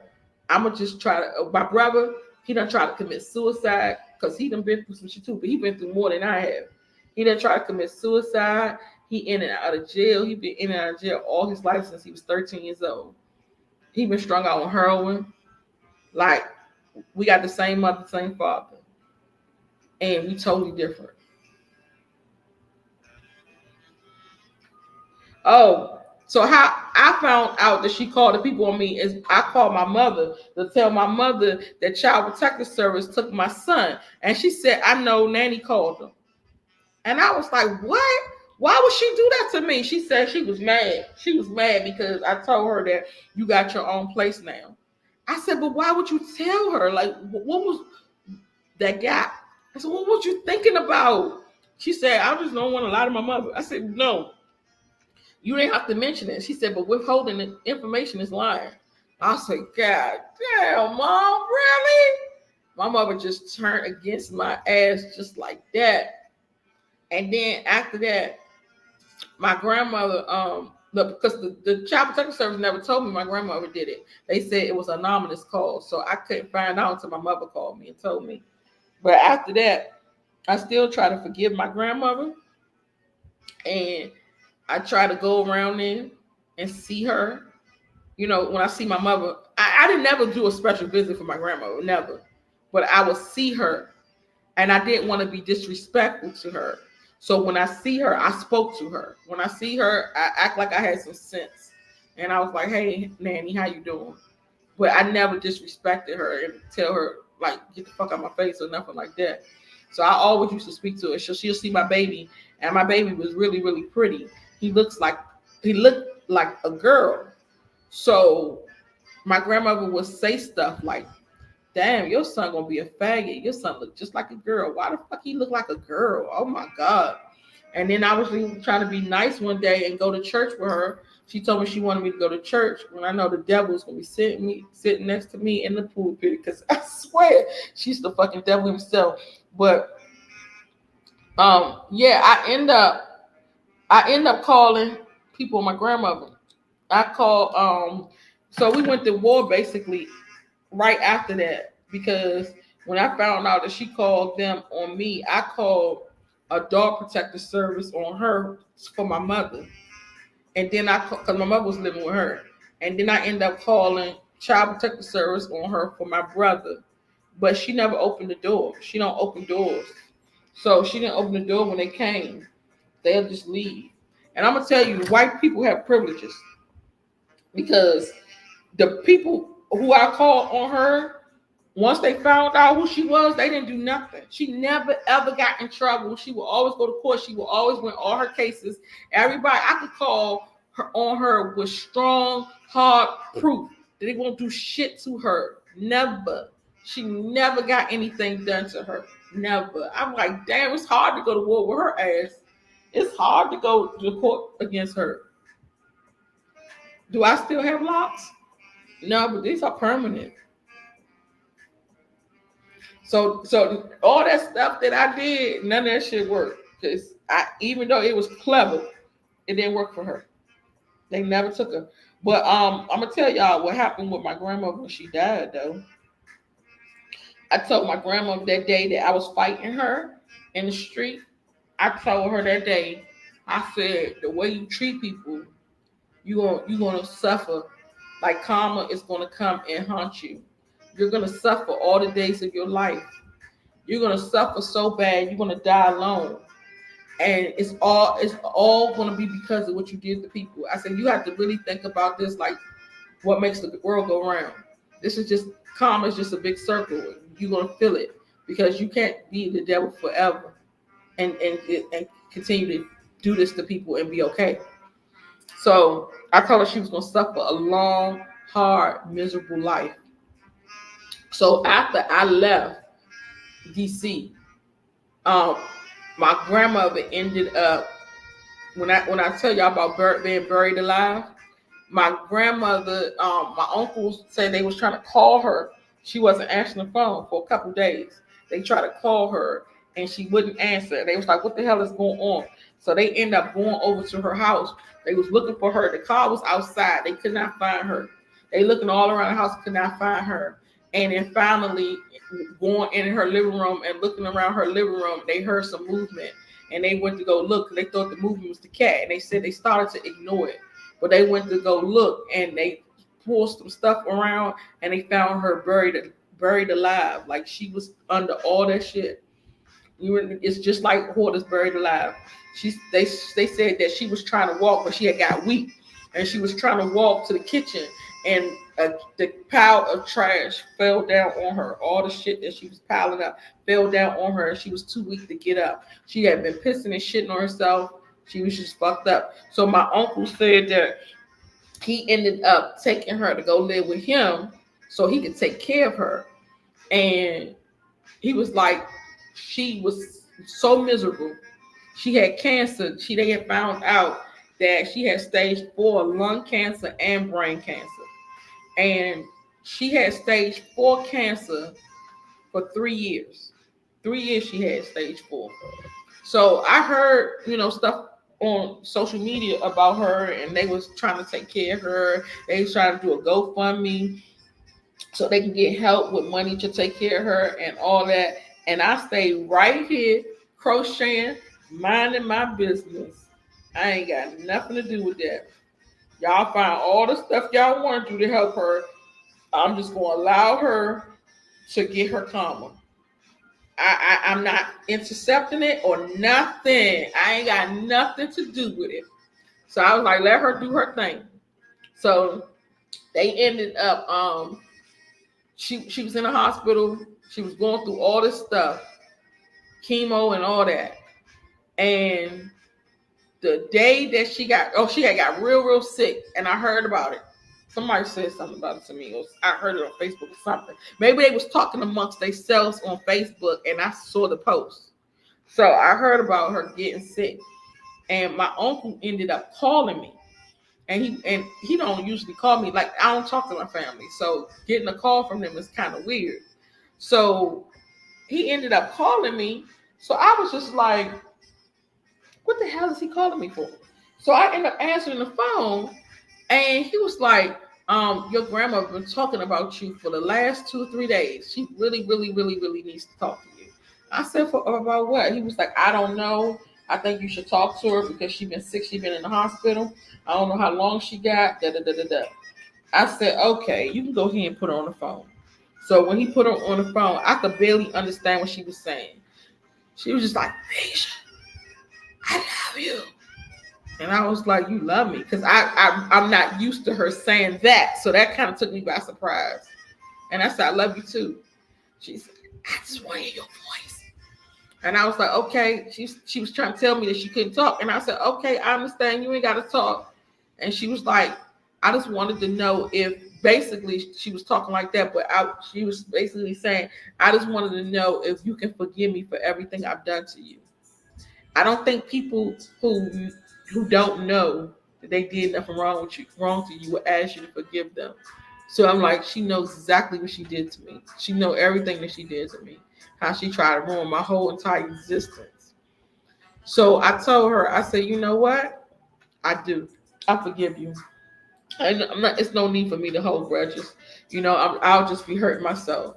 I said, at the end of the day, I forgive you. And she said, okay. And then she told me she loved me again. And when she hung up the phone, she died 3 minutes later. 3 minutes later. That uncle said 3 minutes.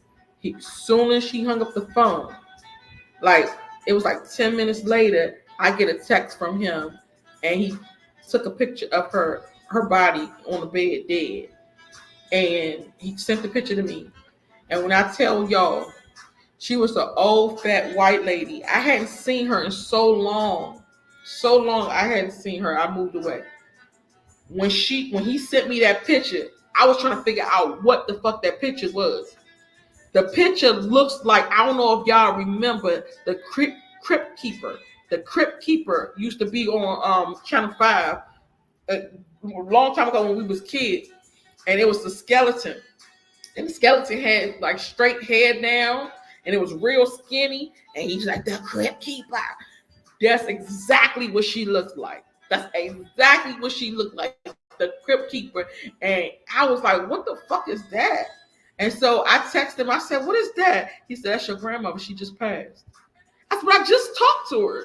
She just asked me to forgive her. He said, soon as 3 minutes later, she died. 3 minutes. I said, damn. Y'all know that damn picture was in my, he sent it to me on Instagram.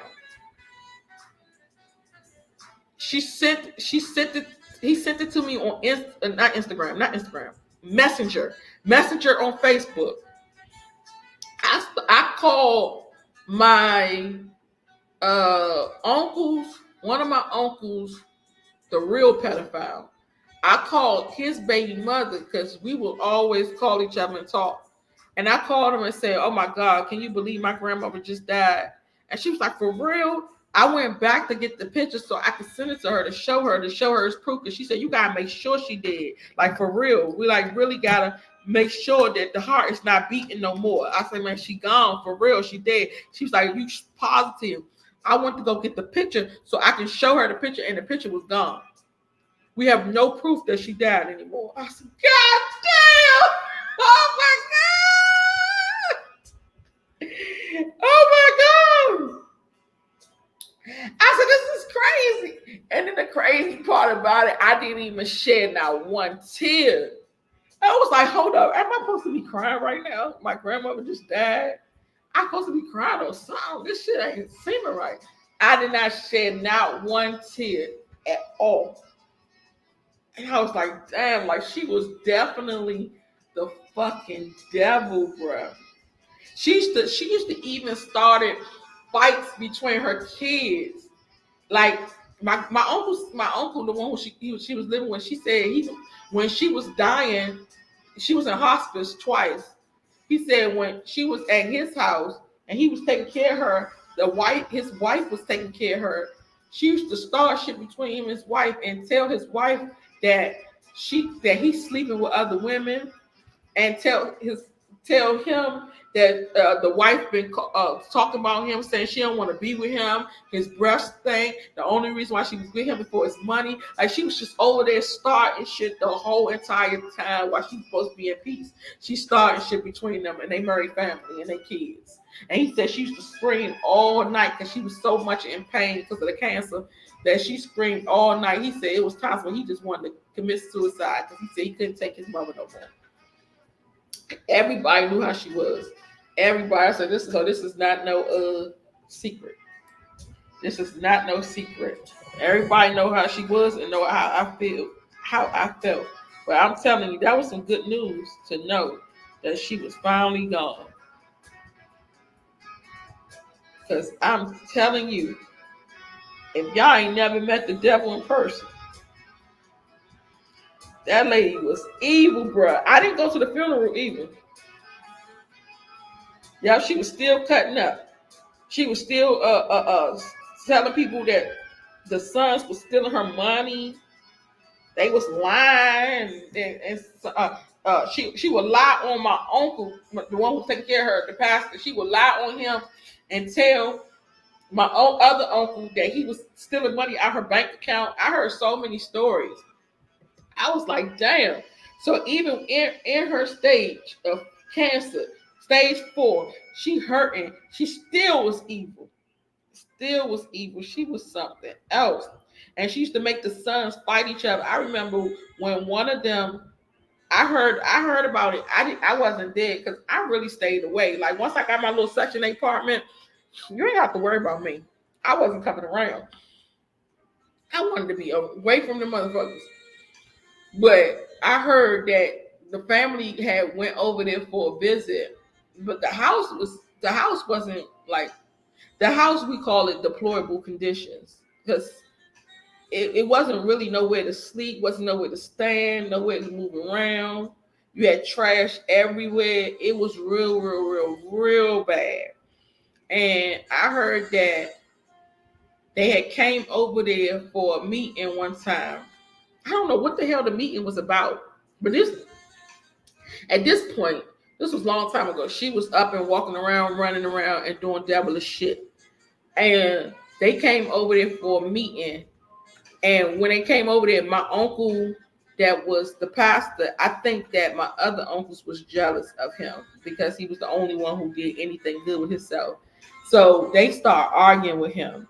And when they was arguing with him, he was just like, he want to get out of here, and they was like, you ain't going no motherfucking way. So they start fighting him, and they was trying to jump him, and he found some knives because you can find anything in my grandmother's house at any place. Like it's no organization, it's chaotic.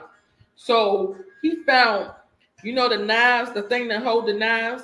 He found that. I guess it was on the floor somewhere, or somewhere on the wash machine or something. Like shit was just out of place. It's one of those daggone you can actually take pictures of my grandmother's house. Show your kids and say what's out of place, and they can show you everything in that motherfucker that's out of place. Hold up, hold up. The lawnmower should be outside, not in the dining. Like, the table should not be in the dining room table should not be in the bedroom. It should be in the dining room. Like you can actually literally see all the stuff that's out of place on the picture. So he found some knives in that little case to hold the knives. And so he threw the case at my uncle, and the knives started coming out. The knives coming out, throwing out, throwing out. So one of the knives cut my grandmother on her leg, and the other knife stabbed my uncle in the foot. So they over there fighting, they wrestling, they going at it. They going at it. People jumping each other. They fight like they used to go like cats and dogs. Like the house was possessed. Like when you go in the house, you in hell with the devil, like for real. That house was possessed. Every time you go in there, it gotta be a fight. It gotta something got to happen. Something gotta spark. And then at some point, my grandmother ended up turning the dogs in and putting the dogs to sleep and getting cats. So she had like 10 cats in her house. So now the house is real demonic. Oh my God. I couldn't be there. When I heard about that, I said, how the hell y'all family over there fighting like y'all ain't got no sense? Usually, my grandmother had like my grandmother loved to fight. So like if somebody do something to my mother, because my mother was the only girl. So if somebody do something to my mother, my grandma would be like, oh, what happened? And my mother would be like, oh, this bitch stole my pictures or whatever. My mother was like, all right, we're going to go jump that bitch. Fuck that. We're going to go out there and fight that bitch. Like, she was old, but she was ready to fight all the time. Oh, we're going to go fight that bitch. They'll go to the girl house. Maybe sometime my mother might be a little timid and be scared to go knock on the bitch door. My grandma be like, fuck that. I'm going, boom, boom, boom, boom, boom. Bring your dirty ass out here, you dirty bitch. And I'm like, you don't even think. Like, you going to people's house. You don't know what they got. They got a knife. They got a gun. All that. She like, I'm prepared. I don't give a fuck. I got my firearm license. I got my gun license. My grandma had a gun license before I even knew what a gun license was. She's like, I got all my training. I don't give a fuck. So she thought she was bad. Like she'd go fight anybody. And they would go and they would see the girl. They bring the girl outside, pour her outside. They beat the girl ass and then they leave. My grandma stayed doing that. So anytime I had something going on, that's how I knew she was just drama. Full of drama. Yep, she was white, but she lived in the ghetto. In the heart of the fucking ghetto. Right down the street from the president. And that place is like when they first came up with the whole the mayor cut the ribbon, that complex was not supposed to be meant for the ghetto. But they had this thing called equal housing opportunity. So they had to let the black people come in. Once the black people came in, it was over. Once you become a product of your environment. You're around all these black people. All you see is black people. That's all you're gonna like is black people. I know so many white people that act black because that's all they ever around. I got a real estate agent that's white. He grew up in Belize. You cannot tell me this nigga white. I did not even know he was white. I thought he was Spanish. I would have put everybody who met him said that nigga Spanish. That nigga is white. But because he grew up in the ghetto, he seemed to be hardcore like he's black. But that's how it is. Like once you be around them, you start acting like that too. And she a product of her environment. That's what her environment was. Everything that happens, you don't talk about it, you fight. The only thing she said that made any sense though is she said when you go to office buildings and stuff, you going to like the welfare building, you going to the food maybe like the Department of Labor, you want to go handle some type of business. Because she did used to say stuff around me that I picked up from her.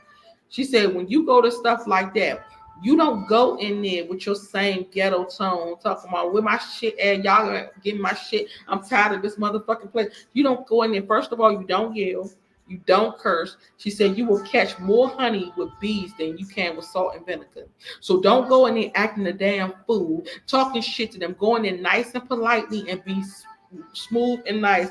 Yes, ma'am. So I tried to do this and it didn't work. I called, but to no avail. I don't know what else to do yet. I've been texting you and calling you, and nothing is happening. I really need something to happen immediately. She said, "Go in there like that. You'll catch more honey." She said, "You'll attract people who want to help you." And then if that don't work, you go on top of their head. Instead of you saying, let me speak to a supervisor so I can cuss the supervisor out, you speak to the supervisor and tell the supervisor, I will be writing you a letter. I'm going to put this in writing because I'm very pissed off about what's happening right now. That's when you need to change your tone, but you need to change your tone to a serious tone. And when you change your tone to a serious tone, then the supervisor know you're not playing. Then you tell the supervisor, I'm gonna put it in writing. She really know you're not playing. And then my grandmother taught me how to write. I can write my fucking ass off. I'll write some shit that you'll be like jaw dropping. So I learned that shit from her. I sat there and I watched everything she did. Everything she did, I watched because I ain't had nothing else to do. So I watched how she moved and how she made shit happen. So she tell me it's better to stroke your pen than to stroke your mouth. So stroke the pen. Don't talk. Write. When you write, you send that shit up the chain. You escalate it up the chain. People share it and say, "Hey, she said this, she said that." It's better because now they don't have to hear your emotions. They don't have to hear you. See you shaking your head. You do moving your hands. You doing all this. You getting frustrated. You getting loud. You getting. They don't have to see all that. They can just read it, and it's better for them to read it because they'll read it before they hear you. People will read it once they read it. It's really like, damn, I gotta read this shit. But if you talking, they don't gotta listen to you. Once you say something smart and they say, "Huh, what you just say?" Nah, go ahead. I'm going to the next person. Right.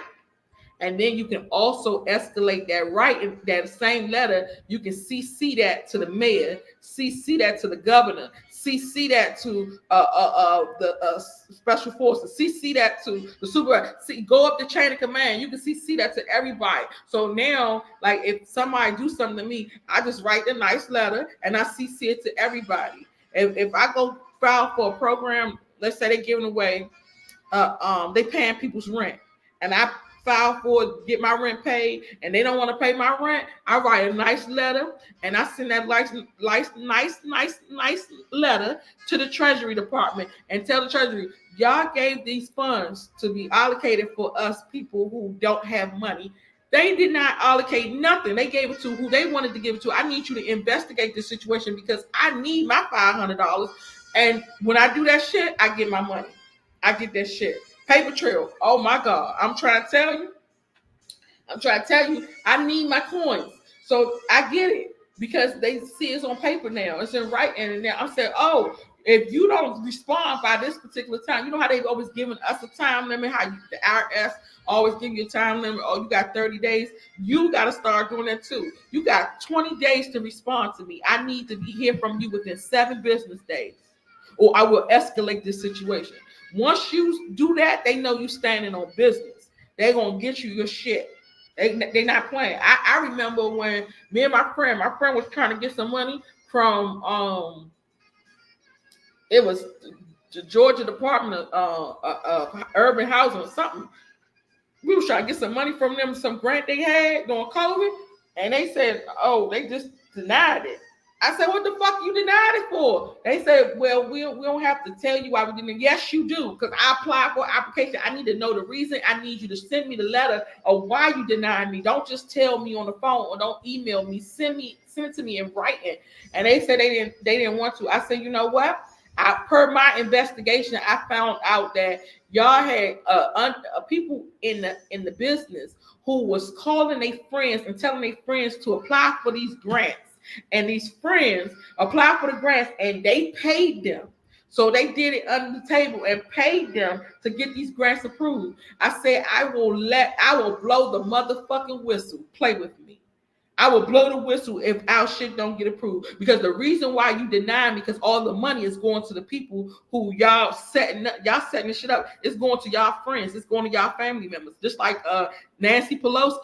When the COVID thing happened and they was giving away them grants, she paid all her family first. millions and millions of dollars first. So when we finally got to the money, and they giving us the $10,000 grants and giving us these loans and shit, the money was already gone by that time. Wasn't nothing left. And then y'all remember when they stopped it and said, "Hey, we don't got no more funds. Funds is exhausted. Funds should not have been exhausted that fast. It was exhausted because she was the first person to get her hands on it, and she gave that shit away to her family and friends." So that's what they do when they got these little different NGOs, we got nonprofit organizations. They know, okay, we got a certain amount of funds coming in. We want to hook up all our friends first, and then let the poor people get the crumbs. But I'm already hip. I'm like BoJack baby. I'm hip to the game. So I already know. And I learned all this from my grandmother because she was hip. Like she knew all the shit. When I tell y'all how much money she was collecting from the government, it will blow your mind. She had everybody named mother paying her every month. She didn't have to work or nothing. She sit and just talk shit and get paid just for laying in the shade. She knew how to get her money. That's why I told y'all. I said we just now finding out about the IUL. My grandma knew about the IUL before that shit even came out. She already was on it. When I seen that check, I'm trying to figure out what that was. I didn't learn about IUL until this year, and I'm 39. This year, I didn't learn. My grandmother knew about the IUL when I was 15, 14. Man, they've been doing this shit. They already know. They already know how to get by. They already know how to do shit, how to fandangle the system, how to get what they want. You can't play with them. You can't go to war with them. You gotta be around them and watch them to know how to move. The IUL is the universal life insurance policy. It's a life insurance policy, a whole life insurance policy where you put down $5,000, $10,000, and that $10,000 you can borrow from it anytime. But however, even though you borrow from it, it still gains interest. And that IUL policy can be $1 million policy, it can be 500,000, it can be 400,000, whatever you want it to be. You just gotta get somebody who know how to do it to set it up for you the right way. And even if you borrow from it, let's say you borrow $10,000 out of it today and you die tomorrow, you still get your full benefit. So it doesn't change. And that's why people saying you want to be your own bank. You'll hear people saying about it on Instagram all the time. You want to be your own bank. The bank is it's not giving you but 1% on your money. Be your own bank, and that way you could take out money off of it and still get a good interest rate back. But not only that, you'll be able to let people borrow the money too, and you can make money off of that. So it's a real good life insurance policy, but I didn't know what the hell it was when I seen it on my grandmother's steps. I said, why is the insurance company paying her money? I thought she was supposed to be paying them. I didn't know. You know, they already was hip. So watching her helped me too. Like even though she was a bitch and she was evil, just being around her and seeing how she moved made I learned from that, and I use some of that shit like in my daily life. In my daily life, it helped to be around her because she made moves. She was not playing, and she had an 850 credit score. I still ain't seen a motherfucker with an 850 credit score yet. And I repair credit. I repair credit and business credit. I have not yet to see an 850 credit score. The best score I seen was the girl who called me. Her score is 815. That's the best one I saw. But I don't know, like she always got it. I remember one time she had like 5 cars outside. All the cars was paid, like they had loans on them. And I couldn't understand how you paying all these, like how you make that much money to get all these cars with loans on it. She had everything she wanted. She was just living like a fat rat. Fat rat, I swear you. And she knew how to get it too. I don't know how the hell, like, but she knew it. Very smart. She was smart and dumb at the same time though. Cause she just do dumb shit. I mean, why you go around there fighting the people? Like anytime somebody want to fight, even me. And crazy because she didn't like me. But if I tell my mother somebody was messing with me, this lady was talking shit to me or messing with me, she'd be like, "Oh, where she at? We go beat that bitch ass. Come on, let's go get her ass." I'm like, "Damn, like, do you love me or you don't?" Like, I didn't understand. I was like, hold up, what's going on? I knew she was a drama queen, but damn, you make me feel protected. So are you protecting me or not? Like I'm confused because I don't know if you like me today or what. She'll say, "I'm gonna tell you. I'm gonna be honest and tell you the truth. I love you, but I don't like you." And I said, "You love me, but you don't like me." She told me that shit when I was little. She said, "I love you, but I don't like you." I was like, "Damn, that shit hit." That shit hit hard. Like you gotta watch what you tell people. You gotta watch what you tell your children. You gotta watch what you say to people because you never know how it's gonna affect them later. That shit was crazy. So y'all, I've been talking for 4 hours and 22 minutes. I swear I be giving y'all the mother freaking juice. I be giving y'all the motherfucking juice, man. I be talking all day. I swear I'm gonna do that live.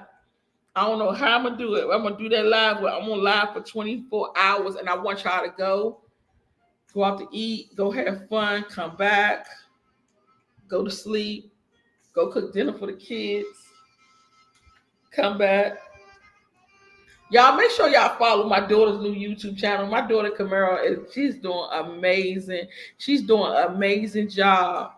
Like this girl is just so smart. She got her new YouTube channel that she started today.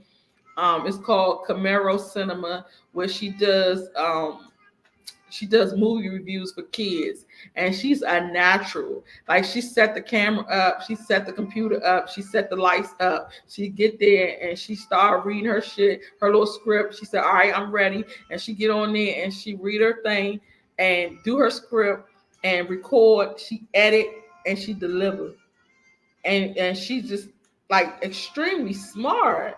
So amazing to see that little girl so talented. It's like she was made for um, oh, it's like she was made for YouTube.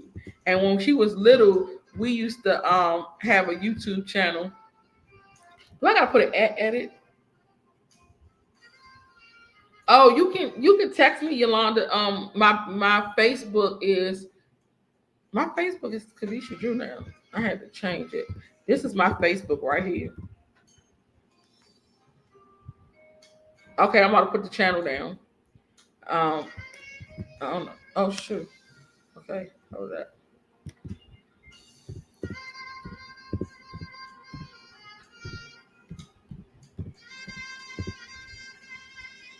Okay, that's it.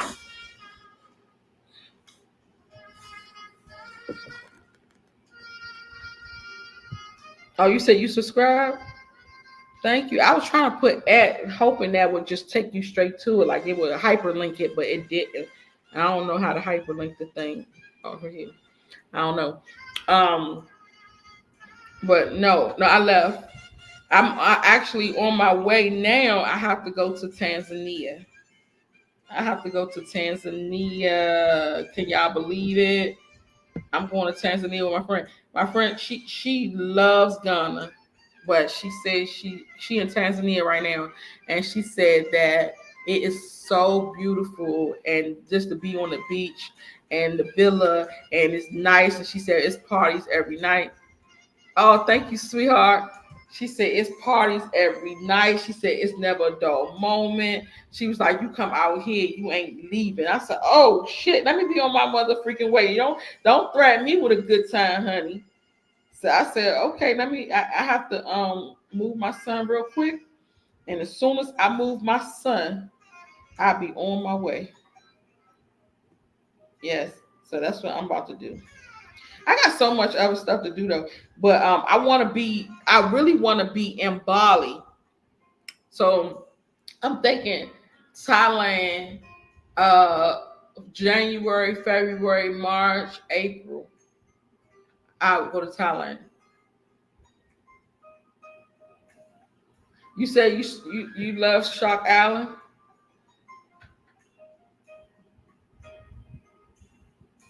You say you think you met me in a store in Laurel, Maryland. It's possible. I ain't gonna even hold you. It's possible because I told you I am very, very popular and I talk to everybody. So you probably did. I ain't gonna hold you. You probably did. I can't see your picture though. I can't see. No, I can't see you, Tony. So you're gonna have to send me your picture through Facebook. What is it called? Messenger. You gotta send me your. Y'all see my Facebook up there, right? I put Kavisha Drew up there. You will have to send me your picture through Facebook so I can see if I seen you before. I probably did because I've been out Laurel a lot, Lanham, Seabrook, Suitland, all parts of Maryland. You said you only have YouTube. Oh, you don't have Instagram or Facebook or Twitter or whatever.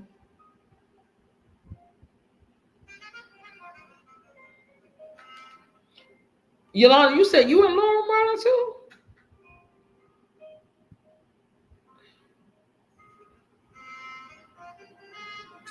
Well, that's good. You don't have social media, Susie. It ain't. The social media is just good for business. School uniform stores in Maryland and in Jonesboro, Georgia. Okay, I got a house by Jonesboro. That's crazy. I want to do uniforms too for my staffing agency. I want to do nursing uniforms, but I'm trying to find a wholesaler. I'll drop ship it. Oh, your family live in Maryland. Mine's too. My dad's side. They in Maryland too. Yes. So, y'all, I've been talking so long. My daughter said, I was on live for 7 hours. She said, how you talk that long? You give me 2 hours. I'm gonna forget everything I talked about. I'm gonna run out of conversation. I ain't gonna have nothing else for you. I said, girl, you can talk too. You just don't know. Oh, you in Vegas? Did my kids wear uniforms? Yeah, they did. Yeah, they did when they was little. In DC, we had to do school. Once I moved to Georgia, I was like, I can't put my kids in no dumbass school no more. So now I don't play around. Um, I went to Vegas last month. Vegas was hot as hell. It was so hot. It was like scorching. It was a sin. I was like, what happened? Okay. I don't know when I'm coming back. They said they had a volcano. I was trying to see the volcano. They had a volcano and they was closing it down. And they said they was closing it down because they was building something else there. And so the last night of the volcano, I was supposed to be there so I could take video of it and put it on YouTube. But I never went. I was tired. I said I'm ready to go home. I went there for the insurance event they had. 118 is diabolical. That's ridiculous. Come on now. That's crazy work. Honey. I said I couldn't take this. It was just stupid hot. How do people even live there? It was ridiculous. We was at the MGM Grand. They had the insurance event there. I don't know if you saw it, all them people coming in for the insurance event, but that's what I was there for. I was there with the company that I do insurance with, WSB. That's ridiculous, man. 118. Y'all, if be prepared. You go to Vegas. And look, what happens in Vegas stays in Vegas, right? I always wanted to know why do people say that? Oh, I'm throwing a scarf. I was wondering why do people say that? When you be on the what you call that thing? Like you on the airplane or you in the movie theater, you have a scarf that you can put around your shoulder like this to keep your upper body warm. Like that's what the old people do. um, what I was saying, The Hard Rock Hotel. Okay. Oh, you born and raised there. What I was saying about this place. Oh, I was wondering. Thank you, hon. I was wondering what it meant when people say what happens in Vegas stays in Vegas. So what I'm thinking it means because when I was there, all these guys try to talk to me. So this one guy, he tried to talk to me when I first got there, and I was asking the man where the people meeting at for the event. So he was telling me. So I was like, okay, I'm looking on my phone. And so this other guy come and say that he went to the pool yesterday. He want to go to the pool again today. So I'm not paying no attention to the nigga. And he looked white to me. And I don't like white people. So I didn't talk to him. So I'm just looking over here. So then he was like, excuse me, man, would you like to go with me? And I said, go with you where? He said, go with me to the pool. You can hang out with me. I said, I got an event to go to. I'm sorry. And he was like, well, after your event, you can hang out with me. I said, no, I'm good. I said, where you from? Because now I'm just curious to know where he from. He said, I'm from Argentina. I said, but I'm thinking this nigga look white. So I said, so you Spanish? He said, yes. I said, oh, okay. I didn't know. He was like, yeah. He said, I get that all the time. He was like, do you wanna just go with me and then I'll walk you to your event? I said, no, I'm good. So he said, well, how about we exchange numbers and I'll call you later. Maybe we can go to a party because they having a lot of events here tonight. I said, okay, because I don't know who the hell I'm gonna hang with anyway. The lady who was supposed to go with me, she was gonna she was gonna rent the room with me. She ended up not coming and she ended up telling me at the last minute I was at the airport. She told me she not coming. So I was like, I don't know who I'm gonna hang with now. So he was like, we can hang out tonight at the pool or go to the some party they having or whatever. I was like, okay, cool. So he texted me a little bit after I checked into the event, and he was like, hey, what you doing? I said, I just checked into my event. So now I'm pretty much free because once you get there, you check in, you get your badge, you can go about your business. The real events don't start until tomorrow from the morning up to the evening. He was like, so you should come to the pool. I said, I don't think I'm gonna be able to come because I don't have a swimming pool. I didn't bring anything. So so I said, I didn't bring anything, so I can't go to the pool. He was like, oh, so I'm being honest with you. I said, you being honest with me about what? He like, I'd rather like be honest and ask people or talk to people about what's going on and not beat around bush. Like, what do you really want? I said, nigga, you call me. I ain't call you. What are you talking about? What do I really want? You call me and you ask me, do I want to go hang out? I said, then on top of that, when you first saw me, you were saying, do I want to go to the swimming pool? Like, why is you making it seem like I'm calling you, asking you, like, what are you doing? He said, because I just want to be honest. I'd rather be honest with you. I said, well, be honest with me. What the fuck is you talking about? He was like, all right, I'm leaving he said tonight. He said, I'm leaving tonight. I'm not gonna even be here.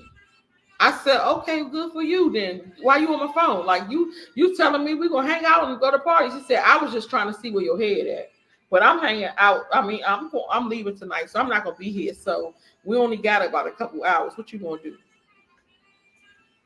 I said, nigga, I hope you don't think that I just fucking met you this hasn't even been 2 hours. I just met you less than 2 hours ago and you about to fuck me and go home and fuck me. You got me all the way fucked up. I said, it's not the type of party. He said, but I just got out of a relationship and I'm really needing something. So I was just trying to, see what you was trying to do. You ain't got to tell nobody. I said, this what it means that what happens in Vegas stays in Vegas? Because this is some crazy work. Like, why? Why the fuck is you even on that? Like, how do you do that? Like, you don't even know me from Adam's Tom House. I said, I'm not going to be able to do it. I'm sorry. He was like, okay, have a nice day. I was like, what just happened here? So it's just like you go there and people just have sex. Like, it's like a whole what do you call this thing? like a prostitution ring going on or something. Like you just go up to people and you get their number and you can just go have sex with them just like that, not knowing them or nothing. Like this nigga don't even know my name. Well, he knew my name. That's it. My first name. That's it. And he wants to take me home. All right, now he want me to take him to my place. I'm like, nigga, I don't even know you. And he was mad as shit that I said that. I'm like, this is crazy. And the whole time I was there, it was just guys coming to talk to me and telling me like, I want you. And I'm like, You see, y'all fucked up over here. I'm not coming back this place. This place is crazy. Y'all ever been to Vegas and that stuff happened to y'all? You said prostitution is big there. It gotta be. Because they just think like everybody just giving it up. Yolanda, you experienced that then? Yolanda Jackson. Ain't that a singer name? No, Yolanda Adams. Somebody named Yolanda Jackson. Jackson is my maiden name. Wow, that is so crazy, Susie. I did not know that.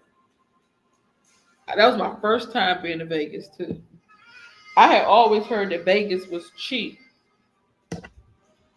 And I was like, oh, I want to go there. I heard that it was the housing was cheap. Long time ago, people was moving in saying that the housing was cheap. And I was like, oh shit, I'm gonna move to Vegas. I'm glad I didn't. I remember a transformer was in Vegas, and she used to always go live on Facebook.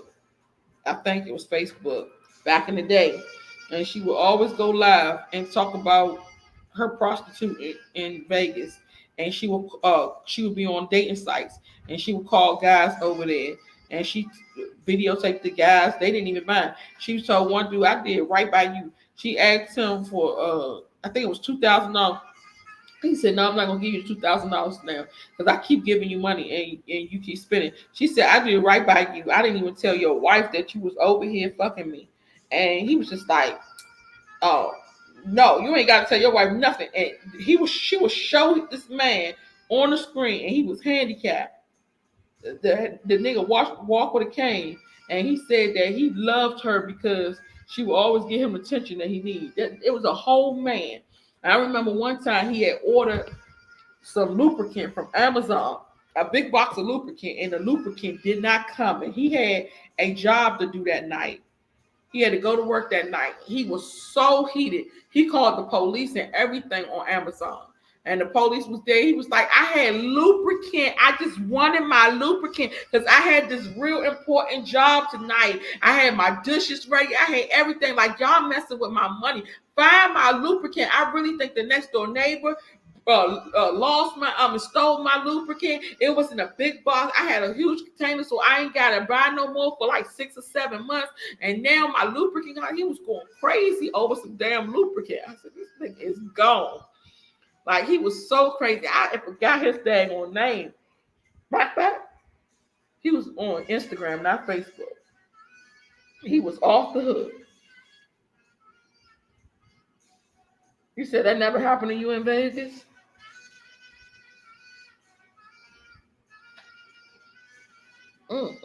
That place is crazy. That is so crazy, y'all. So y'all see that? Watch out when you go to Vegas. That place is off the chain. But it's so hot, it's unbearable. Like, who wants to even be outside? Who wants to be out there? I was like, come take me home. I had stayed in a nice hotel though.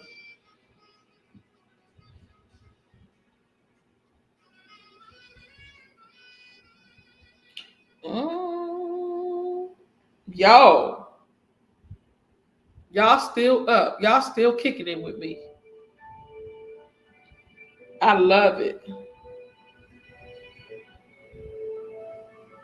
Y'all are kicking it with me. We gotta do this. We gotta do this a lot, y'all. Cause I still got stories for days. I still want to show y'all this story.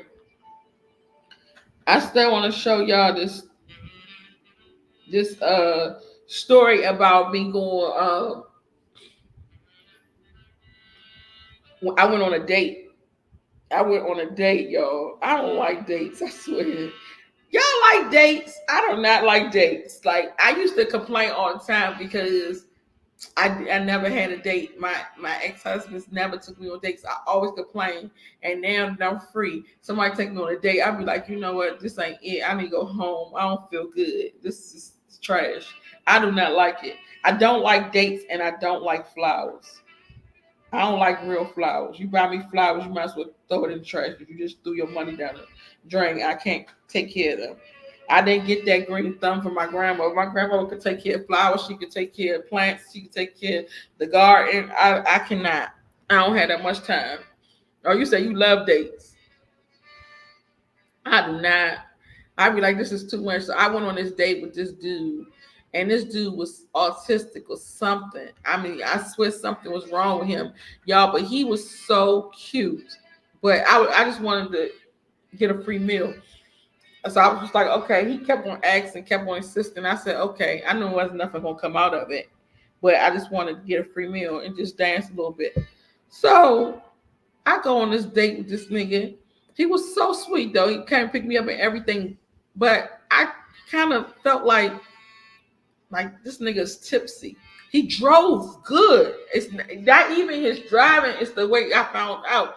His driving was perfect. It wasn't nothing he did wrong when it came to driving, but the smell that was emitting out of him that he was drinking. So when we got to our destination, he reached down on the floor and he picked up a bottle of Moet and started drinking. I said, "What the fuck? What is you doing? You drinking and driving? Is you crazy?" And he was like, "Oh, I gotta have it. My mouth dry. I gotta have it." And I was like, "No, the fuck you don't. Like, this is dangerous. Because what if the police would have pulled us over and locked you up for a DUI? Anything can happen. Like, you gotta really be careful about that." Um, I said, "You really gotta be careful about that." And so he like, "No, everything okay. I do this all the time." And then he starts sniffing and talking about he got allergies and shit. I'm like, "Nah, this nigga is tripping." So we get to the restaurant. He in there dancing, and when I tell you this nigga dancing, he dancing the night away. This nigga wouldn't stop. He wouldn't sit down for nothing. He just doing stupid ass dances and shit. I said, what the fuck? I said, this shit is crazy. I said, look, take me home, bro. I need to go home because you off the hook. I couldn't talk to him. I couldn't ask him no questions or nothing. So when he got home, I was like, I really don't like the drinking part. Like, I don't like people around me that's out of their mind, like, high and all that. He was like, "Nah, you trying to control me. I'm not about to stop drinking for you." I said, "But it's the fact that you came here drunk. Like you shouldn't have came here to me drunk." I said, I said, "You came here drunk. If you wouldn't have came here drunk, that would be a different story. But don't come and pick somebody up drinking. And what if a car accident would have happened? What if you would have got pulled over? Anything could have happened." I said, "I really don't like that." So I just told him, "Don't call me no more. I don't want to talk to you no more." This nigga called me and he sent me a video, a pornography video. And I texted him back and I said, "Why did you send me this?" He said, "Because I want you to know what you're missing." So I said, "You know what? I'm going to see what the hell I'm missing." So I looked at that video and I looked at it well. And I was just like shocked. I was like, "Oh my God, that's nice. I'm missing that. Damn. But is he worth it?" So as the video is going up, it's right before it goes off. I catches the face. And the face is an African man. This dude was not an African man. So I said, "Hold up. I know I'm not tripping. Let me look at that again." So I looked at the video again. It's going up, and I see the African man. I said, "This nigga just told me that he sent it to me because I need to know what I'm missing." So I texted him again. I said, "But what am I missing out of?" He said, "Because I could do so many things with you. Did you see that? You see how big that thing is?" I said, and I did, and I also seen it with somebody else. He said, "Oh my God, I'm sorry. I sent the wrong video." I said, "What the fuck you mean you sent the wrong video? Why you got that video in your phone in the first place?" He said, "Oh, that's my sister's husband, and he wanted to send that to her. He used my phone to send that to her." I said, "That shit sounds stupid as a mother freaker. Like you gotta wake up pretty early in the morning. Why would your brother, I mean your sister's husband, use your phone to send a picture to her? That makes no sense." He said, "But she was over my house." I said, "Please, whatever you do, don't ever call me again. Please." Listen, call me again. This time he texts me. He says, "I'm so sorry for doing what I did to you." I said, "No, I'm just still amazed that you sent me another nigga's penis. Like, what happened?" He was like, "I'm so sorry. Like, my man, he was using my phone and he kept on sending pictures to his girl." I said, "But you told me the last time it was your sister's husband who sent that picture." He was like, "Yeah, I'm sorry for lying." I said, "Right now, I'm confused. I don't know what the lie is. I don't know if you thought that was you. I don't know if it's your sister husband. I don't know if your man sending a picture to his girlfriend. I don't even know if a nigga sending a picture to you. But all I know is don't ever call me again, please." I blocked that nigga. I was like, "You know what? In Georgia, you have to really, really, really, truly be safe because these niggas is on the down low and you just don't know. They be on the down low like crazy. It could be the most finest nigga ever. He could be fine as hell and be on the down low." So I gotta do story time about that and put the video footage up because I still got footage of when we were on a date. Because he said he's an actor. He said he's an actor and he does YouTube and all this stuff. I said, "Oh, okay, so you wouldn't mind me filming you, right? Because y'all know I be wanting to film everything. I be wanting to film everything." So I said, "You wouldn't mind me filming you?" And he said, "No." I said, "Oh, okay, so that means I can put your likelihood, your likeness on social media." And he said, "Yes." That's okay. So now I'm gonna do a video. I'm gonna do a video and show y'all. I think I have a picture. Did I take a picture? Because I know I did some videos, but I think I took a picture too. I don't know why my nose itching. Let me see y'all. Because this was a while back. Because I gotta go a while back on my phone. So y'all can see. And then I want y'all to be weird. Because I'm gonna put the whole video out there, even how he lied to me about that they're going penis, knowing goodness damn well that wasn't him. And I even show you the face of the nigga. He said, I think I had that because I know I can't show the whole video on YouTube, but I'm gonna put a clip of the dude face when the video goes up and it snaps the dude face. I'm gonna take a picture of that. That's two different niggas. I said, I know I ain't tripping. I know I'm not sure. Okay, I found it. Okay, this is him, y'all. Let me see. Why is this thing is screen is like that? I think y'all can see it right there like this. Y'all can see that. That's him. And he looks very familiar. Like I seen him when I was a kid or something. But this nigga gotta be some type of fruit ball to even have a whole dude in his dang on phone like that. This is crazy. Atlanta is crazy. Crazy work, y'all. You said I need to write some books.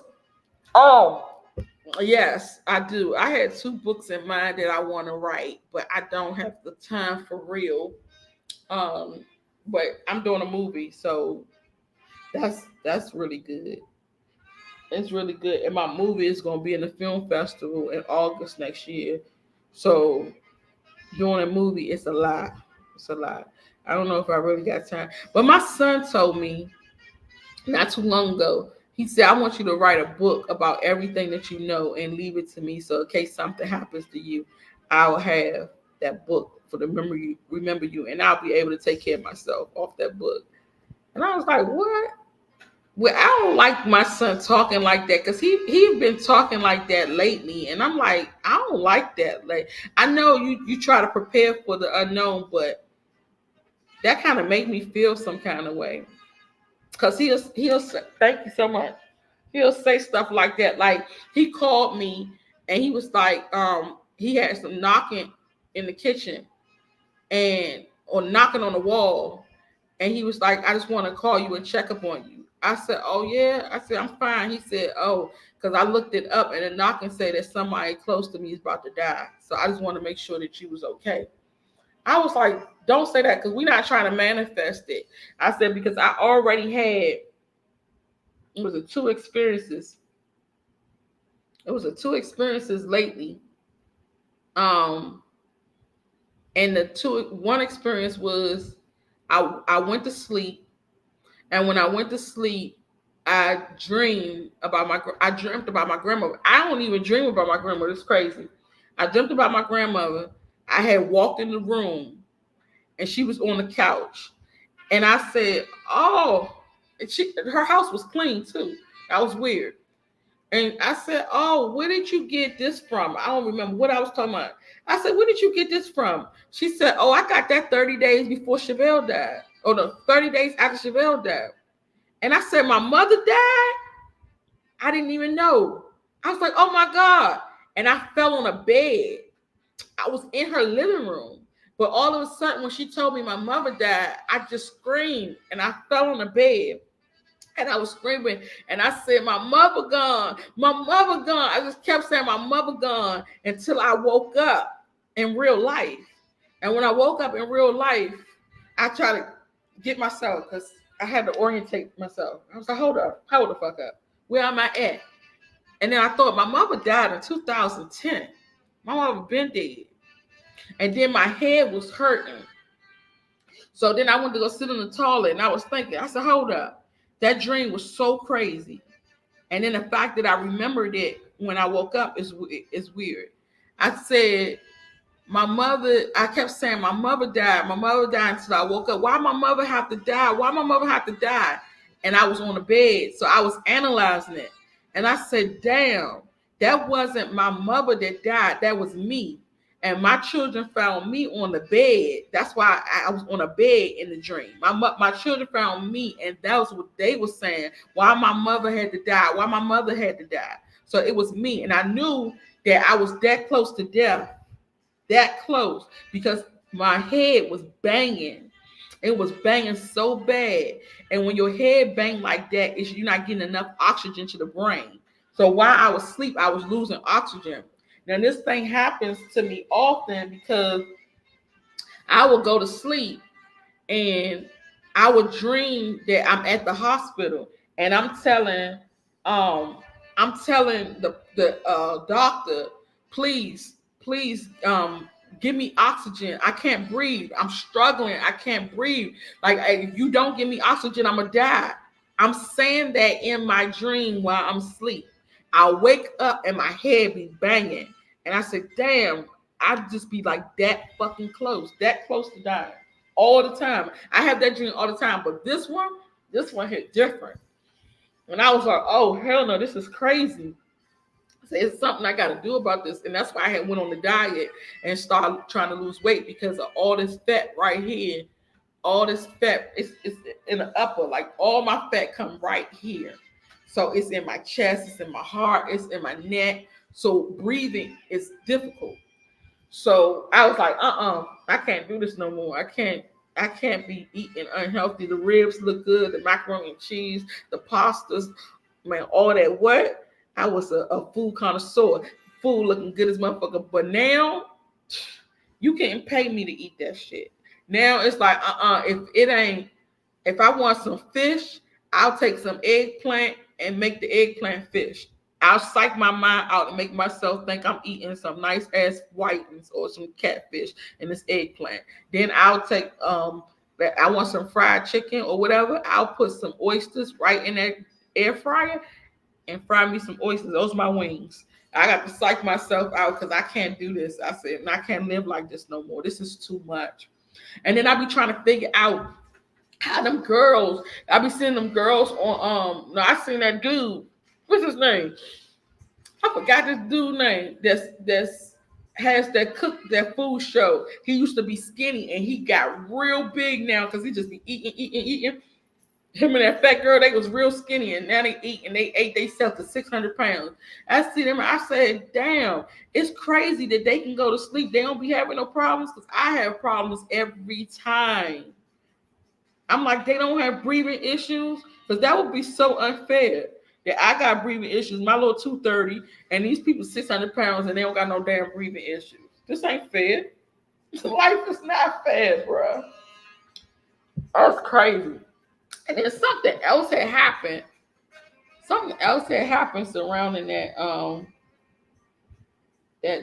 death thing. And when I remember, I'm gonna let y'all know. But I was like, this is too close. And my daughter said, well, you just need to stop thinking about it so it won't happen. Take note to his warning. Oh, my son.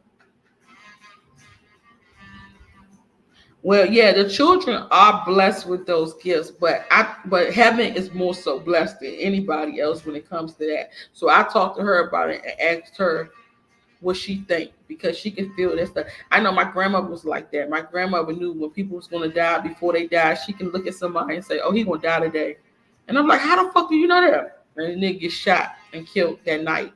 I was like, "Damn," she said, "because I see the great spirit on him." And I'm like, "What?" Like she was good with that. Me too. I am too. I have that gift too.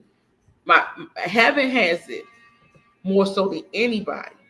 More than my son and every like all of my indigo babies. They very very intelligent. But that heaven, oh, she's something special. I remember we was at Applebee's.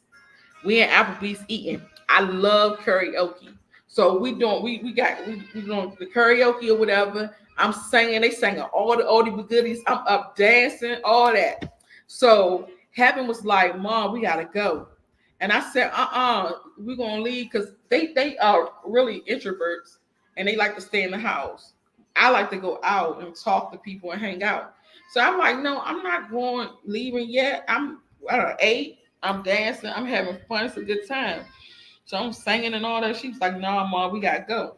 I said, look, Heaven, I'm not gonna take you nowhere else with me again. You want to start staying in the house because every time I go outside, you want to say when I gotta go, when I'm coming back, when it's leaving. I don't need that. I want freedom. I don't want to leave. And she was like, please, Mom, let's just go. I said, no, I'm not ready. And I said, you know what?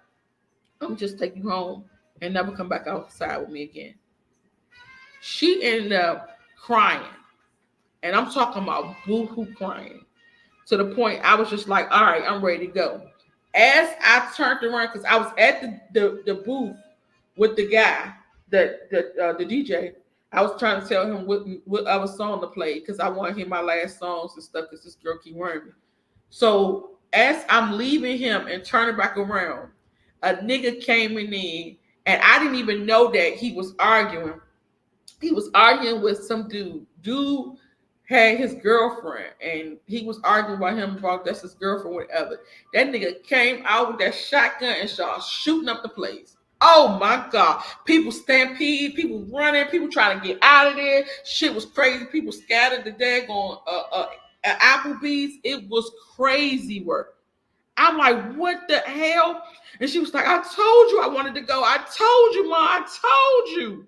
And I was like, how the fuck did you know? I could feel it. I could feel it.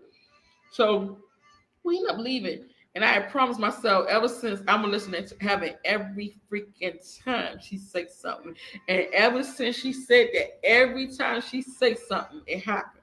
Every time. No matter what it is. If I ever say, oh, I want to talk to this guy, all I do is run the guy past Heaven. I'll show her, or even sometimes I'll let her meet the guy. She see him. She said, no, not good. I said, why haven't?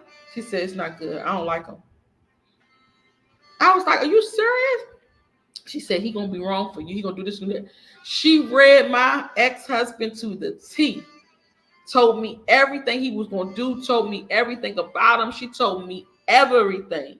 And I was like, nah. She was like, she said, when I come over your house, I get this feeling that evilness is in your house. She said, I don't even want to be in your presence. And that's not like me because I always want to be around you. But ever since you got married to this man, I never want to be around you. I never want to come over your house. I feel so yucky when I come over. I just be like, I want to go home. And I remember one time she came over my house and she was sitting on a couch and she was acting mean. And I was like, Heaven, give me a kiss. And she was like, no, I don't want to touch you. And I was like, Heaven, don't act like that to me. I'm your motherfucking mother because y'all know I turn up. Who you think you talking to? I'm your mother, girl. Don't do that. And she was like, Mom, I just don't want to be here no more. I gotta leave. And I was like, okay, you know what? Leave my house. Don't ever call me again. And then she called me the next day and she was like, I'm so sorry. I didn't mean to disrespect you. I just felt so yucky in your house. I felt like evilness was there. She said, I don't know what's going on with your husband. I don't like him. She said, I don't want to be around him. I don't like him. I don't want nothing to do with him. And I was like, damn, but that's my husband. You gonna have to get used to him. And she was like, no, I don't want to. And then look and look at this shit. And look at this. Somebody come look at this. I said, damn, she knew. She knew. It was crazy. She said he reminded me so much of my father. I do not like it. And then she told me about somebody else too. She told me what somebody else did something she told me about. Every person, she can read them very well. And she told me everything they're going to do. And she was like, oh, I don't like her. She the op. Leave her alone. I'm like, damn. She's like, yes. She'll tell me if they good or they bad. And she got that sense. She got it. Good morning, Grand Rising. Grand Rising, we still up. We doing a marathon. We doing the 24-hour challenge. The 24-hour challenge. I know I can do 24 hours and I can actually sit here with y'all, but y'all gotta go. Y'all got lives, so y'all gotta go do stuff and go out to eat and go use the bathroom and go cook and go do this, go do that. I might have to use the bathroom a couple times and come back, but I think I could sit here and hold a live down for 24 hours and talk and talk and talk. But ain't nobody gonna watch that shit again afterwards. Oh, your son is too? Yeah, my son is starting to. I notice girls do it more so than boys, but my son is starting to do it more too because when my ex husband was taking money out of my bank account, I didn't know. My son just all of a sudden called me and said, "Mom, do you ever check your bank account?" And I said, "Check my bank account for what? I got so many accounts. What accounts you talking about?" He said, "Well, don't your husband got a card that belong to your bank?" I said, "Yeah." He said, "Check it," and I checked it. And I said, "Oh my God." I said, that's some crazy shit. My son was able to do that. Yes. Automatic. That's good. Like I'll have it too, but I don't listen. I'm hard headed. I don't listen to it. So I'll see somebody be like, "This motherfucker gonna use me, fuck me over, and leave me dry," and I'm gonna give him optimistic. I'm gonna be optimistic. I'm gonna give him the benefit of the doubt, and I'll be optimistic and get shitted on. And then it be like that with people. Like people want me to help them. Yeah, I canceled the account. People want me to help them, and I don't. I'll say no. Someone say no, don't help them, and I'll be like, you know what, I'm gonna do it anyway. And that's why I was talking about my friend who called me and said that it's a girl in Tanzania and she needs some money. She needs $2,000 to finish her nail salon, and she wanted me to help her.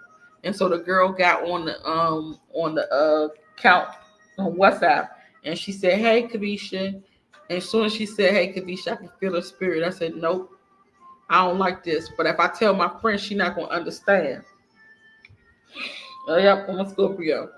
So I said she not gonna understand. So I'm gonna have to show her that this girl is not to be trusted. I don't like her.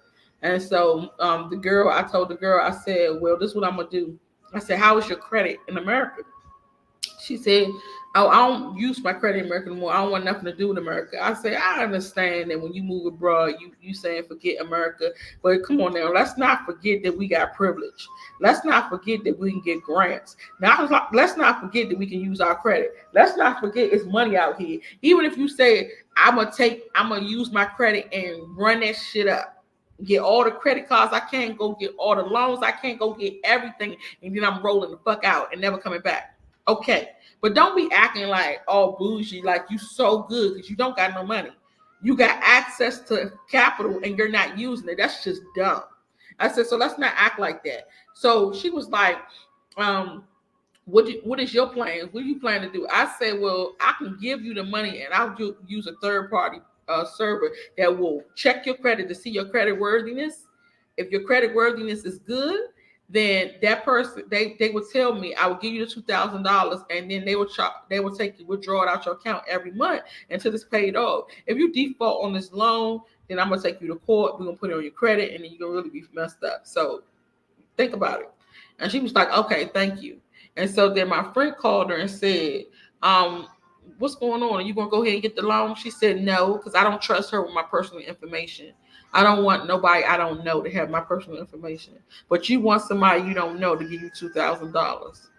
Come on, bitch. Seriously. I said I knew it. Like I wanted you to see for yourself that she wasn't nothing. Like leave her alone. She said, yeah. And then even she changed up on me. She said, because before she talked to you, she was just like calling me every day, say, oh, you think she gonna give me the money? You think she gonna do it? I'm just so excited. I'm gonna finally get this nail salon done. And then she said, then when I called her to ask her what's going on, she was like, I gotta go. I'm busy. I can't talk right now. I said, this is crazy.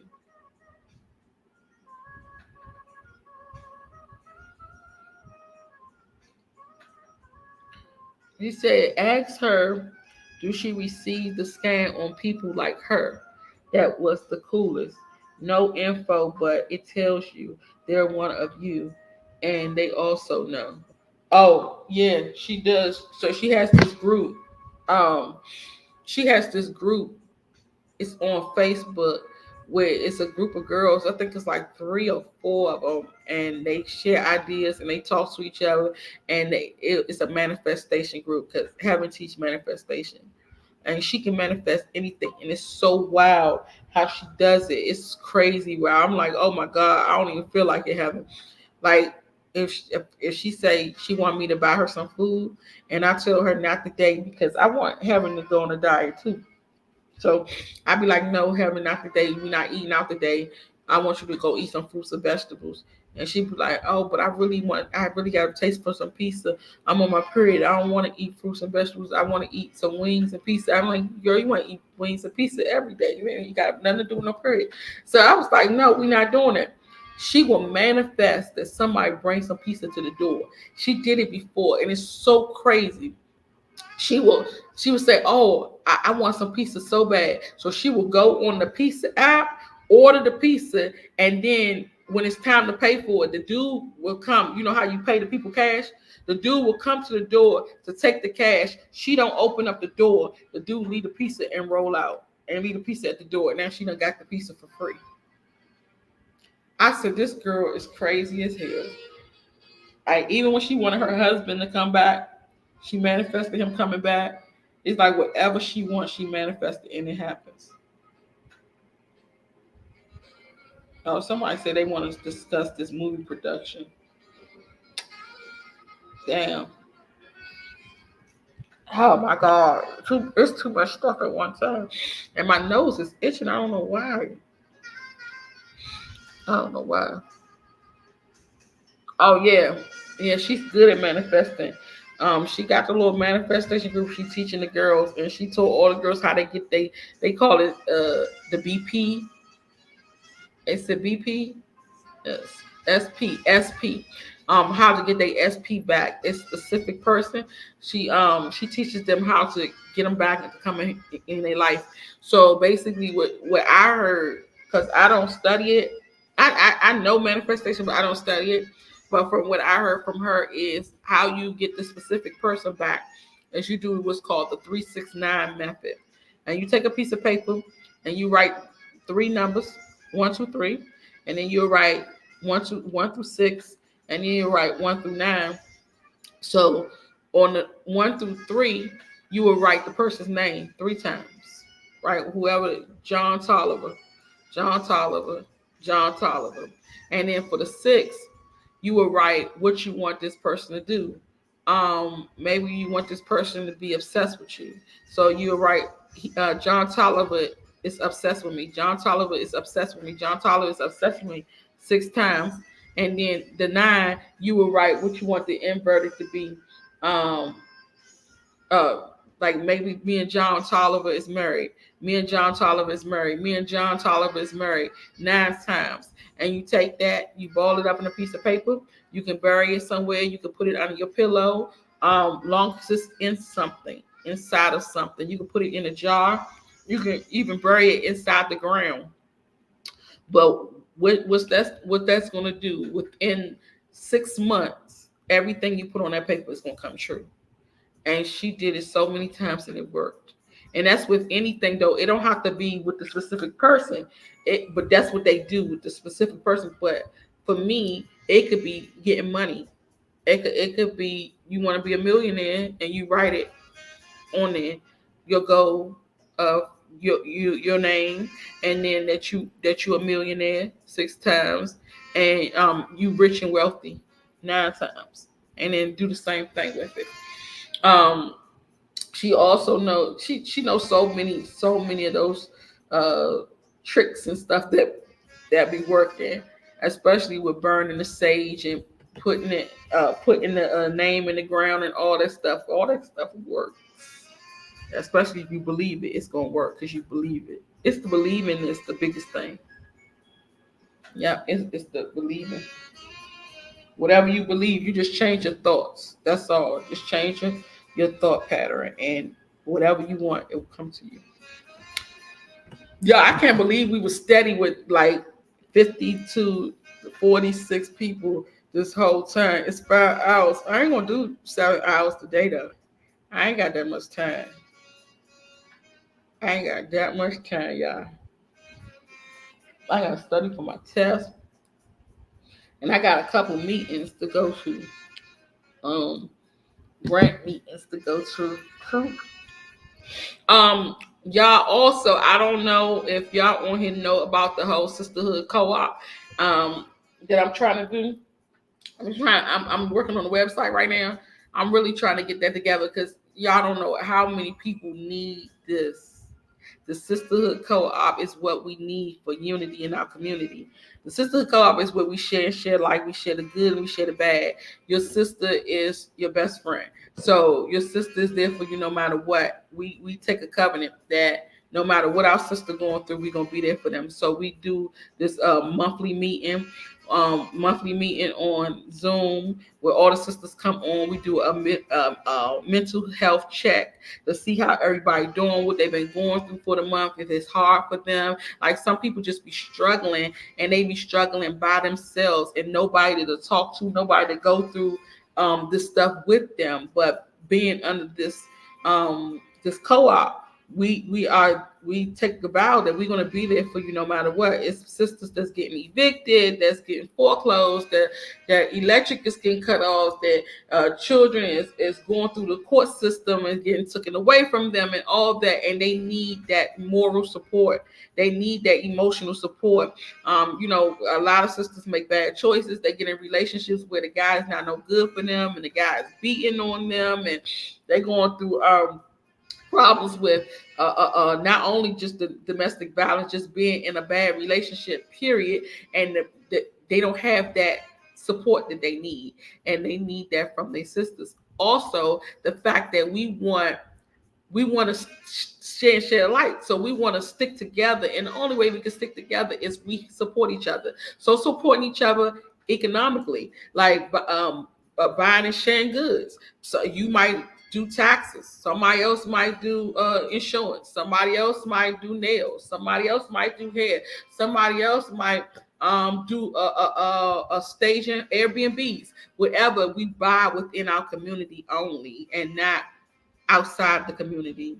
like the Chinese do, like the Indians do, like the daggone Mexicans. Everybody got a community except for us. We'll still go and buy with everybody else and not buy with our fellow brothers and sisters. So we get these businesses up and running, helping it. Like even like they got that what is that susu where everybody put their money in and we get this girl a business, we get this girl a business, we get that. We need to start doing that in the African American community, but it's just like people just get so stingy and it's crazy how it is. So I say, you know what? I want to come up with this sisterhood co-op where we can actually unify, you know, be in some type of unity and some type of group to hold each other accountable. Have a sister there to call you and check up on you. You need anything, you need me to come over. I want a sisterhood co-op in every state. I want a sisterhood co-op in every country. We need to get all our Black Americans over there in Argentina, Black Americans in Ethiopia, Black Americans all around the world. In Mexico, it's Americans in Canada. All that, we need all our sisters. Yes, we need all our sisters to be like, look, I am a revolutionary and I'm standing with my sister, okay? Because we don't have that support. And so many times that I went to graduations for myself. Nobody was there clapping and rooting in the crowd with me. Nobody was shooting in the gym with me. It's been so many times where my kids had graduations. My daughter had a whole she had her own TV show on TLC called Little Miss Atlanta. It was so many people. I was calling saying, look, can you be there to support us? Like be in the crowd, rooting her on. Like this is something real major. Like she going against these girls and it's people in here that like she need to know that her people's here got her back. And people was coming to the events and they had their whole family and all I had was my husband and my kids. I had nobody I could call to say, I'm gonna be there for y'all, I'm gonna be there for you. And then after we finish, we're gonna have a party. What about those birthdays? Be the worst days when you ain't got nobody to cook you nothing, to celebrate you, to give you a piece of cake. You just by yourself, or the holidays with Christmas when your kids ain't got no Christmas toys, if that's what you celebrate. Valentine's Day, you ain't even getting no roses. Like we need to be there for one another. And do you know how strong a Black American woman community will be? Because we strong all by ourselves. We are a movement by ourselves. Can you imagine a force if we was together? Come on now, like Black women are taking over. They taking over everywhere. Like we really like came a long way from being up under a man and a man holding us down, telling us, look, you stay in the house and you take care of the kids. I'm gonna go out and make the money. And they can talk to us any kind of way, cheat on us and treat us any kind of way because they the man and they got the power. No, we taking our power back. Fuck that. Fuck that. And I'm not trying to tell women to divorce their husbands and we all gonna unify. But I'm trying to tell women, no matter what the case may be, whether you are married or not, we got your back. We got each other back. And so many women needs this, and so many women need that mental health check. Like check up on your sister. Like I haven't heard from you. How you doing? Or just tell your sister, like get online and like even if you don't say nothing, like you got 41 people in this chat right now, but 41 people ain't saying nothing. That's cool too. But as long as you hear me. So it could be 41 people on the live, 41 women. If we could just touch 41 women, okay? It could be 41 women on the Zoom and they could just be quiet. But as long as they can hear that, we got your back. We're here for you. Sometimes that's all you need. And when you ready to talk, when you ready to tell us what's going on, when you ready to get the help you need, we here. Yeah. So I really, really I'm working on this thing hard because I'm like, I really want this. I think this will be very powerful. It will really blow up. you know um Even for like I went to the what is that thing called? um I went to the African Hair Gallery. I don't know. I was taking my son to the African Hair Gallery, and it was in the mall, and it was a lot of African women in there. And the African women said this is the type of stuff they want. They want to do this stuff. Like they want to take this abroad and have family members abroad get into stuff like this. And they like, oh look, please give me your number. Please let me know your information because I really want this. Like we need that unity, and we need to unify with our African American sisters. I mean, our African sisters too, because it's so much division within that community as well. You got Africans looking down on African Americans not liking Africans because we raised different. It's just so much division. And I'm like, we don't have to be like that. And I know like we are not the same, but at the end of the day, we can't unify with each other. I ain't saying unify with a white girl, but at least unify with our African sisters. Ain't nothing wrong with that. You know? Oh, you said you would totally be a part of it. Okay. So now I'm working right now. I'm working on this website. On the website, because what I do want to do, like I know that we can do a crowd fund because this is what I really want too. I know there's a need for housing, especially now when you got Vanguard and you got all those big businesses that's taking over and buying up all property in America. You got Chase Bank and you got Wells Fargo. They buy up all the property so they can rent it to us. They don't want to sell it to us. They want to rent it to us because they said they want us to own nothing and be happy. So all this is a setup. But I'm just like, okay, if we can find rural areas where they can't touch us. That we can actually literally own the land and we can build our own sustaining community or whatever and put like stores and we all have our businesses there. We can operate it and run it like a Black Wall Street. But we can have our own shit. That's what I really would want. But at the end of the day, it's free money out here. So I'm just like, okay, I know we're gonna have our little dues and we're gonna put our little dues in it, but our little dues need to be for the sisters who something happened and they need some money real quick, like they get evicted or something like that. But the real money need to come from the government. We need to use the same shit against their ass. We need to take that grant money and use that grant money to build us communities. Build us communities and live in our nice communities with our families and our high rises and our townhouses and our little apartment complex and our little tiny home community. All that shit. We need that shit. So I'm just like, okay, I want to start getting this money. So I got the 501c3 already started. I did all the legal paperwork, so legalities is taken care of. Now I'm supposed to be having a meeting today to talk to somebody about getting me some grant money because I don't know how much we would need, but she said she was willing to fill out all the applications. I'm like, I don't got time for no filling out applications. So it's just the point of getting somebody to do all the different pieces, to take care of the different parts where I can't be at, because I can't be everywhere at one time. And I still got a lot of stuff going on myself. So I'm just trying to delegate tasks to different people.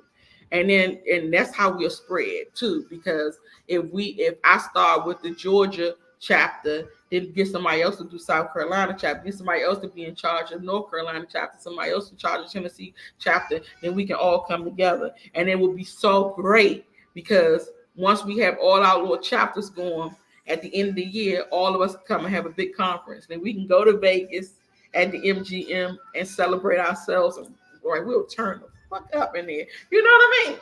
It would be so nice. Yes, away from the city. Exactly. Yeah, the land can be placed in the trust too. Yep, exactly. But it needs to be somewhere in a rural area because, like, even with the money, the loans that they got loans that you can get for free land. And I've seen a lot of free land. I don't know if I still have the paperwork. I gotta look and see. Because I seen some places with free land, but it was absolutely nothing there. It was absolutely nothing there. And they was like, it's free. They giving it away. And I'm like, oh my God, I need to jump on this, but I didn't even fill out the application. So I need to go look back at that again. Yes, grow food too, crops. But even like stuff like that, we got to do this shit incognito. because that be the times where they come and tear your shit down because they like, oh, they too self-sustaining. We gotta make sure that they depend on us. They need for us, and it be people like what's his name? The white dude. Y'all know I be forgetting people names and stuff. Um, y'all know the white dude who did the whole COVID thing. He's shutting down all the farms, all that shit. It be people like him. West Coast chapter. Oh, you like? Do you like Cali? I heard Cali is so expensive. Oh my God, it's so expensive. And they said the governor was trash, and I just hear so many bad things about California, especially during COVID. It was real bad. And I was like, oh, I'm gonna stay away from COVID. Yeah, I was real pressed to live in California, and I did. I be coming up with some brilliant ass ideas. So I was with my ex husband. Yeah, it's expensive. I was living with my ex husband, and he was in the military. So I wanted to use his military benefits. I wanted to go to California because my daughter is a rapper, singer, dancer, model, and all my children are actors. And so I was like, I'm gonna go there, and I'm gonna put them in the industry there because we had took over the industry in Atlanta. So I said I'm gonna go here and take over California too. So I wanted to move there, but it was so expensive, and I couldn't afford it. So I had came up with this brilliant idea that we was gonna go take my ex husband to VA hospital. Tell the VA hospital that we homeless and we in California, so they can get us a place. You know, they told us they was like, okay, what school you gonna put the kids in and all that stuff. And I said, well, I homeschool my kids. They said they don't do that homeschool thing. You gotta put them in school. So I'm like, okay, that's one red flag because I don't do school. So then um they took us through the ringer for about 2 or 3 days, and then they said, okay, we're gonna give him a VASH voucher. The VASH voucher gonna give you 3 bedrooms. You can live in California. You can find whoever takes Section 8 or whatever, and we was gonna be good. So I'm like, damn, this shit worked fast. Like we had just got there. Bill Gates, that's who. Thank you. So I was like, damn, this shit worked fast. So they ended up calling us in for our interview. They said we were gonna go to the interview and we was gonna pick up our VASH voucher so we can go ahead and start looking for a place.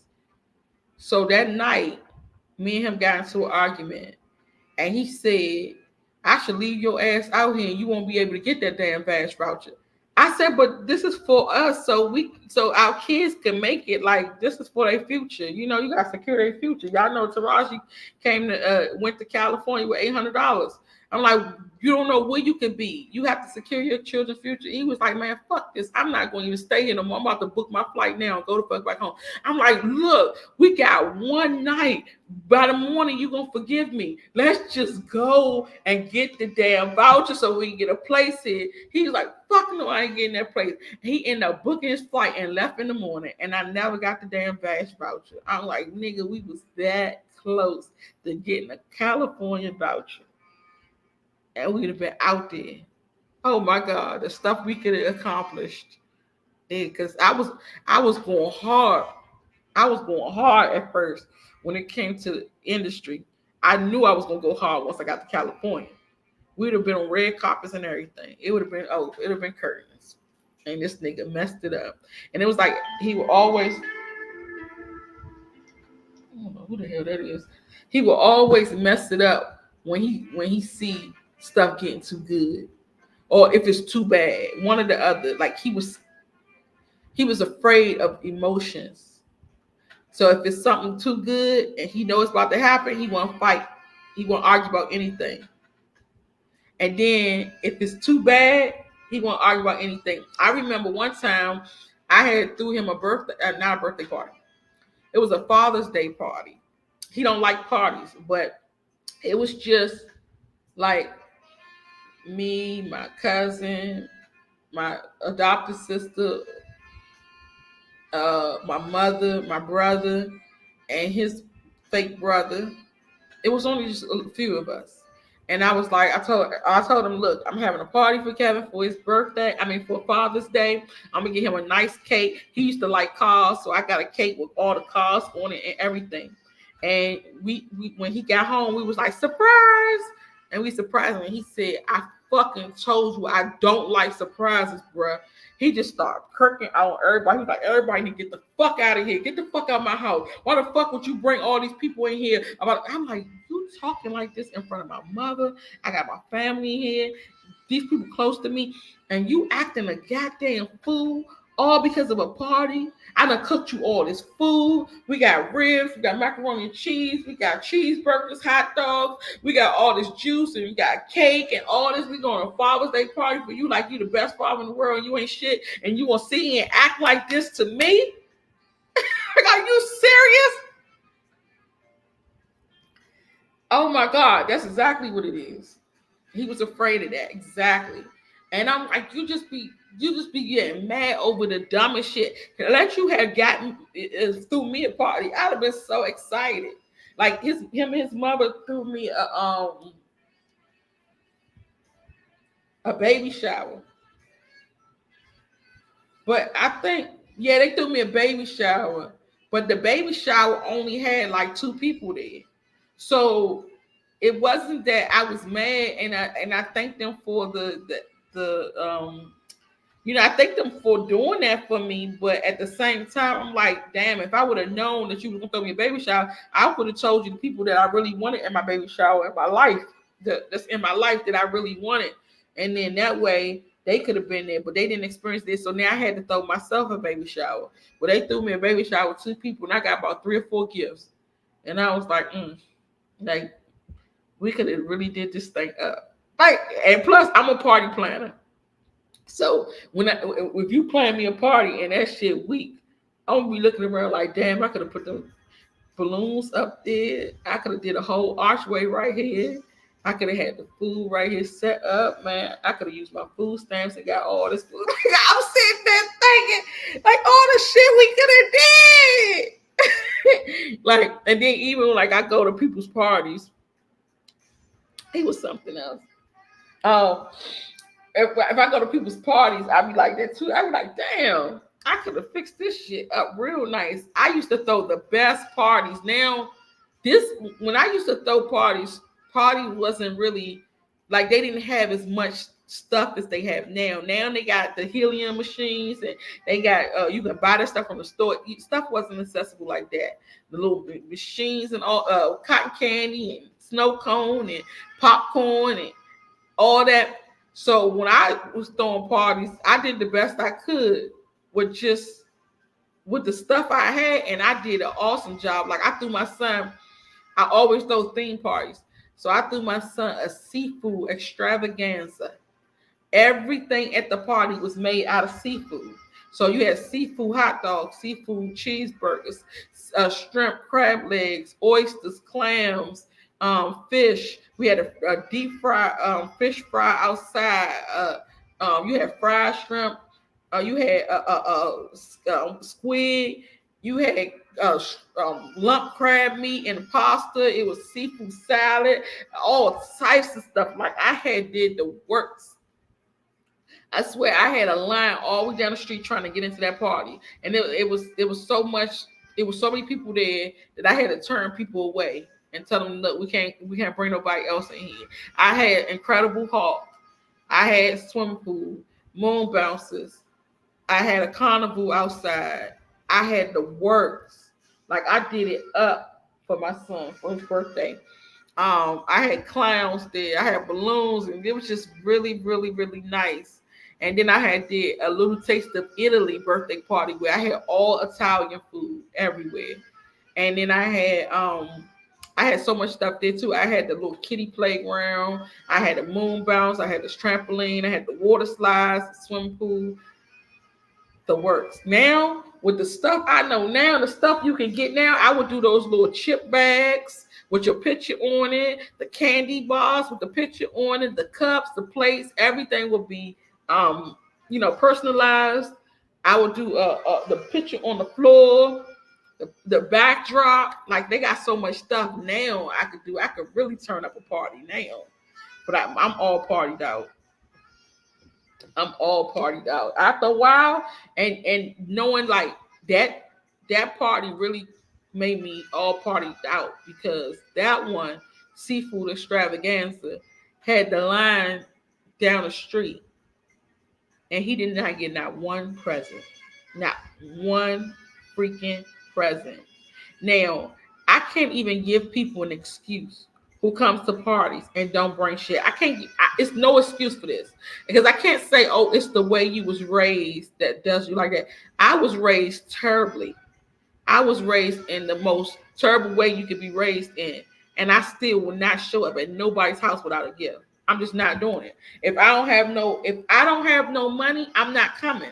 I'm sorry. I'd rather not come than show up to you and don't give you shit. Or if I come and I don't have no money, I can use at least use something like a couple dollars to get something from the dollar store. I'll get you something to make it look like I got you a rack of shit. I will go to the dollar store and get a little paper bag and then put a whole bunch of little dollar toys in it, or put like get some toys. They got several toys inside. And put that all in your bag, stuff that shit, and make it look like I spent a whole bunch of money on you. And then I would take some of my food stamps and get you a basket with all the little chips and stuff. I would color coordinate it and make it look like I really just put a lot of money into it. Get you a purple basket and put purple Doritos in it, a purple soda in it, purple candy bar in it, purple this, purple that, and make everything look exclusive. Like, this is what I'm giving you for your birthday when I know I ain't had no money, so I use my food stamps to do it. I will do that. I'm gonna get you some shit. I'm never gonna come to your party. Never. I'm coming bearing gifts. I'm never gonna come to nobody's house without a gift. Every time I go to somebody's house, I gotta have a gift. I don't care if it's a party or not. It could be just me meeting your parents. I'm coming in bringing your parents gifts. I remember when I went to my ex-husband, just meet his parents. I bought everybody gifts. I bought the aunt a purse. I bought the mother a purse and a watch. I bought the father cologne. I bought this. I bought that.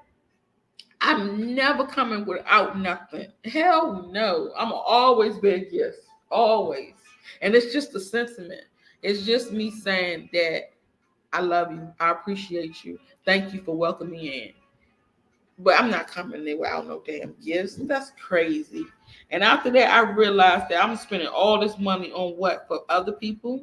And I just love to see people happy. So I will always have parties and I'm just giving away shit constantly. And people don't deserve it. Like, I would have a party, a Christmas party. At the Christmas party, I might say, all right, I got $200. Let's play Family Feud. I got this team over here, this team over here, this team over here. Whoever wins on this go round of Family Feud, you get the split $100. I need 5 people over here. I need 5 people over here. 5 people over here. Don't yell out the answer. Just tell your teammate, all right, this is the answer, like this one. And who's gonna be able to be the captain is gonna be the one who's gonna raise their hand and tell me the answer. We gonna do this and we gonna play this game right. And you be like, you go to a Christmas party, people just sitting around, just chilling, eating. I'm playing games. I'm giving away money. I even got a whole bunch of gifts that I'm about to give away: a DVD player, TV. I'm giving away this. I'm giving away that. So you can really have some fun and say, "Dang, I came here and I left out with $100 and a TV." You know. But people don't be like that. They don't really be like that no more. It's just crazy to see how people are. I cannot. I cannot not do certain stuff for people. So I'm always coming with something or some ideas. We gonna turn up. We gonna have some type of fun, and that's rolling out the red carpet. I be trying to be creative. I know a lot of people that's more creative than me, but my nose is itching like crazy. I don't know what it is. It's like, you know how when you're allergic to some laundry detergent? Like, I put perfume or laundry detergent on my nose. It's just itching. Like, yeah, I try to be creative. I used to always do that, but I spent a lot of money on people. I remember one party. Hey, huh? I remember one party I had. I gave away a car at that party. I think that was a Christmas party. Yep, that was a Christmas party. I gave away. car, and a PlayStation 4 at that party. Everybody used to love coming to my parties because you never know what you're going to get. You won't know what presents we got today. Oh, that is true. That is true. I didn't think on it. This motherfucker talking about me real bad. Oh my god, bruh. Oh my god, this is so bad, y'all. This motherfucking ex-husband of mine went on my page and said so much shit about me. He went down there and commented to everybody, talking shit about me. He got his brother to call me. His brother said, "You was dead wrong for that video. You lied about everything in the video. You said that we be asking you for money. We ain't never asked you for shit." I said, "Nigga, is you not the same one who asked me to buy your son a new tablet? Is you not the same one that asked me to get your transmission fixed? Is you not the same one that fucking took $250 from me and never came back with my products? Are you not the same one who did that? Is your brother not the same one that asked me to pay for his college? Is your sister not the same one that asked me to pay for her mannequin heads? Is she not the same one who called me just 3 days ago and asked me for $50 and I told her to go ask her brother? Are y'all not the same people?" He said, "No, we ain't never asked you for shit." I said, "Just you fucking lying to me make me want to go off because it's me and you. You don't have to lie to kick it. Nobody's watching, nobody's looking, and nobody's listening. And you can't even be honest with me and we talking to each other. Like, I really don't care if my ex is watching this. I don't care. I don't. Because I'm like tired of just holding my mouth and they get mad at me because I'm speaking my piece. And then my friend was telling me, like, maybe you don't need to tell people what happened in your relationship and just keep it off of social media. And that's why they getting mad. I said, "You know what? They can wipe their ass and get glad because I don't give a fuck if they mad. How you gonna get mad at somebody because you dogged the person out? You treated the person like shit and you gonna get mad? That's so manipulative. Like that's a narcissistic behavior. Why would you get mad at a person that you did something to? Why you get mad at me? You did that, not me. I didn't do anything to you. You did it." And so now he's just gonna turn everything around. And then they saying the dumbest stuff. It's like so crazy. Like this is really crazy work. And then the brother gets mad at me and said he mad because I was talking about his brother online. But I'm like, but you're not mad at your brother for what he did to me? Like I'm the victim here, and you mad at me for talking about it? Like that's the least I could do. And why would he get mad at me for talking about it to y'all like y'all know him? He done put himself out there now because he went on my Instagram, then he went on YouTube. So he done went on YouTube and told y'all who he was. I never told y'all like his name and all that. I didn't say that. So now he done went on YouTube and told y'all who he was. And so it's people wanting to say, "So Dad, so you the dude she talking about in the video?" And he like, "Yes, that's me." Nigga, you messing yourself up. If you didn't want nobody to know you, they know you now. You done fucked yourself up now. You done went on there and snitched on yourself and talking all this shit. Like he really fucking pissed me off. And I said, I'm not gonna give him no more energy. I blocked the brother. I blocked him. So now he's taking it upon himself to go on my damn YouTube too. Cause like he can't get to me any kind of way. And I know he's just mad at me because on Monday when he texted me, I said, "Please stop texting me. Please." I said, "I don't need you to check up on me." He said, "But I'm not checking up on you to argue with you. I'm checking up on you to see how you're doing. I don't need you to see how I'm doing. You should have been seeing how I was doing when we was together. I don't need you to argue with me either. I just need you to go to the Bay Bridge and jump the fuck off." And I don't give a fuck. Like I don't give a fuck about none of that. I don't even care. Like if you was on fire, I'm not pissing on you to put you out. I'm all done. Like I'm done with this. It's crazy work. Like this is it's insane.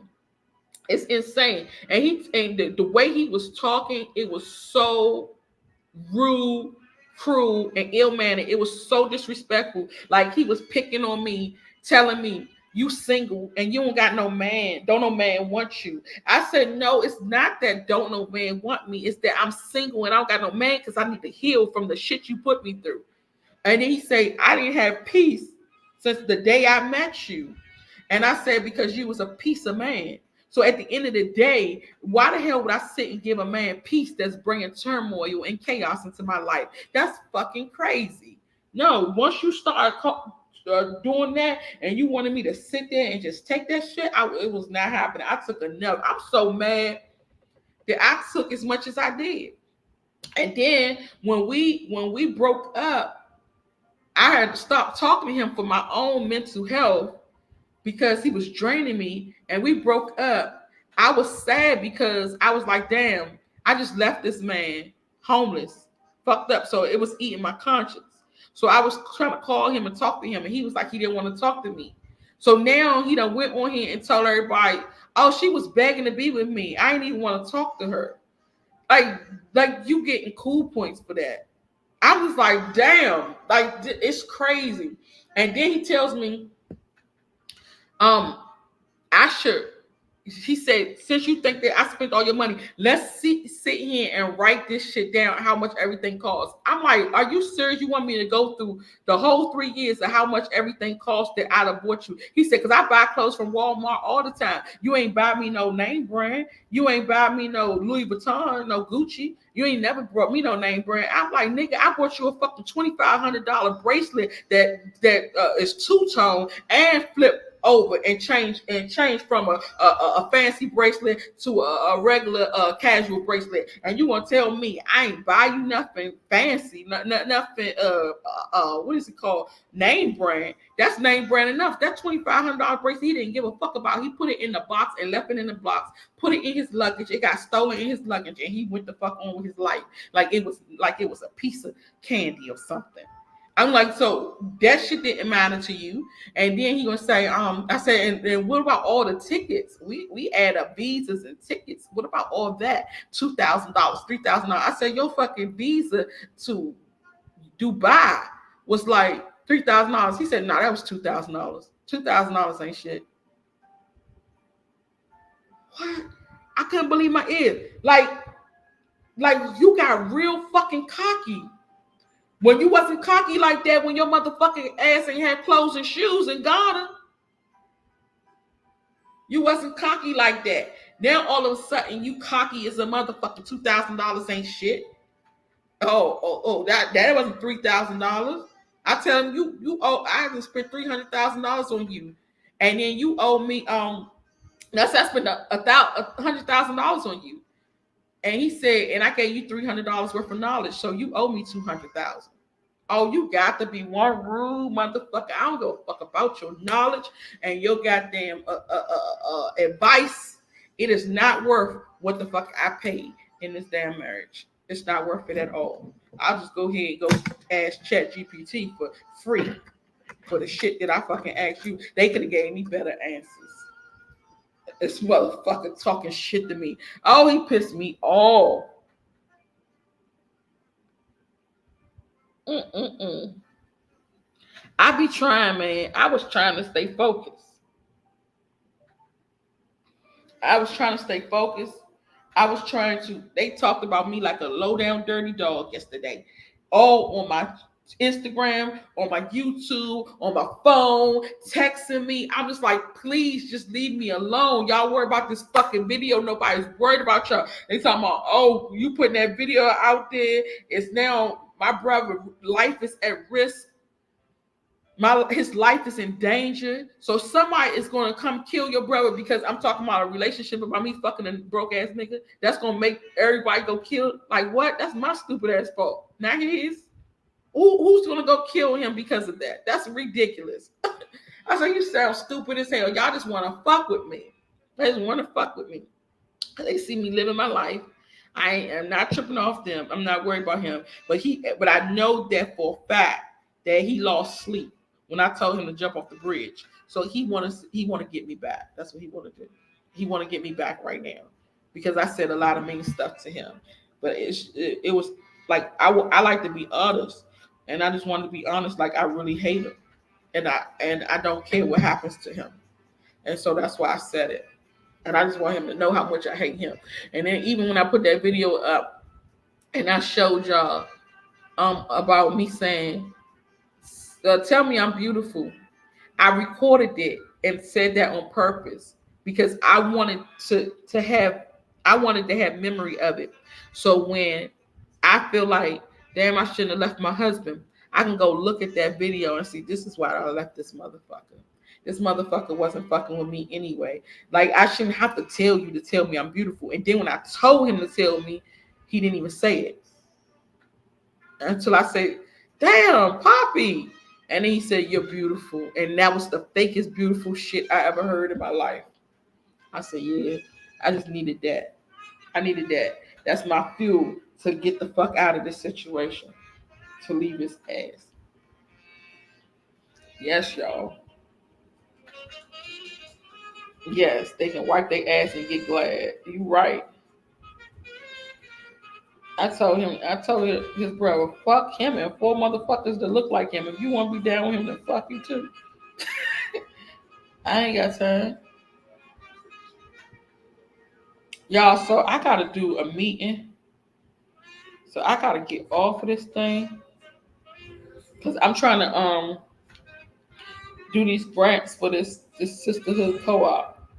But as soon as I get, y'all stay tuned because as soon as I get the website up and running where you can sign up for the membership and all that, I'm gonna put it out there and let y'all know. Liars and thieves, who you telling? Mm-mm-mm. Motherfucking thieves. It's so crazy. Honor amongst motherfucking thieves. Like it's been a lot. It's been a lot. That's why I'm just like ready to just go blossom and live my life and have fun and turn up. Like I can't be still now. Have a blessed day, honey. Nice talking to you too. And when I get the information, I'll put it up so all y'all can sign up and we can get the sisterhood co-op going. Cause I like to know all y'all. I like to get to know everybody, every last one of y'all. Like I'm gonna remember your picture. If you don't change your picture, I'm gonna remember your picture. I remember pictures, and I remember. I don't remember the names all the time, but if I see it again, I remember. It has to come to me because y'all know my memory. I couldn't call it off. Like I can't call it right off. Like, oh, I remember it said this, but if I see it, I'm like, yeah, I seen that name Nisha Daly before. Mm-hmm. Yeah. So I gave y'all almost 6 hours. Okay. Ain't nobody get up on the stage. Ain't nobody even ask to get up on the stage. But I'm gonna come back. Maybe I'll do another one, another live Tuesday. I'll do another live Tuesday, y'all. So I can start doing lives more because they said that you can do all the social media on this one thing, and I need to do all the social medias. I did do that yesterday because they kept on harassing me yesterday. So I was able to block, but I don't know if they're gonna get the new accounts and try to come back. You said, "Kay, can I ask you about the bugs in Africa? We have roaches and bed bug problems here in our homes in America. What's the bug problems? You know?" Oh, yeah, my TikTok is K&K dot squad. K&K dot squad. I just opened that one, and then I have another one. This Freedom Ayah Bay. The problem in Africa is cockroaches, but I don't see them. Um, I don't see them a lot. I don't see the cockroaches a lot. It's more spiders than anything. Cause spiders, and when I talk about spiders, I'm not talking about no little spiders that we be having in America. I'm talking about humongous spiders. Everything that is in Africa is going to be way bigger than America. So the bats that's in Africa is about this big. They fly over the fruit trees. And they big, nobody cares about them either. I'm running for my life. And everybody else like, and they just standing there. Everything is going to be humongous. Cockroaches is going to be really big. And the cockroaches mainly be outside. You don't really see them in the house. I never seen I never seen roaches though. And this girl, oh my God. So this lady was talking about it's this roach powder that you can buy from Home Depot, right? And the roach powder is really good. It's white. It's not boric acid. It's in a bag, and it's like some special formula you can buy, and you mix it with toothpaste, and you mix it with some other stuff. And so when you do that, all the roaches gather and come into wherever you put it into a bucket or whatever. And this girl gonna say, "Damn, who the hell still has roaches these days?" And the lady said, "Man, roaches gonna outlive us. What did you talk about? Roaches are still around." And I kind of agree with her. I ain't seen no roaches in a long ass time. That is freaking crazy. I haven't seen roaches in a long time. But the spiders is definitely crazy. I haven't seen no mice. I haven't seen no mice. I've seen the rats. The rats they eat the bush meat. I seen that. Um, what else? Really, mosquitoes. And mosquitoes is big as hell too. Really, just mosquitoes is what you worry about. Mosquitoes and spiders. I know you missed the live. You're gonna have to go back and look at it. Like we've been on here for 6 hours now. Like it's nice, nice, nice. We talked about a lot. We digged into a lot, and I still got so many more stories to tell. So I got to do another live on Tuesday. I'm gonna tell y'all about my whole life to the point where I ain't gonna have nothing left. Yeah, they eat rats. Hmm. So you'll see those in the bushes, but that's pretty much it. Another thing too, if you got any problems with rats, I ain't tell y'all my rat story. So I'm gonna tell y'all my rat story before I leave, okay? Because we was on the subject, but I had skipped over. I'm gonna tell y'all before I tell y'all my rat story. Um, I had a lot of trauma when it comes to rats and mice, and I tried everything there is to get rid of rats and mice, and the number one thing that I seen that I tried that worked so good is you take a big plastic tub, like any plastic bucket that you're gonna put stuff in, any plastic bucket will work. You put a little hole in it, cut a little mouse hole in the bucket on the side. Put boric acid and some honey cornbread mix, and stir it up. Honey cornbread mix and boric acid. What happens is the rat goes in there. He eats the cornbread because it's so good. It's sweet. It's nice. But the boric acid inside is going to get inside his stomach. He's going to try to burp it and fart it out, and he can't. They can't pass gas. So after he try to burp and fart it, he not gonna be able to pass gas. He gonna work his way out of the house. He gonna try to find out how to get outside because he gonna need some water and he gonna need to go wherever his home was. They like to go outside before they die. When they start feeling sick and feeling like they want to throw up and burp and they can't, they go try to find out how to get outside. They're gonna go outside and they're gonna die because their stomach is gonna bust open. It's gonna explode the stomach. So that's how you get rid of rats. Once you try that, you will never try nothing else. You wouldn't try to get the trap or none of that. Trap don't matter. Glue trap don't matter. If you got rats, you do that one thing and all your rat problem is gone. Solved. Never to be worried about it again. Never worry about it again because they will be sick as dogs, okay? And they're gonna stomach gonna bust open and you ain't gotta worry about them. They all gonna go outside and they're gonna die. Okay, so that's that. So now, let me go back to the apartment. The apartment that I got was $65 in the hood. When I moved in that apartment, I had a mattress on the floor. It was like a plastic mattress. It was like a pad. It wasn't like a mattress, but it was like a pad because I didn't have money to get no furniture or nothing. So when I first started seeing mice in the house, um, like it really traumatized me because I didn't see mice in my life, but I never seen mice like this. So the mice will come out in the nighttime and they will be running around me and they playing with each other, they fighting, they having block parties and shit in the hallway, they doing all types of shit. So I started complaining to the rental office and I said, it's a lot of mice in the house, they just playing around. So she was like, put glue traps down. I was putting glue traps down, but I was still getting a lot of mice, and I didn't have hey hun, I didn't have money like that to keep buying glue traps. And when I get mice, I want to buy glue traps. I want to buy the catch snapping traps. I want to buy poison. I want to go all out because I want to get rid of these freaking rats or mice at one time. So what I found out is rats don't run with mice. So you're gonna have either or. So in this particular case, I had mice. So these mice was babies, and when I'm talking about babies, it was the little teeny ones, and they would be running around the house. So that means the mama was somewhere, and she was getting pregnant and having these damn mice all over the place. So I kept telling them to come in the house.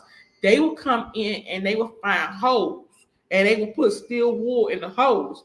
What I was always taught is you take glass and you break the glass up. You put the glass inside the steel wool, and then you stuff it in the hole, and that way they shoot through the glass and it cuts up they neck. I mean they throat. So that's what I was always told. But when you at the apartment complex, they're not doing all that. So they would put the steel wool, but I would still see mice running around. So this one time, I felt so secure to go to bed. I had went to CVS and I got this thing. It was this ultrasounds that go through the walls, like you plug it up like a plug-in, and it goes through the walls and make noises that they can only hear. And once they hear that sound, they don't come out. So they scared of it. So I was like, okay, let me see if this gonna work because I'm trying everything, right? So I put the thing in there and I ain't see no mice. Oh my God, it was so quiet that night. I said, oh my God, I can finally sleep peaceful. My problems are all solved. I'm going to go ahead and buy me 10 more of them when I get out today. I'm going to buy me 10 more. I'm just so excited. So I went to the store. I got some more because I went out that day. I got some more. Come home, plug them in. Okay, I can really chill in my house now. I ain't got no mice no more. I'm happy as a mother freaking. So I go to bed that night. In the middle of the night, I wake up because I hear some noise. And I said, I know it ain't no mice because I got these ultrasounds going through this wall and they're not playing with them tonight. So I get up and go in the hallway. When I tell you it's about 20 motherfuckers in my hallway having a block party, they say we coming out tonight and we coming with revenge. Everybody come. They invited their friends, their cousins, everybody in the hallway having a block party. And I'm like, what the fuck? I'm so devastated. I'm scared. I'm shaking in my boots because I'm scared of shit in bikes. I'm shaking in my boots. I'm like, oh my God, what am I going to do? I have nobody to call. I just got this baby right here. Like, I'm not going to be able to leave this house. I'm not going to be able to get out of here because I always thought that I have to walk past them when I leave out. Mice leave in the morning. They go into the walls in the morning, so you don't see them no more. They had a city hall meeting, exactly. So they'll go through the walls, but I was thinking they're going to be out there waiting for me in the morning. So when I get out there, I'm going to see them. So I was like, oh my goodness, they came back with revenge. They was like, bitch, you want to put some ultrasounds out here? We're going to dance to that shit then. I was like, oh my God. So then I called the people again. I said, look, I've tried everything. I tried the glue traps. I tried the snappy traps. I tried the ultrasound. Nothing is working for these mice. So then they had came and they put some poison down for them. So when they put the poison down, I didn't see them because in my mind, it's like the placebo effect. You think that it's doing something that it's not. So in my mind, I was thinking, all right, so they put the poison down. So that means they dead right now. They good as dead, right? Good morning. They good as dead. So I ain't even got to worry about it. This day, they put the daggone poison down.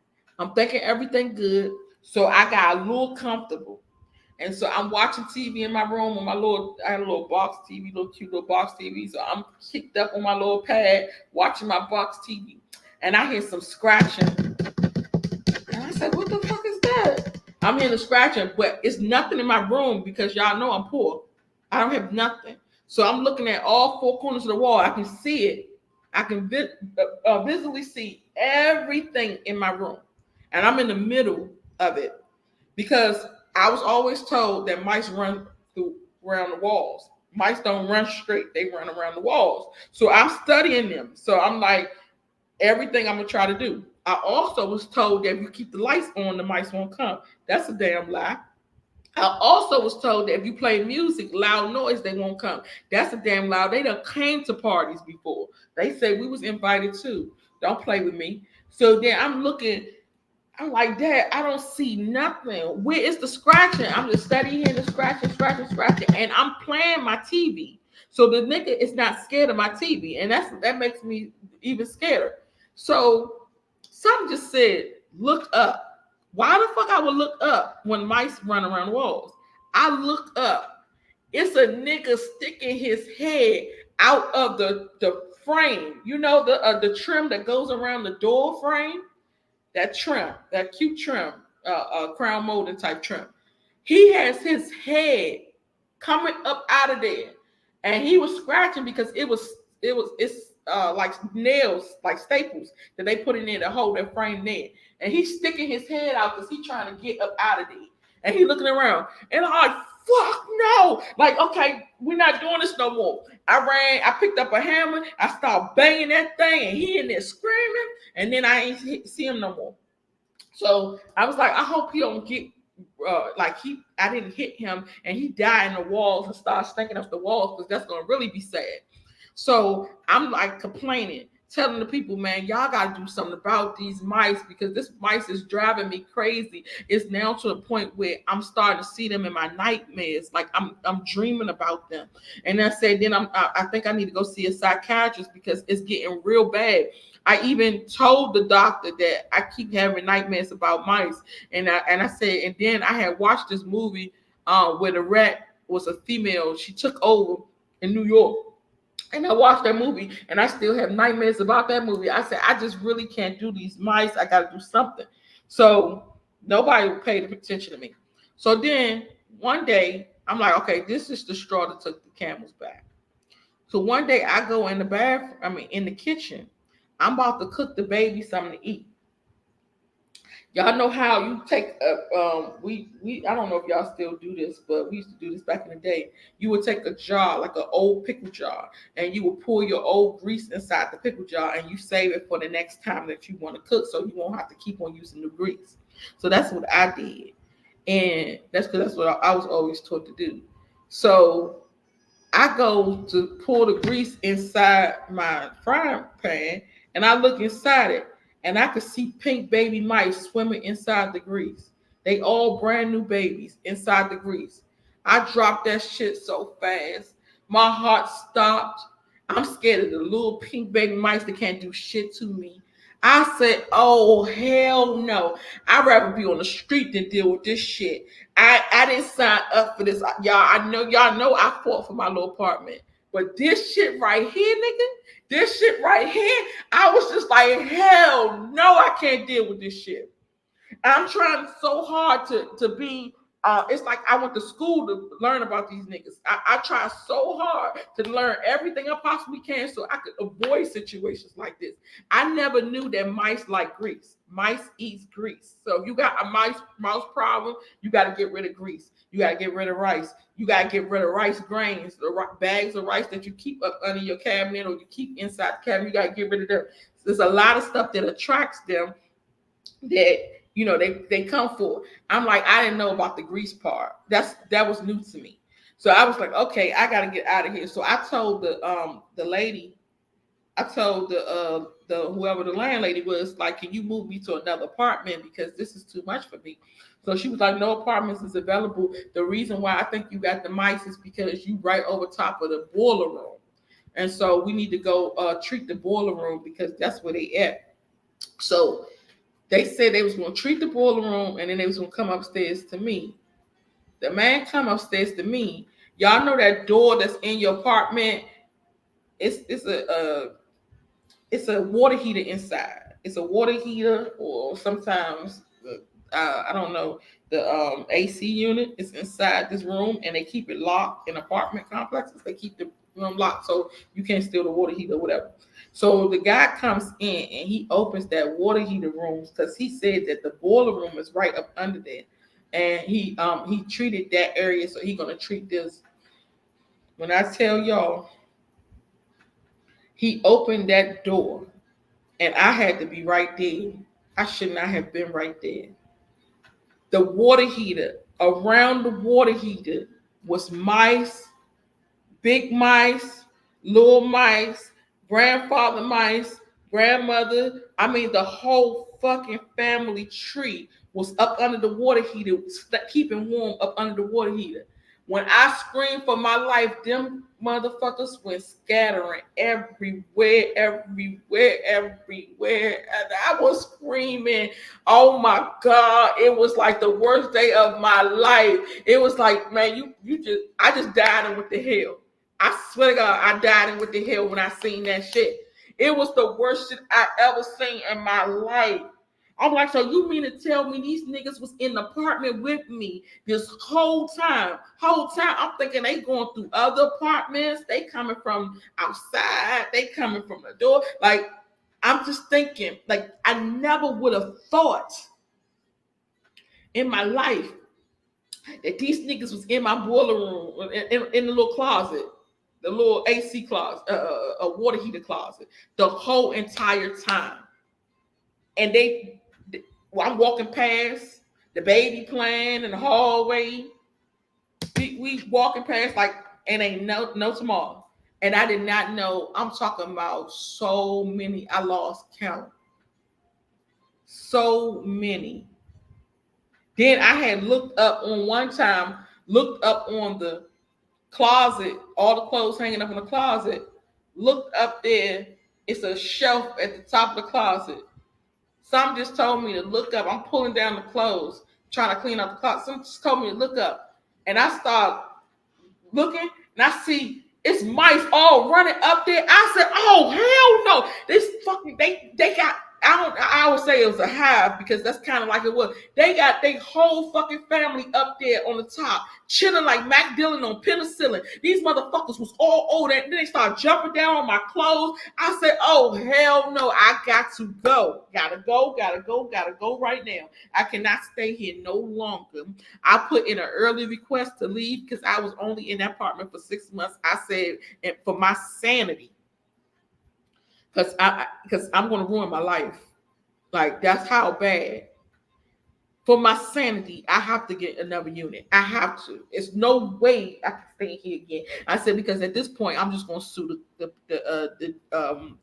what you call that office, um, the Section 8 office. I'm going to sue if I can't move because this right here is bad. Oh, shit! I know exactly. I remember exactly what happened. When I told them I was gonna leave, that was not even a straw. No, that wasn't a straw. The straw was I was sleeping on the floor. I had the little pad. It wasn't a mattress. It was just a little pad. My son had a crib. I had got a free crib from the free crib program. I used to put my son in the crib and I sleep on the floor by myself. One night I woke up in the middle of the night and it was a mouse in the daggone crib with my son drinking his bottle milk. Because I used to feed my son Infamil. Hey, hun. The nigga was drinking my son's milk. Then my son had a bite on his foot because he must have had some candy and he was playing and got the candy on his foot and the mouse was eating the candy off and started chewing on his foot. I said, now it's a point now where if I don't get out of here, I must sue. I must sue because this is too much. Gold mouthwash? Okay, I will. I will. I done did cats and everything, and the cats ain't do shit. Cause I be telling the cats, look, you only here for one purpose, because I don't do cats. I said, you're only here for one purpose and one purpose only, and that is to catch these mice. That's it. So I can live happily ever after because I can't live in this mother freaker if it's mice. I'm sorry. The only way I can live here, it gotta be some cats to catch them, or I gotta not have them because I can't do it. That house was that house was mouse infested, mice infested. I was playing with my kids and I say, is it meese or is it mice? And they were like, it's mice. I said, no, it's miceses. And they say, no, dang on miceses. I said, oh, it's mouseses. They be like, girl, stop. It ain't no mouseses. I always play with them like that. But I after that, I was like, man, these apartments in the hood, I can't do them. They too dirty. I remember my mother had a best friend named Paulette, and Paulette lived down the street from that apartment. And Paulette was my mother's best friend when I was a little baby. I was like 3 years old. I don't know where Paulette. I seen her a long time ago when Facebook first opened, but I never seen her after that. I know all my mother's friends and everything. I don't think I have. I only have one friend of hers on my page. Or the rest of them, I don't know where they at. But Paulette invited us to a party that was down the street from that same house with all the mice. And we went to this party one day, and all the kids was having a good time. They was singing and dancing. They playing music in the kitchen. They playing with balloons, jumping up and down, and eating cake and hot dogs and stuff. It was just like a normal party. And I just so happened to look down. It was a rat about this big eating the cake off the floor. I said, Mom, it's time to go. I can't do this. This shit right here took the cake. He literally took the cake. I said, we gotta go, Mom. I can't do this. And he was so brave too. He was big and brave. Oh my God, these rats. Oh Lord. That's like my worst fear. I'm scared of rats, tigers, bears, lions, and roaches. I'm not even scared of spiders. I'm scared of roaches. I don't know why it is. I'm scared of cockroaches. I'm scared of regular roaches. I'm scared of roaches. I do not know why. But I'll kill a spider any day. I'll smash his ass. No problem. When you have a roach, I'm running. I'm running. I recorded that the other day. It wasn't the other day. It was about a month ago. We had a cockroach that came in the house, and my son was trying to kill it. And the cockroach had ran somewhere and hid. And then him and my godson started screaming, there you go, there you go, there you go. I said, oh shit, oh shit, oh shit. So I'm up there the whole time. They trying to kill the roach. I'm up there screaming. They like, damn, you screamed the whole time. I said, yes, I'm so scared. Oh, your biggest fear is bed bugs. Yes. So I told my friend, she got upset with me. Like, we had this conversation like not too long ago. And 5 years ago, I went to her house and I helped her move. And the people who we called to do the moving, the men that came in, they told us that they wasn't able to touch her bed because she had bed bugs on it. And I was like, for real? I remember telling her that. That was 5 years ago. I remember telling her that. I said, if you got bed bugs in the bed, where else you got bed bugs at? Because they can actually be on other stuff too. They get around, they spread. So she was like, I don't got no bed bugs. I said, but the men said they seen the bed bugs and they can't even move the mattress. I don't think they will come over here and tell you you got bed bugs and you don't. So she was like, no, I don't got no bed bugs. I said, well, I'm sorry, but I can't do it because those bed bugs will go home with me. My grandmother had bed bugs too. So I was like, those bed bugs will go home with me, and I can't have that because then they'll infest my house. And she was like, well, if you're not gonna help me, I'm just call somebody else. So she called somebody else. They moved all her stuff into storage. So I just talked to her probably like 2 weeks ago. And I was like, so what's going on? Like, what you gonna do about moving? She was like, well, I'm trying to get a house in Georgia now. I need you to help me find a house. I said, well, where's all your stuff at? She said, it's still in storage. I said, I remember something happening where I couldn't help you. She said, yeah, because you said I had bed bugs. I said, so you put those bed bugs shit in your storage? She said, yeah. I said, so you had that storage for 5 years? I said, I will never go there. I could imagine 5 years of bed bugs in a storage unit. Oh my God. Them niggas living the beat all over. She said, I ain't had no bed bugs. I said, whatever the fuck you saying. The man said you had bed bugs. We just gonna make it look like you had bed bugs. You need to tell them to burn that motherfucking storage unit and don't bring nothing to your house or you in trouble. She said, girl, I'm not gonna do that. I've been paying that for 5 years. I said, I don't give a fuck. Leave it alone. Leave it alone. No, that's what I told her. I didn't want to uh do that work. I said I can't do it because my kids, you know. And she said she didn't believe it, but her daughter is the reason why. I don't know. Them bed bugs has probably didn't get that bad because the man said that in her room there was no bed bugs. It was just in her daughter's room. So her daughter must have contracted it and brought it home, and it ended up in her daughter's room. So it hadn't gotten to the other house yet. But I'm sure if that was 5 years ago, them joints is well infested in that damn storage unit. I just feel so bad for her. I said, leave all that shit alone. And she a hoarder too. I said, throw all that shit away. That shit is trash. Like the furniture look old fashioned and everything. I'm like, girl, get rid of that. Don't take that shit to your house.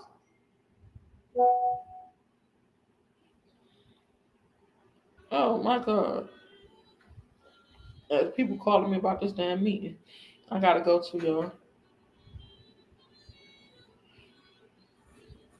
Mm-mm-mm. We still holding 46, 46, 46, 46. So I'm gonna just keep doing lives until I can just hold 200, 300, 400, 500. Y'all share that live. Share the live next time, okay? Because we gonna get into it. So Tuesday when I do the live, I'm gonna have some more stories for y'all. We're gonna get into it Tuesday. I told y'all enough stories today though. And somebody just came on here. Smiley just came on here, and Tanisha and Yasmin and Kimmy. So y'all need to go back and watch the live. Y'all, so I will see y'all later. Tuesday, I'll see y'all. I'll make sure I get some videos out this week. Yes. So y'all can see some stuff going on, honey. Surprise, surprise.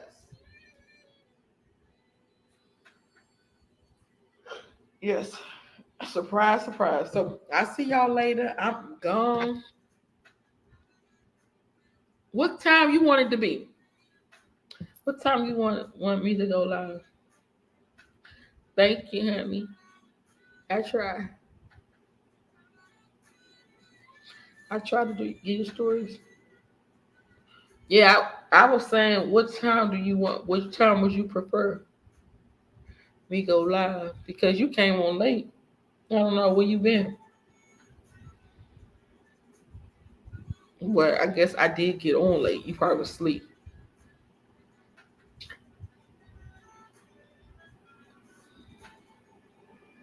Okay, anytime. Okay. Okay, thank you so much. So what I'll do is I'll just put the live up and say this is what time I'm gonna go, so you'll see it and you'll come on the live at that time. Okay. So you in California too? Okay, gotcha. Gotcha, gotcha, gotcha. Okay, so Tuesday I'll see y'all. Bye bye for now. Have a good one.